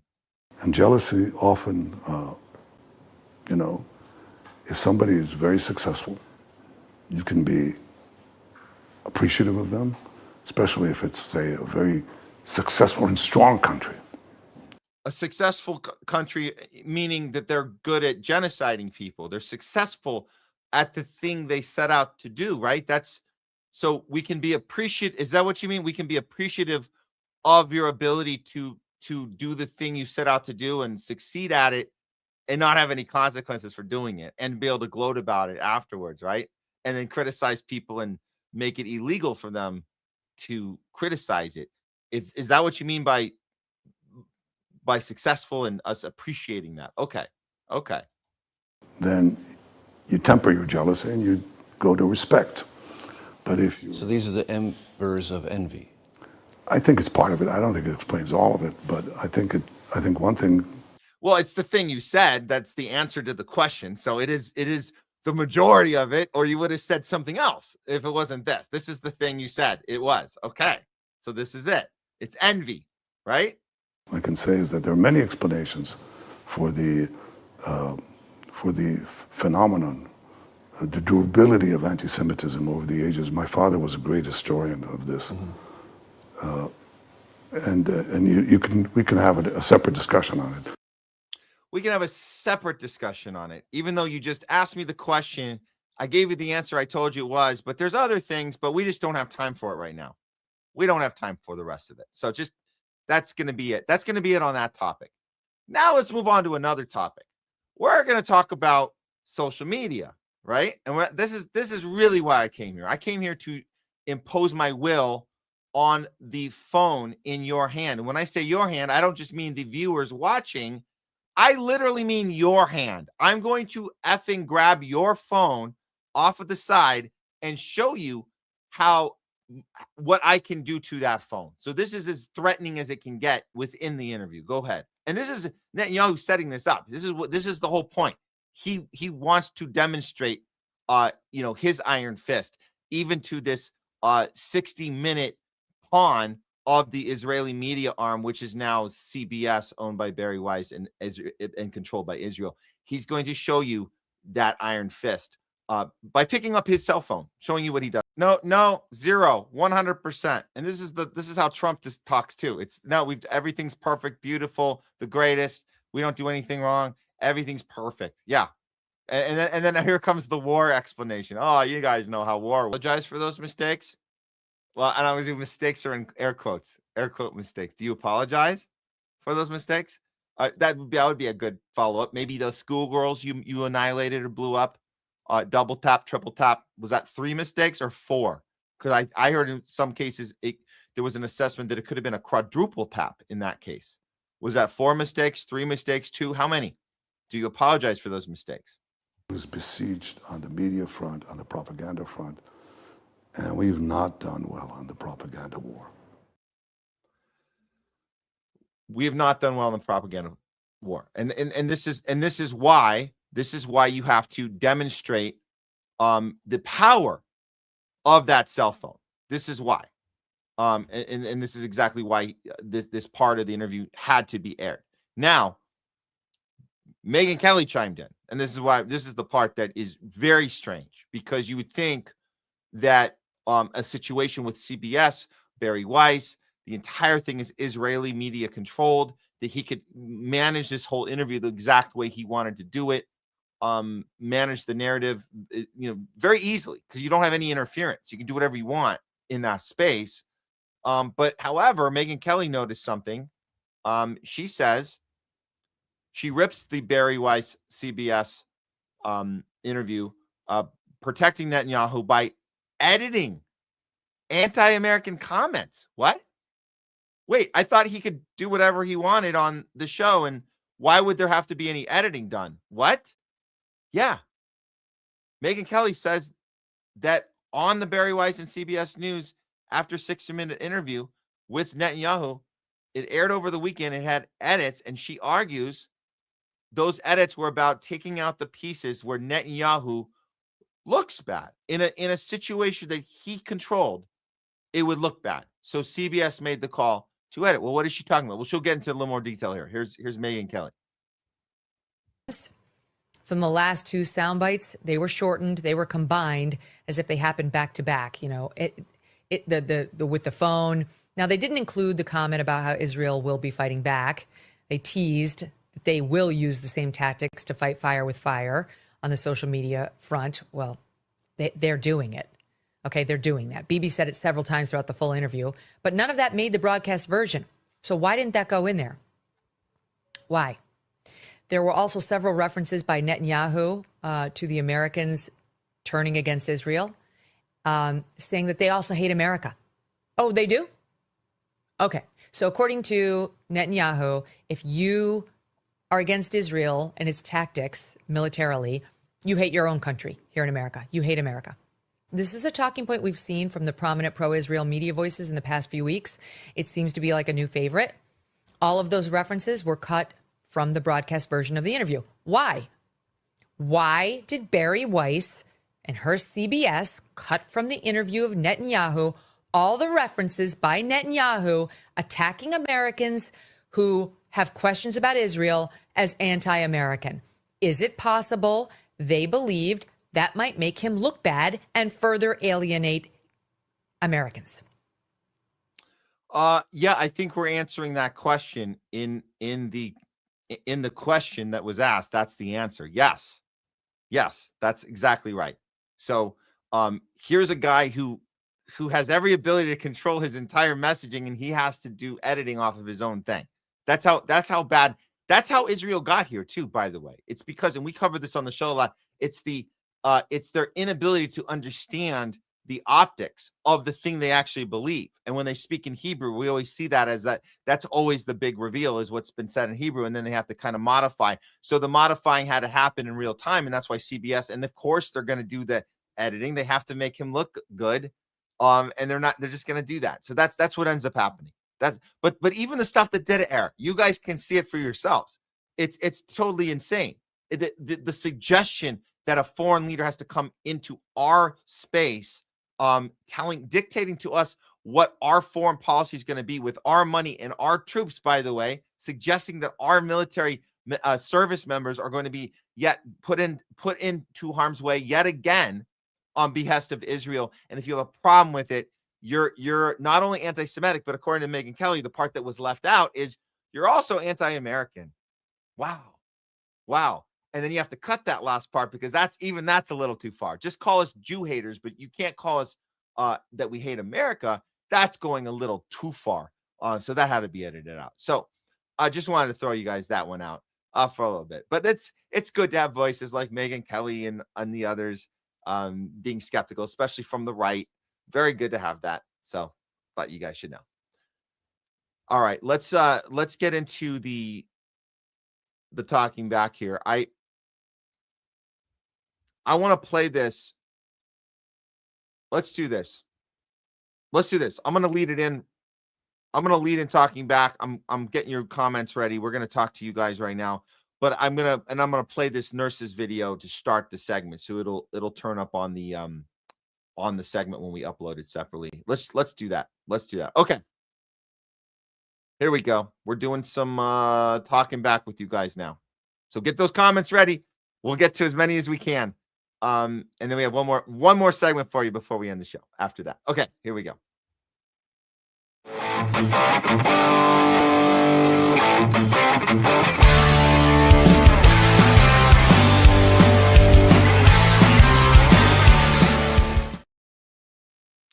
It's talking back today. We had a show loaded up today. The main focus is that the thing that they want to tell you that it's not over, it's not going to be over until they tell you it's over, whether it be the war in Iran, whether it be the next pandemic, or as we say here, the next plandemic, as we're looking at the Hantavirus. And of course, with Iran, it's the same thing, where even when we say, we're pretty much done here, Netanyahu tells us, no, the war ain't over until he says it's over. And with that said, it gives us, I guess, a little more responsibility here to keep holding these people accountable, because it's very easy for us to fall in line and say, well, they told us, the guy came on the TV and told us, so we have to listen to them. No, we're not doing that anymore. So that's why today's show, it's not over until we say it is. We had great discussions with Jay Scott, Craig Poster were on here. We're talking about the AI data centers, mass surveillance expansion. We were talking Project Freedom back on. What is Project Freedom really a thing again? Back on off. We had Dr. Ron on, who was discussing his case being prosecuted against him for helping people during COVID. Yes, you heard me correctly. Being punished for helping people with something other than a vaccine. Wow, there's other ways to help people through COVID than a vaccine. Yeah, there are. And so we had a good discussion with him there. You guys know what we've been going through here in LA and on the home front. Leslie's been very, I guess overwhelmed with a lot of your guys' reaching out and showing us that you care and you're there. And she's very grateful for that. And I'm very grateful for that. Where she's not able to be here right now because of the tragedy in our family. The unfortunate passing of her father has been a really, really difficult challenge right now, being that being that the last 5.5 years have been living out of this unknown state, being kind of trapped in this kind of victims of the healthcare, death care system, and doing our best to stay, positive throughout, and just having that extra fight that it takes to fight to wake up against all odds and keep fighting, which he certainly did, and we all have certainly tried our best to do. And we hope that you guys as well can take on the fights of your day. So that's where we are now, and we do appreciate the outpouring of support. It's been pretty phenomenal. Let me do this before I get to your comments. I did have this video I wanted to share. It came up in our feed. It is a Lego movie, but it's very personal this time. And I know we've played a few on the show before. This time it's a little different because kind of hits home. This is a video called "Remember the Fallen," and it happens to be just coming off of Nurses Week, which is crazy to say that being that Leslie being an RN and dealing with this loss of her father, and just this, we're in a new time now where there's this new virus they're going to push on us, this Hantavirus they're going to be pushing on us. And we remember how the nurses that were courageous and said no and stood up, they were vilified for COVID, and that, are we going to go through that yet again? And then we see nurses and EMT workers being blown to death, blown up in the middle of helping people in Gaza, in Lebanon. That's happening. Hospitals being blown to bits, which is, you can't even process that EMT workers and nurses are going into harm's way to help people and are getting blown up. It's absolutely insane. And to not even to be able to fully grasp the level of horror that must be. So being that we're coming off of Nurses Week, EMT Week is starting up as well. So we're right in between both right now. And we want to celebrate all of the nurses we know and EMT workers as well, not just here, but all over the globe, especially if you're in harm's way right now and you're trying to just help people while the fear of being blown up to bits while you're doing your job. It's something that none of us can really fully fathom. But here's a Lego movie coming out of Iran showing us that they understand that trauma. And this is a salute to all nurses and EMT workers that are dealing with this now. Here it is. EMS Week is coming, but we remember the fallen. Thousands of medics murdered in Gaza. Over 100 in Lebanon. Yeah. Medics murdered! Medics murdered! White coats in the dirt, ambulances burned. Zionist regime, your morality is dead. One day you'll stand in the hay, that's what we said. Yeah. Thousands of paramedics killed in Gaza and Lebanon, saving lives under fire hit by your drones. Ambulances mark clear, sirens in the night. You still pulled the trigger, showed no light. Targeting the healers, the ones who come in between. This is not war, this is a war crime scene. EMS Week is coming, but we remember the names. Every medic you killed, every life you took in vain. Medics murdered, white coats in the dirt, ambulances burned. Zionist regime, your morality is dead. One day you'll stand in the hay, that's what we said. Yeah, you call it collateral, we call it a crime. Hitting rescue teams in real time. Hospitals bomb, medics erased while the world stays quiet. You celebrate for every fallen medic, for every siren that stopped. We honor the brave. We will never forget. Drums of war are beating. We hear them loud and clear. They killed the medics, but the memory stays here. Medics murdered. White coats in the dirt. Ambulances burned. Thousands gone. We will never forget. Zionist regime, your morality is dead. Sacred defense. We keep our word. For every medic lost, we rise. Sacred defense.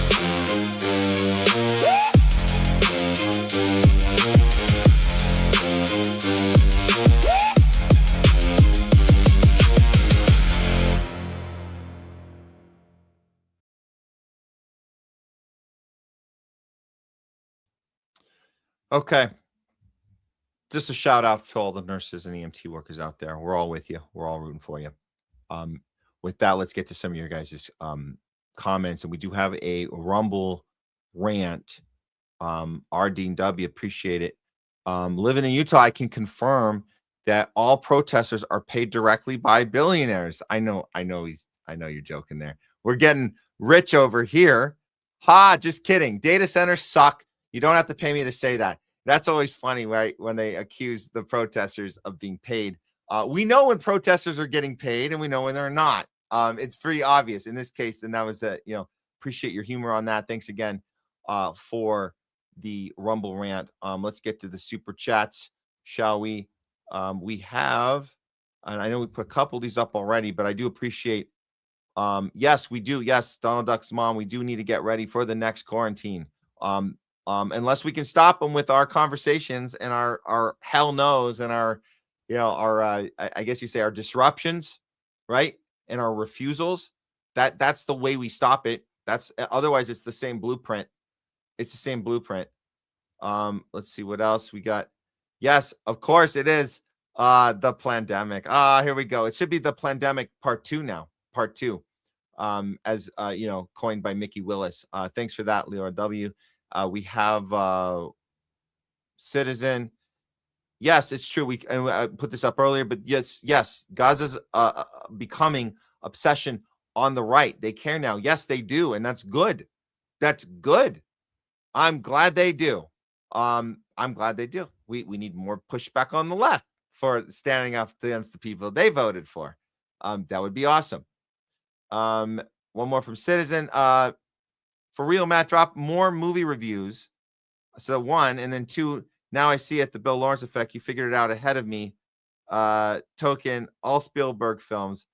Hasbro. Yeah, there's a whole thing on Spielberg films, and this is what Hollywood is about. We do the HOLLYWOKE segment. We're actually going to do one after this, so don't go anywhere. We're going to do a HOLLYWOKE segment, but we know the PSYOP. We know the Hollywood PSYOP. They educate us. They program us to get ready for each American imperialism, U.S. Israel war machine operation by sticking it into the film.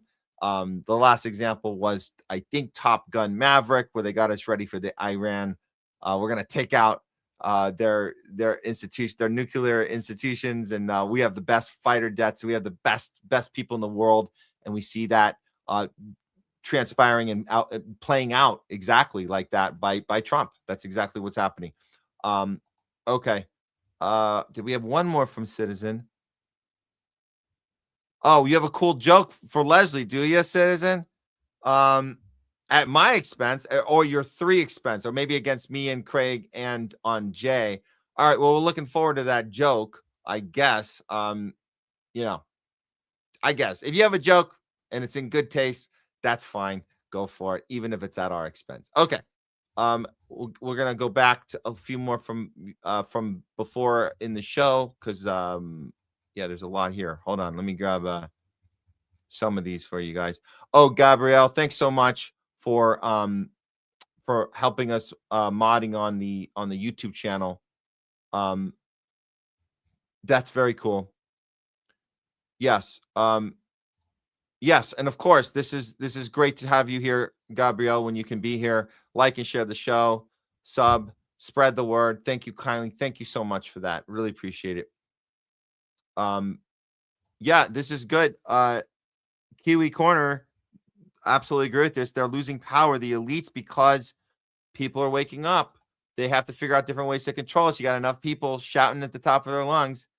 It's harder to control us now. It really is. And I do think that even if they call this next thing, this Hantavirus, a thing that's actually going to go far and get people to do stupid stuff like, wear respiratory masks wherever they go, or, don't leave their homes for another 6 months or 2 years.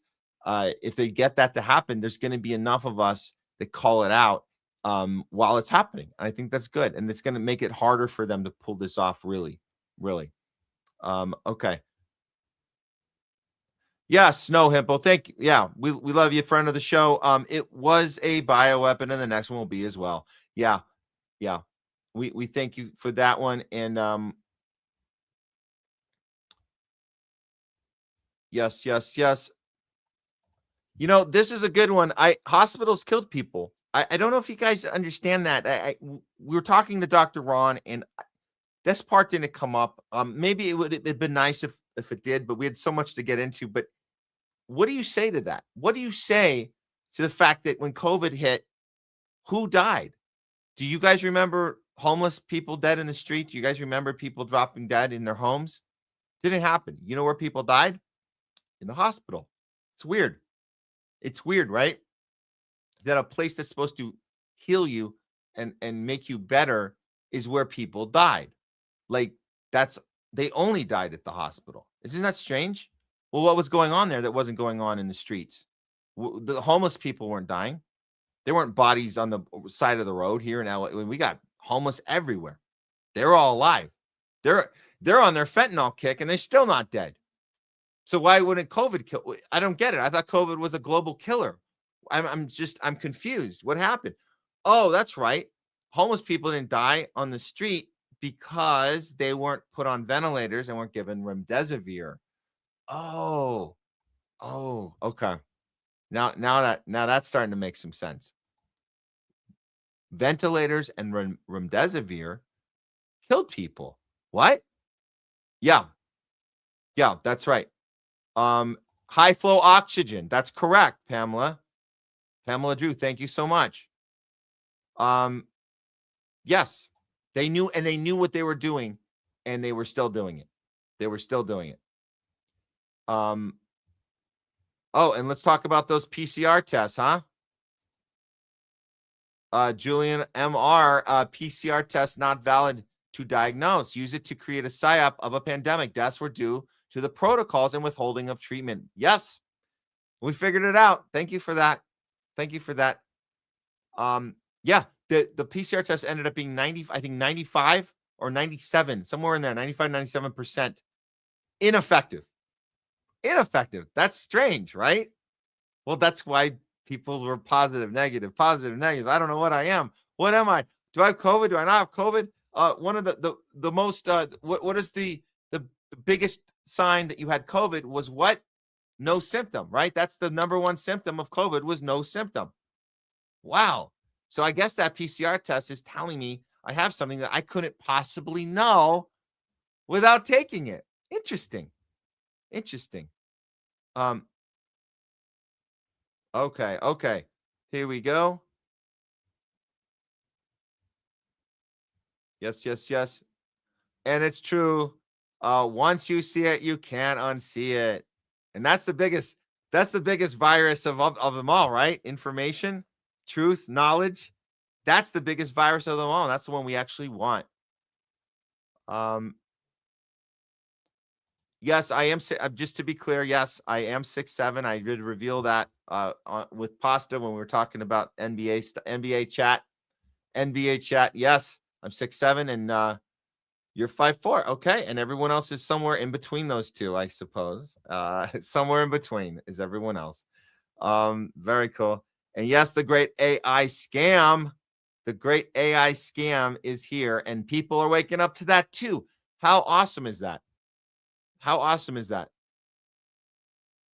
And yes, we didn't play the clip of the noise these things make. So all these data centers that are showing up, popping up in people's like neighborhoods, you can like that's the noise. It's like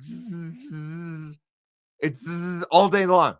And we didn't cover I think we covered this on the Thursday show. All the chemicals, pollution, all the carbon emissions. Oh my God, the carbon emissions.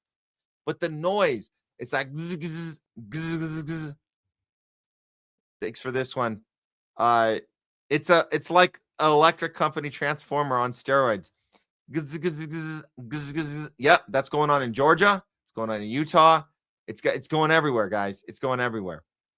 And yes, the Epstein class, Matt. I have to remember all the different classes that are against us. They're all the same thing, right? The billionaire class, the donor class, the warmongers, the psychopaths, the Zionists, the Epstein class, the child pedos, the adrenochrome drinkers. That's a long list. How many things they are, right? But these are the people that Iran is fighting against right now. Isn't that funny? I mean, that's great, right? That they're saying we're against worshiping this Baal character, right? We're against this Epstein class. So are we then rooting for them? Well, kind of. Yeah, that's the idea. We root against the psychopaths, right? So if there's a country taking them on, we're gonna be like, yes, take them down. It's important, and they're not coming after us. They're coming after our rulers, right? The ruling class. Take them out. We're good. They like us. That was the other lie. Wasn't that the other lie they told us? Was that, they all want to, Islam. Oh my God, they want to kill us. No, they don't. They want to take down our leadership because our leadership is a bunch of psychopathic pedophiles. That's why. We're not on the target. Believe me, guys. We're fine. We should be way more afraid of our leaders hurting us than their leaders hurting us. Let's just be clear on that, okay? Okay. We'll do a few more here.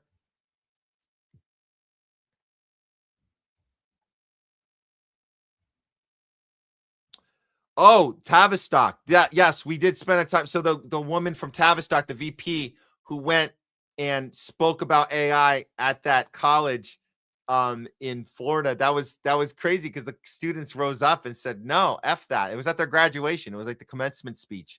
And they said, no, we hate AI. F you. And they booed her off stage. That's awesome. So she's from Tavistock.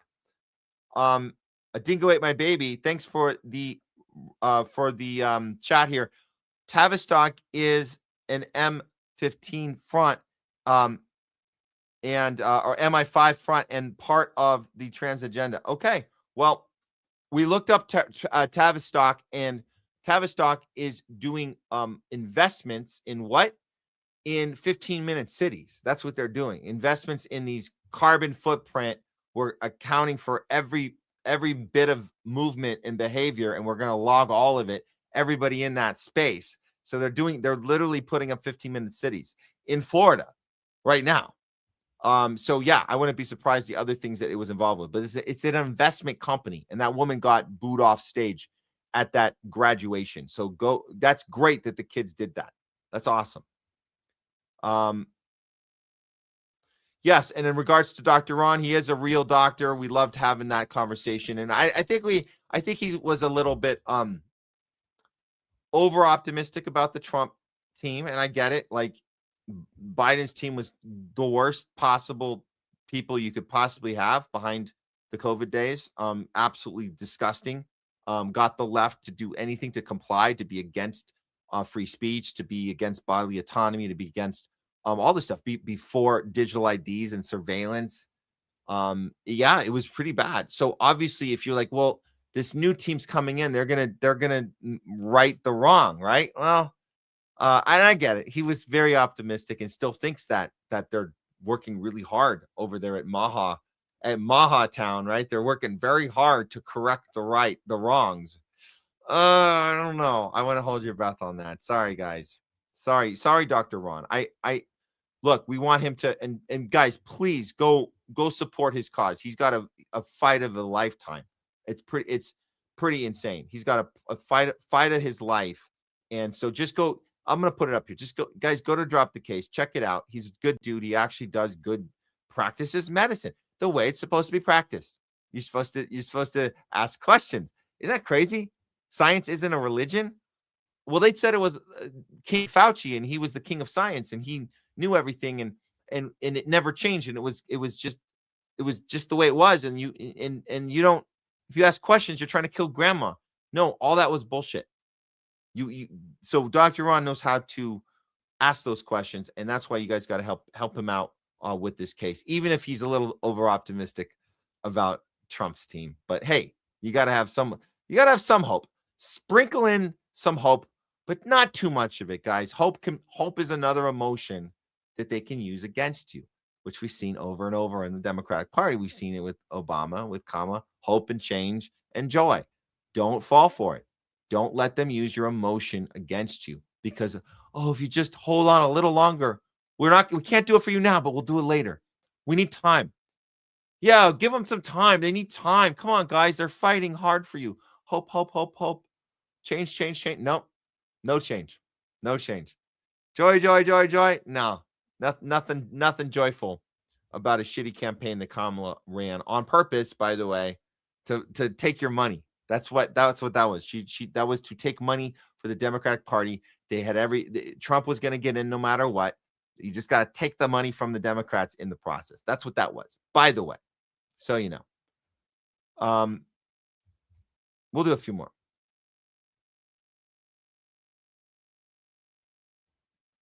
Oh, this is funny. Was patient 0 staying in cabin 911 like last time? Aha, that's funny. Haha, good one, good one.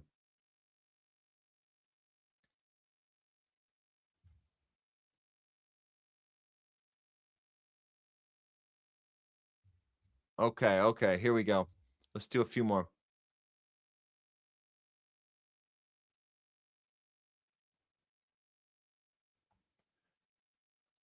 Yeah, so we were talking about how many doctors are compromised, and this is a conversation. We want there to be less of them. He just described most doctors, so that's why we shouldn't trust the medical community anymore. It's a cult. Yeah, and that's why we have to tippy-toe around the ones we have. I got one. You want to know if you can trust your doctor? Here's all you got to do. Go in or do it on the phone. I know Jay likes to call in advance, which is probably save some time, right? Because you don't want to haul your ass over, bring your family over, bring your kid over.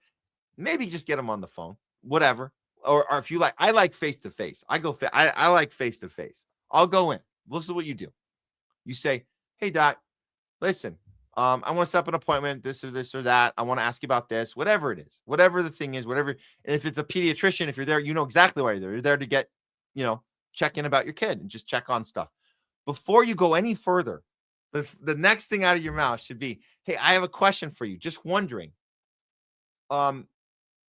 would you recommend a COVID vax to me right now? I'm just wondering, because I've heard different things. Would you recommend it? See what their answer is. You'll know exactly if you need to walk out that door. And the answer shouldn't be anything other than, no, I would not recommend that to you. I don't recommend it to anyone. And if they say that's the correct answer, then you follow up and you say, have you felt that way the whole time, or did that change? And then you'll see how honest they are there. But just if you at least get that, you have something to go on. Now, of course, the other answer is, how many have you had? They might say, how many have you had? You might need one. I don't know. Or that's your call. Let me know. All bad answers. All bad answers. That means you say, thank you for your time. Goodbye. You either hang up or you turn around and you walk out. That's it. That's it. That'll show you everything that shows you everything you need to know. Everything about character, about just decent. I don't want to say intelligence, but just a self-awareness in the environment we're in, and courage. It shows courage, right? So it shows all those things, honesty and all that. So that's what I would recommend. Start with that. Anyways, I think we got, okay, we're gonna do one more. From Chris, thank you so much. Really appreciate that super chat. My condolences to your family. All we can do is keep fighting and to never forget our loved ones who's lost along the way. That's correct. That's absolutely well said. Thank you. Really, really appreciate everything here, Chris. Thank you so much. I'll pass it along to Leslie, of course. Yeah, very, very cool. Thank you so much. Okay, well, we will wrap it up there. Oh, if you guys want to just to circle it back, since we opened this segment with the Lego movie because it is the end of Nurses Week and the beginning of EMT week. Here is the actual link. You can go to it in the chat right now, and I think we'll and thanks for that. Go start. That's the medics being murdered one that you guys saw. If you want to have a copy of it yourself, or you can just clip it from ours and send it out from there. Whatever you want to do. It's all good. Okay. Final comment. That's correct, Hugo. Hopium is not good. And that was Talking Back today with Matt. And more comments coming in. We'll throw them up before the show. I'll try to throw some of them up before the show. Okay. One more quickie break before the next one. One more quickie break before the next one. We're gonna finish with a HOLLYWOKE, and we are talking about comedy today. We're talking about comedy and how important comedy is and what happened to it. All that's in this discussion. We're going to cover the Kevin Hart stupid event on Comedy Central. Actually, it used to be on Comedy Central. Now it's on Netflix. It's awful stuff. But comedy is still important to us. So we're going to have a discussion about that in this week in a HOLLYWOKE coming right up. I just need let me grab this one clip. Just grabbing a clip for you guys to lead us in before we start the segment. Where did it go? Here we go. Okay, here we go. Come on. Find it. Oh, we found it. Okay. Here is an example of a comedian who gets it right. Before we start the next segment, enjoy this guy. He's pretty badass. His name is Sammy Obed. If you haven't heard of him, we'll see you back here in 3 minutes for This Week in HOLLYWOKE. About Charlie Kirk. I didn't even know that was in their wheelhouse. It was literally a video. You have this Iranian general just sitting in a chair with his face blurred. He's speaking in English, which means it's to me, okay? But he has an Iranian accent. I know it's an Iranian accent because I lived in LA for 10 years. He's like, let me tell you about a Charlie Kirk. I'm like, what do you got for me, General? And he's like, did you know Charlie Kirk was killed by your government? I was like, yes, I did know that. I did actually. He's like, well, while we were hacking Cash Patel for funsies, we got into your FBI's mainframe, no big deal. Apparently the password's Valhalla123. And we found documents that revealed that your government plotted the murder of Charlie Kirk, and it didn't go according to plan. What? Our government botched an assassination attempt? We would never. He says, well, did you know Charlie Kirk was not killed by a bullet? He was killed by an explosive device planted into his microphone that was clipped to his shirt. I know. Mind blown. Better choice of words? Sure. I'm sure a lot of people are asking, what? Who could even plant an explosive device in a small piece of technology and detonate it remotely? Who would do that? But it's a thing, and it is real. And it is real. And it is real. And it is real. And it is real. And it's Israel. They did it with pagers in Lebanon. By the way, where did we get this? Trevor? Best Buy? What is it? Tel Aviv Tech? Okay. He said the device was supposed to explode downward into Charlie's chest cavity to make it seem like a clean gunshot wound to the chest. So we would all be like, oh my God, he was shot. And they'd thumbs up the fake Tyler on the roof. Be like, good job, buddy. We'll see you in Valhalla. But it didn't go according to plan because the device misfired. Like, where have I heard that before? And a piece of shrapnel shot through Charlie's neck and it came out to the place that we were supposed to see the bullet going in. Now, this was the part that he said that blew... Okay. This was the part, he said, that really opened my eyes. He said, because it misfired and because it exploded in all sorts of which ways, a bunch of pieces of shrapnel flew everywhere, and a lot of them went down and lodged themselves deep into the concrete where Charlie Kirk was speaking. And this is why, the next day, a bunch of people came to repave the entire area. So Charlie Kirk is shot, and the next morning, a bunch of random guys from God knows where in Israel come and start repaving the entire asphalt. Just like you could have chose a better time to do that. This is literally the weirdest, most eerie part of the Charlie Kirk case, aside from Erica. It is the second strangest part about the case. Like if you were watching a crime drama like CSI Orem and somebody gets shot and then like moments later like, oh, nothing to see here, we're just repaving the whole area. That would be like a 10-part series where they're trying to figure out like who the are these contractors? And so then the Iranian general was like, and this is how you know that it was your government who killed Charlie Kirk. like and subscribe to my page. Hit the bell. I was like, do you have Lego content? The Iranian intelligence, they understand the American mind because they know that Charlie Kirk is a very sensitive issue in the United States. They understand that even better than I did. Because after Charlie Kirk was shot, I honestly didn't even know that much about him. I was like, oh my God, that's horrible. But I still did a stand-up routine because that's what I do. I would do it to any of you. Don't take it personally. I posted it on YouTube and YouTube took it down instantly. That's never happened to me in the history of my whole career. And you've seen some of the things I talk about. That's how many people flagged it saying no, they were upset, they were very sensitive about it. I didn't know you can't make jokes the same day. All right, that was stuff on my part. I should have at least waited for the cement to dry.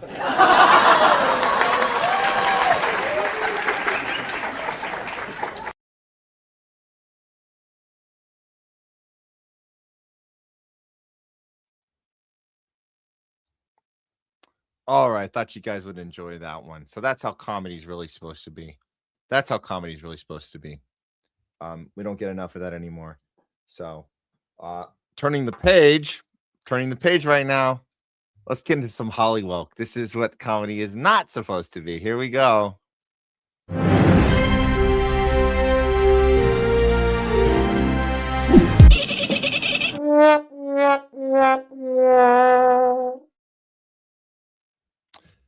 This week in HOLLYWOKE, we had a huge event here in LA. So huge, super huge.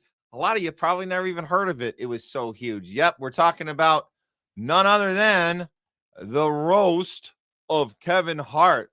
Ooh, look at that. Let It Burn, hosted by Shane Gillis. Now, he's an interesting character. Interesting to put Shane Gillis. That guy has done a little bit of challenging of stuff here and there, sprinkled in. Kevin Hart hasn't challenged anything. He's a tool of the establishment. He's a tool of the woke culture. He does exactly what he's told to do at the time he's supposed to do it. And this was what he was told to do, was be roasted by Netflix, which has completely changed this entire approach to comedy. When it used to be, Comedy Central used to do these events, and they would leave it open a lot of the times for this little group of comedians to kind of make fun of each other in real time. They didn't air it live, but so they did edit it. But it was an open forum for them to kind of go after each other. And a lot of them were more friendly back then. I mean, as far as like being in friend circle, and it was like a little club to do it. And it was not an A-lister thing. This was a very, B, C-lister situation. Before Comedy Central, it was even more off the grid and less mainstream, because they used to have these events even more off the grid, just between people that, considered themselves, people with influence, people with followings. However, they could just stop what they were doing and just make fun of each other. And there was kind of a routine there. It's not that anymore. So what Netflix is doing is making this big Super Bowl event. And by Super Bowl, I mean literally bringing Super Bowl athletes to the table, and the money they spent on it, and all the effects, and just it's a big spectacle, and it's not real. And it's a complete joke. And even when Shane Gillis, who I don't think I think he can sometimes challenge people, but when he comes out and the very first line he says is he says he's here for Kevin Hart, and he says he's a man who people used to like in a town that used to matter. And nothing more true was said the rest of the night, except that. And so that tells you something. It tells you something about Hollywood. It tells you something about who do we look up to. Do people care about A-list celebrities anymore, like a Kevin Hart? Are anyone even watching this? Well, Netflix can make sure you watch it, because everybody with a Netflix subscription is going to see it on their main page when they turn on their app. So they're going to count views like we've never seen. And plus, we know Netflix has a system in place where they don't have to show their statistics. They're very secretive about their numbers, and they keep it to their chest. So we don't really know for sure how successful the event actually was. And I don't think Netflix gives a crap whether we think it's successful. They're going to tell us it was, whether anyone watched it or not. And that's the device in play right now. So with that said, I know you guys didn't watch it. I honestly did not want to go through the whole damn thing, but there were a few moments that did stick out. Let's start with this. This is Shane Gillis taking a shot at Chelsea Handler. You might have seen this clip on your feed. If we have to cut it because of copyright, We'll whatever. We'll cut it and talk about it later. But there was some reaction to this. So let's play the clip first, and then we'll talk about it. Very interesting that the Z word was actually used here. That's right. We're talking about Zionist was actually used in this production. So here we go. Zionist. Wait, back it up. It looks like it's cut off at the beginning. He's saying Chelsea Handler is a Zionist. Oh, interesting. Some people didn't know that. Oh, interesting. Where are you going with that? Chelsea is a Zionist. I'm not saying that's good or bad. Speaking of dead kids, she's a big fan of abortions. Chelsea's been scraped more times than the grill at Benihana. Okay. Is he going to go back now to the Zionist thing or let that go? He might go somewhere else. Let's see. He might get into a little Epstein issue here. Let's see what happens. Speaking of tossing tiny shrimp into a child's mouth, Chelsea Handler went to dinner at Jeffrey Epstein's house in 2010. It's just a fun one. You can look it up. There's articles. It wasn't like a big party. There was like 7 people there. And it was like Prince Andrew and Woody Allen were there. Anyway, ladies and gentlemen, Chelsea Handler. And Shane, just so you know, Judaism and Zionism are 2 different things. Kind of like how Chinatown and Koreatown are 2 different things, but your favorite slur works in both places. Shane has been accused of being anti-Asian, which is ironic considering he has the complexion and physique of a steamed dumpling.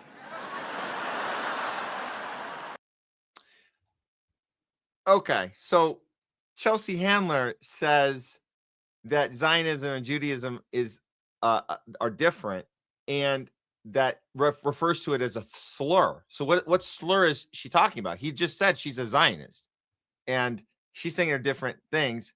But she's behaves like a Zionist, and he never said it was a bad thing. So she's assuming it's a slur, which is really interesting. Very interesting that she would call it a slur. Well, let's look closer at Chelsea's Zionist tendencies. That it's very easy to find this out. All you got to do is go to one of her shows, and it was described as an anti-Israel protester interrupts Chelsea Handler's comedy show because of her support for the Jewish state. So she's doing a show. Several women interrupt Chelsea Handler. This was in Richmond, Virginia. And it was a coordinated effort to protest Jewish comedian support for Israel. And her being Jewish or not isn't the point. The point is she supports genocide. That's what she does, period. She can pretend that she's for peace in the Middle East. A lot of these celebrities like to say, oh, I just want peace on both sides. But you're for the state of Israel to do whatever it wants. It's definitely Zionist tendencies. Here's how we know. Because in the video, the female audience member stands up and says and shouts in the middle of the show, this is a disruption. This obviously pisses off comedians when you do this. She says mass murder. The pro-Israel comedian says back, and this is pro-Israel as in pro-Zionist. The pro-Zionist comedian says back, I can't hear you, before adding, oh honey, please, this is not what this night is for. Then she asked the security guards to remove the protest from the audience. Really? Is that the correct move when you're dealing with heckling, as they like to call it? It's called heckling, right? You're in the middle of your set and you get heckled. Is that the best way to deal with it if you cared about the cause? No, because you don't care about the cause. That is exactly the way you deal with it when you don't care about the cause. If you do care about the cause and you don't want to be heckled, all you got to do is say, Free Palestine, we hear you. Now let me finish my set. You know what do you know the applause you would have gotten? Do you know the applause you would get if she just said, I hear you. Free Palestine. Absolutely. Stop the genocide. Gotcha. Okay, I got to get back to my set now. Thank you. No. She says, that's not what we're here for, honey. So she gets up on the stage with Shane Gillis and tries to make it look like he's conflating. We don't care that you're Jewish. You're Jewish, you're not Jewish. You're a freaking Zionist. That's what he's saying. And he just said it. He didn't that was it. And by the way, that's all you can get away with on a Netflix special. That's all you can do is say that. I'm just stating a fact, not good or bad. And that's it. And that's why he was allowed to say that. Okay. Well, let's look at the other part of that bit. This is the thing he said. You can look it up. The Epstein line. Oh, this is interesting. The Epstein meal. Here's the Epstein meal Chelsea Handler had. It was a dinner with Jeffrey Epstein. I like how it says, page 6 says, dragged into Kevin Hart roast. Dragged? Huh? I thought roasting was about everything. What is this drag? What do you mean dragged? Like, oh, that's off limits. The fact that Chelsea Handler had a dinner with Jeffrey Epstein. How dare you bring that up? That's a comedy show's not a place for that. Well, Handler herself has previously spoke about the dinner she attended. It was actually, well, she talked about it in February of 2021. And she says that the podcast episode came less than 2 years after the disgraced financier died in an apparent suicide, which obviously we know was not a suicide, while in jail on child sex trafficking charges in August of 2019. So she says, I did go to dinner at Jeffrey Epstein's house. I didn't know who Jeffrey Epstein was. It was like I don't know what year it was. Well, we know when it was. It was in 2010. But it was a long time ago. She continued, and this is the key part. I went with Katie Couric, Woody Allen, and Sun Yi. They were all there. Charlie Rose was there. And then we get to the kicker. Here it is.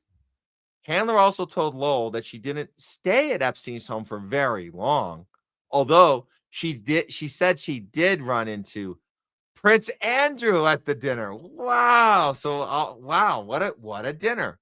When we got there, I was like, what is this gathering? Oh, yeah. Prince Andrew was there with, no one. Oh, that he was there with Jeffrey Epstein. She added, yeah, we had dinner.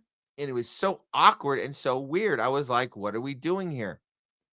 So she insisted that the 2010 dinner was the only time she crossed paths with Epstein. And here is her fatal mistake. Here's how lying works. If you guys want to know how lying works. She thinks she's covering her bases by telling us that it was awkward and weird. And that's the giveaway. Why was it so awkward and weird? What was awkward and weird about it? How did you respond to that weirdness? Did you talk to anyone about it after? Did you talk to your publicist? Is there any record of you chatting about this on a podcast back in 2010? Maybe not right away. You were given Netflix specials a few years later, 2013, 2014, 15, 16. You had plenty of time to bring this up on one of your reality shows. You had reality shows. You had so many times Chelsea Handler could yap and yap and yap all day long, and she never talked about how awkward this was. Well, why was it so awkward? Why are you admitting that part? Wouldn't it be better if you really want to lie about this, Chelsea, if you really wanted to get away with it, you would have said, I didn't think twice about it. It was just a dinner, but people have. And even psychopath, crazy people are capable of going to a dinner and presenting like everything's normal. But you told us in this interview with Rob Lowe, you told us that it wasn't normal. Well, what about it wasn't normal? Why don't you expand on that? That's the problem. I would be a lot better. It would be a lot better off for her, and I would be less red flaggy about this if she just said I was at a dinner and it was totally normal. I don't know what to tell you. I don't know the guy. It was like whatever. You told us it was awkward and weird, and you're not expanding on it. That's a problem. But again, these little moments, happy to see him. Happy to see Shane Gillis call this stuff out. But he can only do so much. He can only say Chelsea Handler, Zionist, Epstein dinner 2010, because all that's already available to the public. That's all. So he can't do anything more than that. But we appreciate his attempt, right? Still not a show. This is not an event I would recommend anyone to go see. It's really, really bad. Really, really bad. Okay. One more example that stuck out here was Pete Davidson. I'm going to play the clip. You may have heard about this. He makes a joke about Charlie Kirk. Might have to edit the joke, but we'll talk about it after. Here it is. It's a quickie. Here we go. Tony reminds me of Charlie Kirk, in that he's definitely been on camera letting a guy unload in his throat. And that's this is the comedian he's talking about. You could direct that joke at anybody. Obviously, it's not personal to him, but this happens to be an anti-Zionist comedian, so that's quite a coincidence. He happens to be the guy he chose to do this to. But let's look at this reaction to Pete Davidson telling this horrible joke. Let's see what people are saying. Pete Davidson is a POS. He just made a disgusting Charlie Kirk assassination joke. Unfucking believable.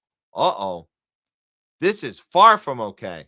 A man was murdered. Pete Davidson was seen mocking Charlie Kirk's assassination. He's definitely been on camera letting a guy unload in his throat. Oh my God, he's referring to the bullets in the throat. But was it in the throat or was it in the chest? Oh my God. Well, that's the reference he's making, and that's not cool. That's not cool. Disgusting. All common decency is lost when Pete Davidson thinks it's okay in any context to joke about an assassination. One more here. Pete Davidson is a disgusting POS. His Charlie Kirk joke is tasteless and unnecessary. Why does the left think this crap is funny? Why, left? Why? Well, I think that's the problem, is that you have this, like, this team politics comes up, right? And we say, oh, the left is completely out of line, and the right, their problem is they want to censor comedy. Okay, so let's look at this. How did we get here? What is the thing that we're supposed to be mad about here? Are we supposed to be mad that Pete Davidson told a joke about Charlie Kirk's death? Or should we be more concerned about the context of the joke, which is pushing a narrative, an establishment narrative that it was a single shooter that shot him in the throat? And that later he goes on to say about this comedian at this roast, Pete Davidson goes on to say, someone needs to kill this dude, Tony. Someone needs to kill him. So he's referring to the one person took a shot at Charlie Kirk because he couldn't stand him. So he's pushing the narrative. This isn't the left. This is the establishment. That's what this is. And if you're on the right, as they call it, the right, that's against this, you're angry for the wrong reason. Don't be angry about the joke went too far, because then you're pushing censorship. Be angry that he's pushing a narrative with the joke. He's pushing an establishment narrative that it was a single shooter. Do you guys understand the difference there about what to be mad at?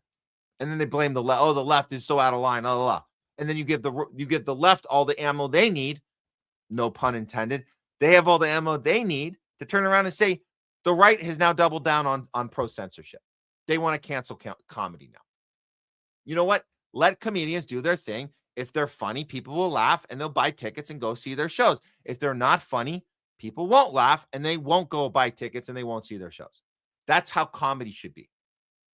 And when you don't laugh at a joke, it shouldn't be because they went too far. It should be because the joke isn't funny. And in this case, I'm not laughing because I think this is the wrong joke to tell about the Charlie Kirk assassination, because all you're doing is pushing an establishment narrative that it was a single furry shooter who texted his boyfriend, here's all the ways I'm going to do the thing, and I'm telling you right now, but don't tell anyone. But here's the entire paper trail of everything that the FBI is setting up. And by the way, the FBI is so super cool. They're really cool people. Text, send.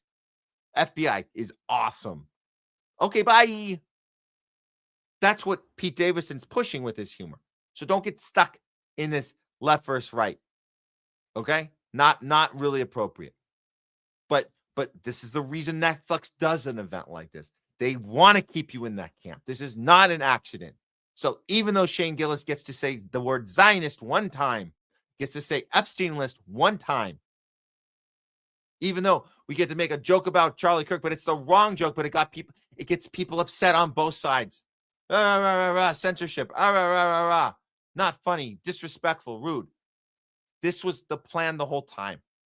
That's what this Netflix thing is about. This is not the roasts of old days. This is not the way it used to be. Comedy has taken a huge hit, and it's not funny. None of this is funny. I don't recommend any of this, but we had to cover for you because it is what we like to call This Week in HOLLYWOKE.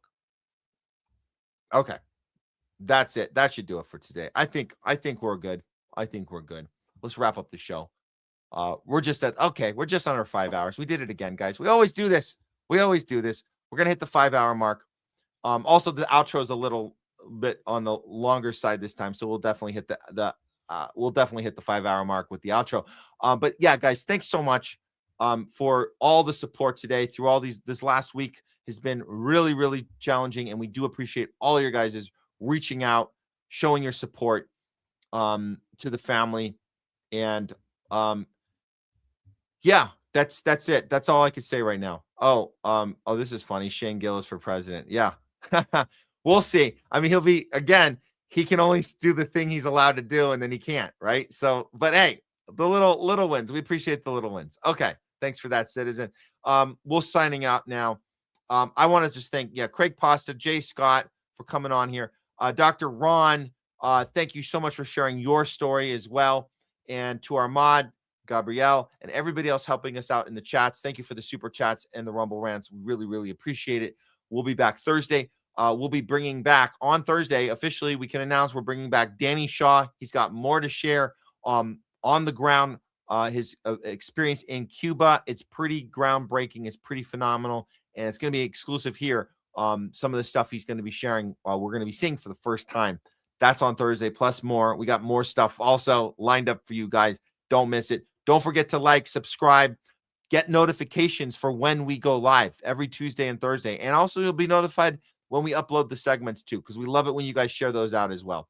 So that should do it. We're going to end today with one more Lego AI movie. This one is about the Epstein files.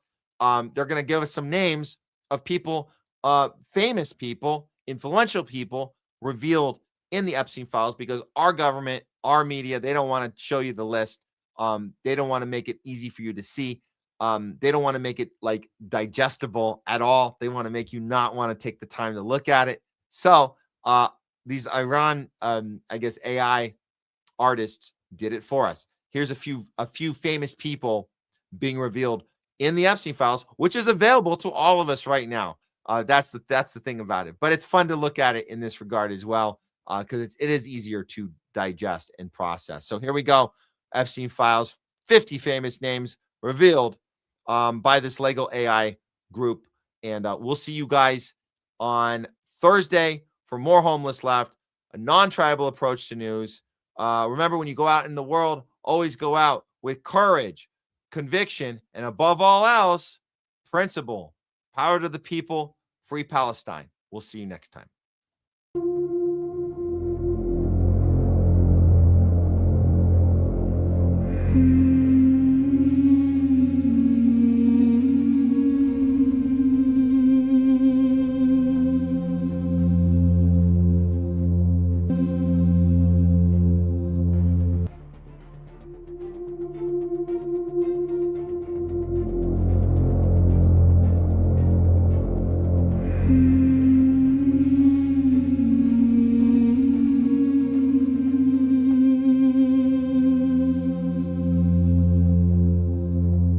Somebody's daughter never came home.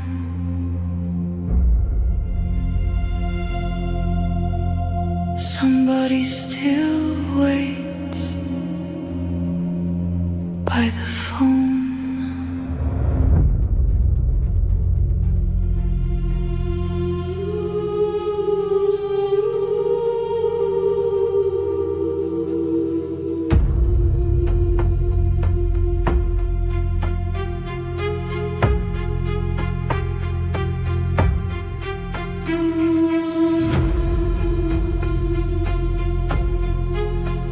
Cold names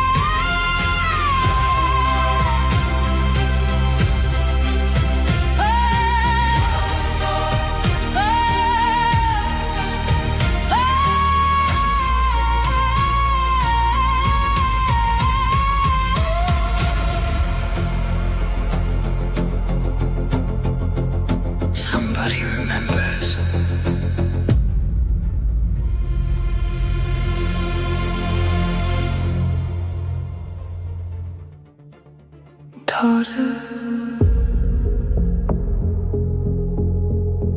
never came home. Somebody still waits by the phone.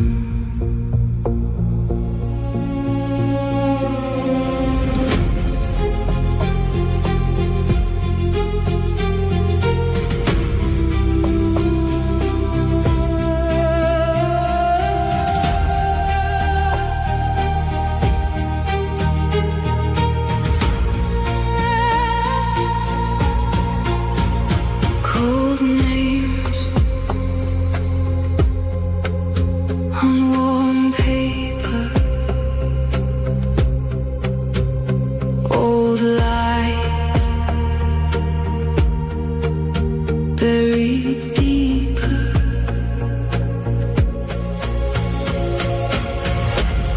No camera saw, no headlines cry. Somewhere tonight, their voices survive. Justice moves slowly, but it still moves. Even ghosts still tell the truth.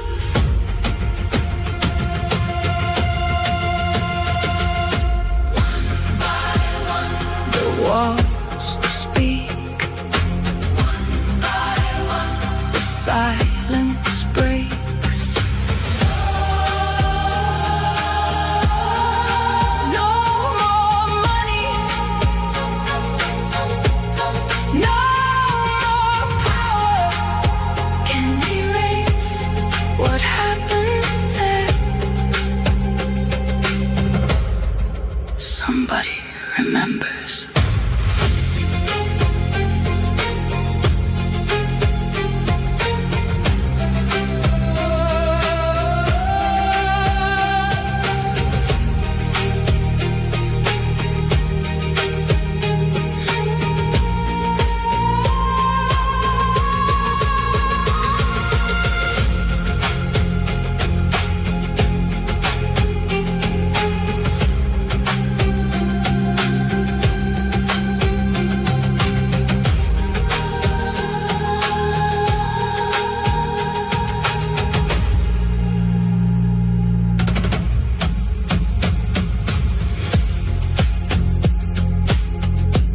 Somebody still waits by the phone.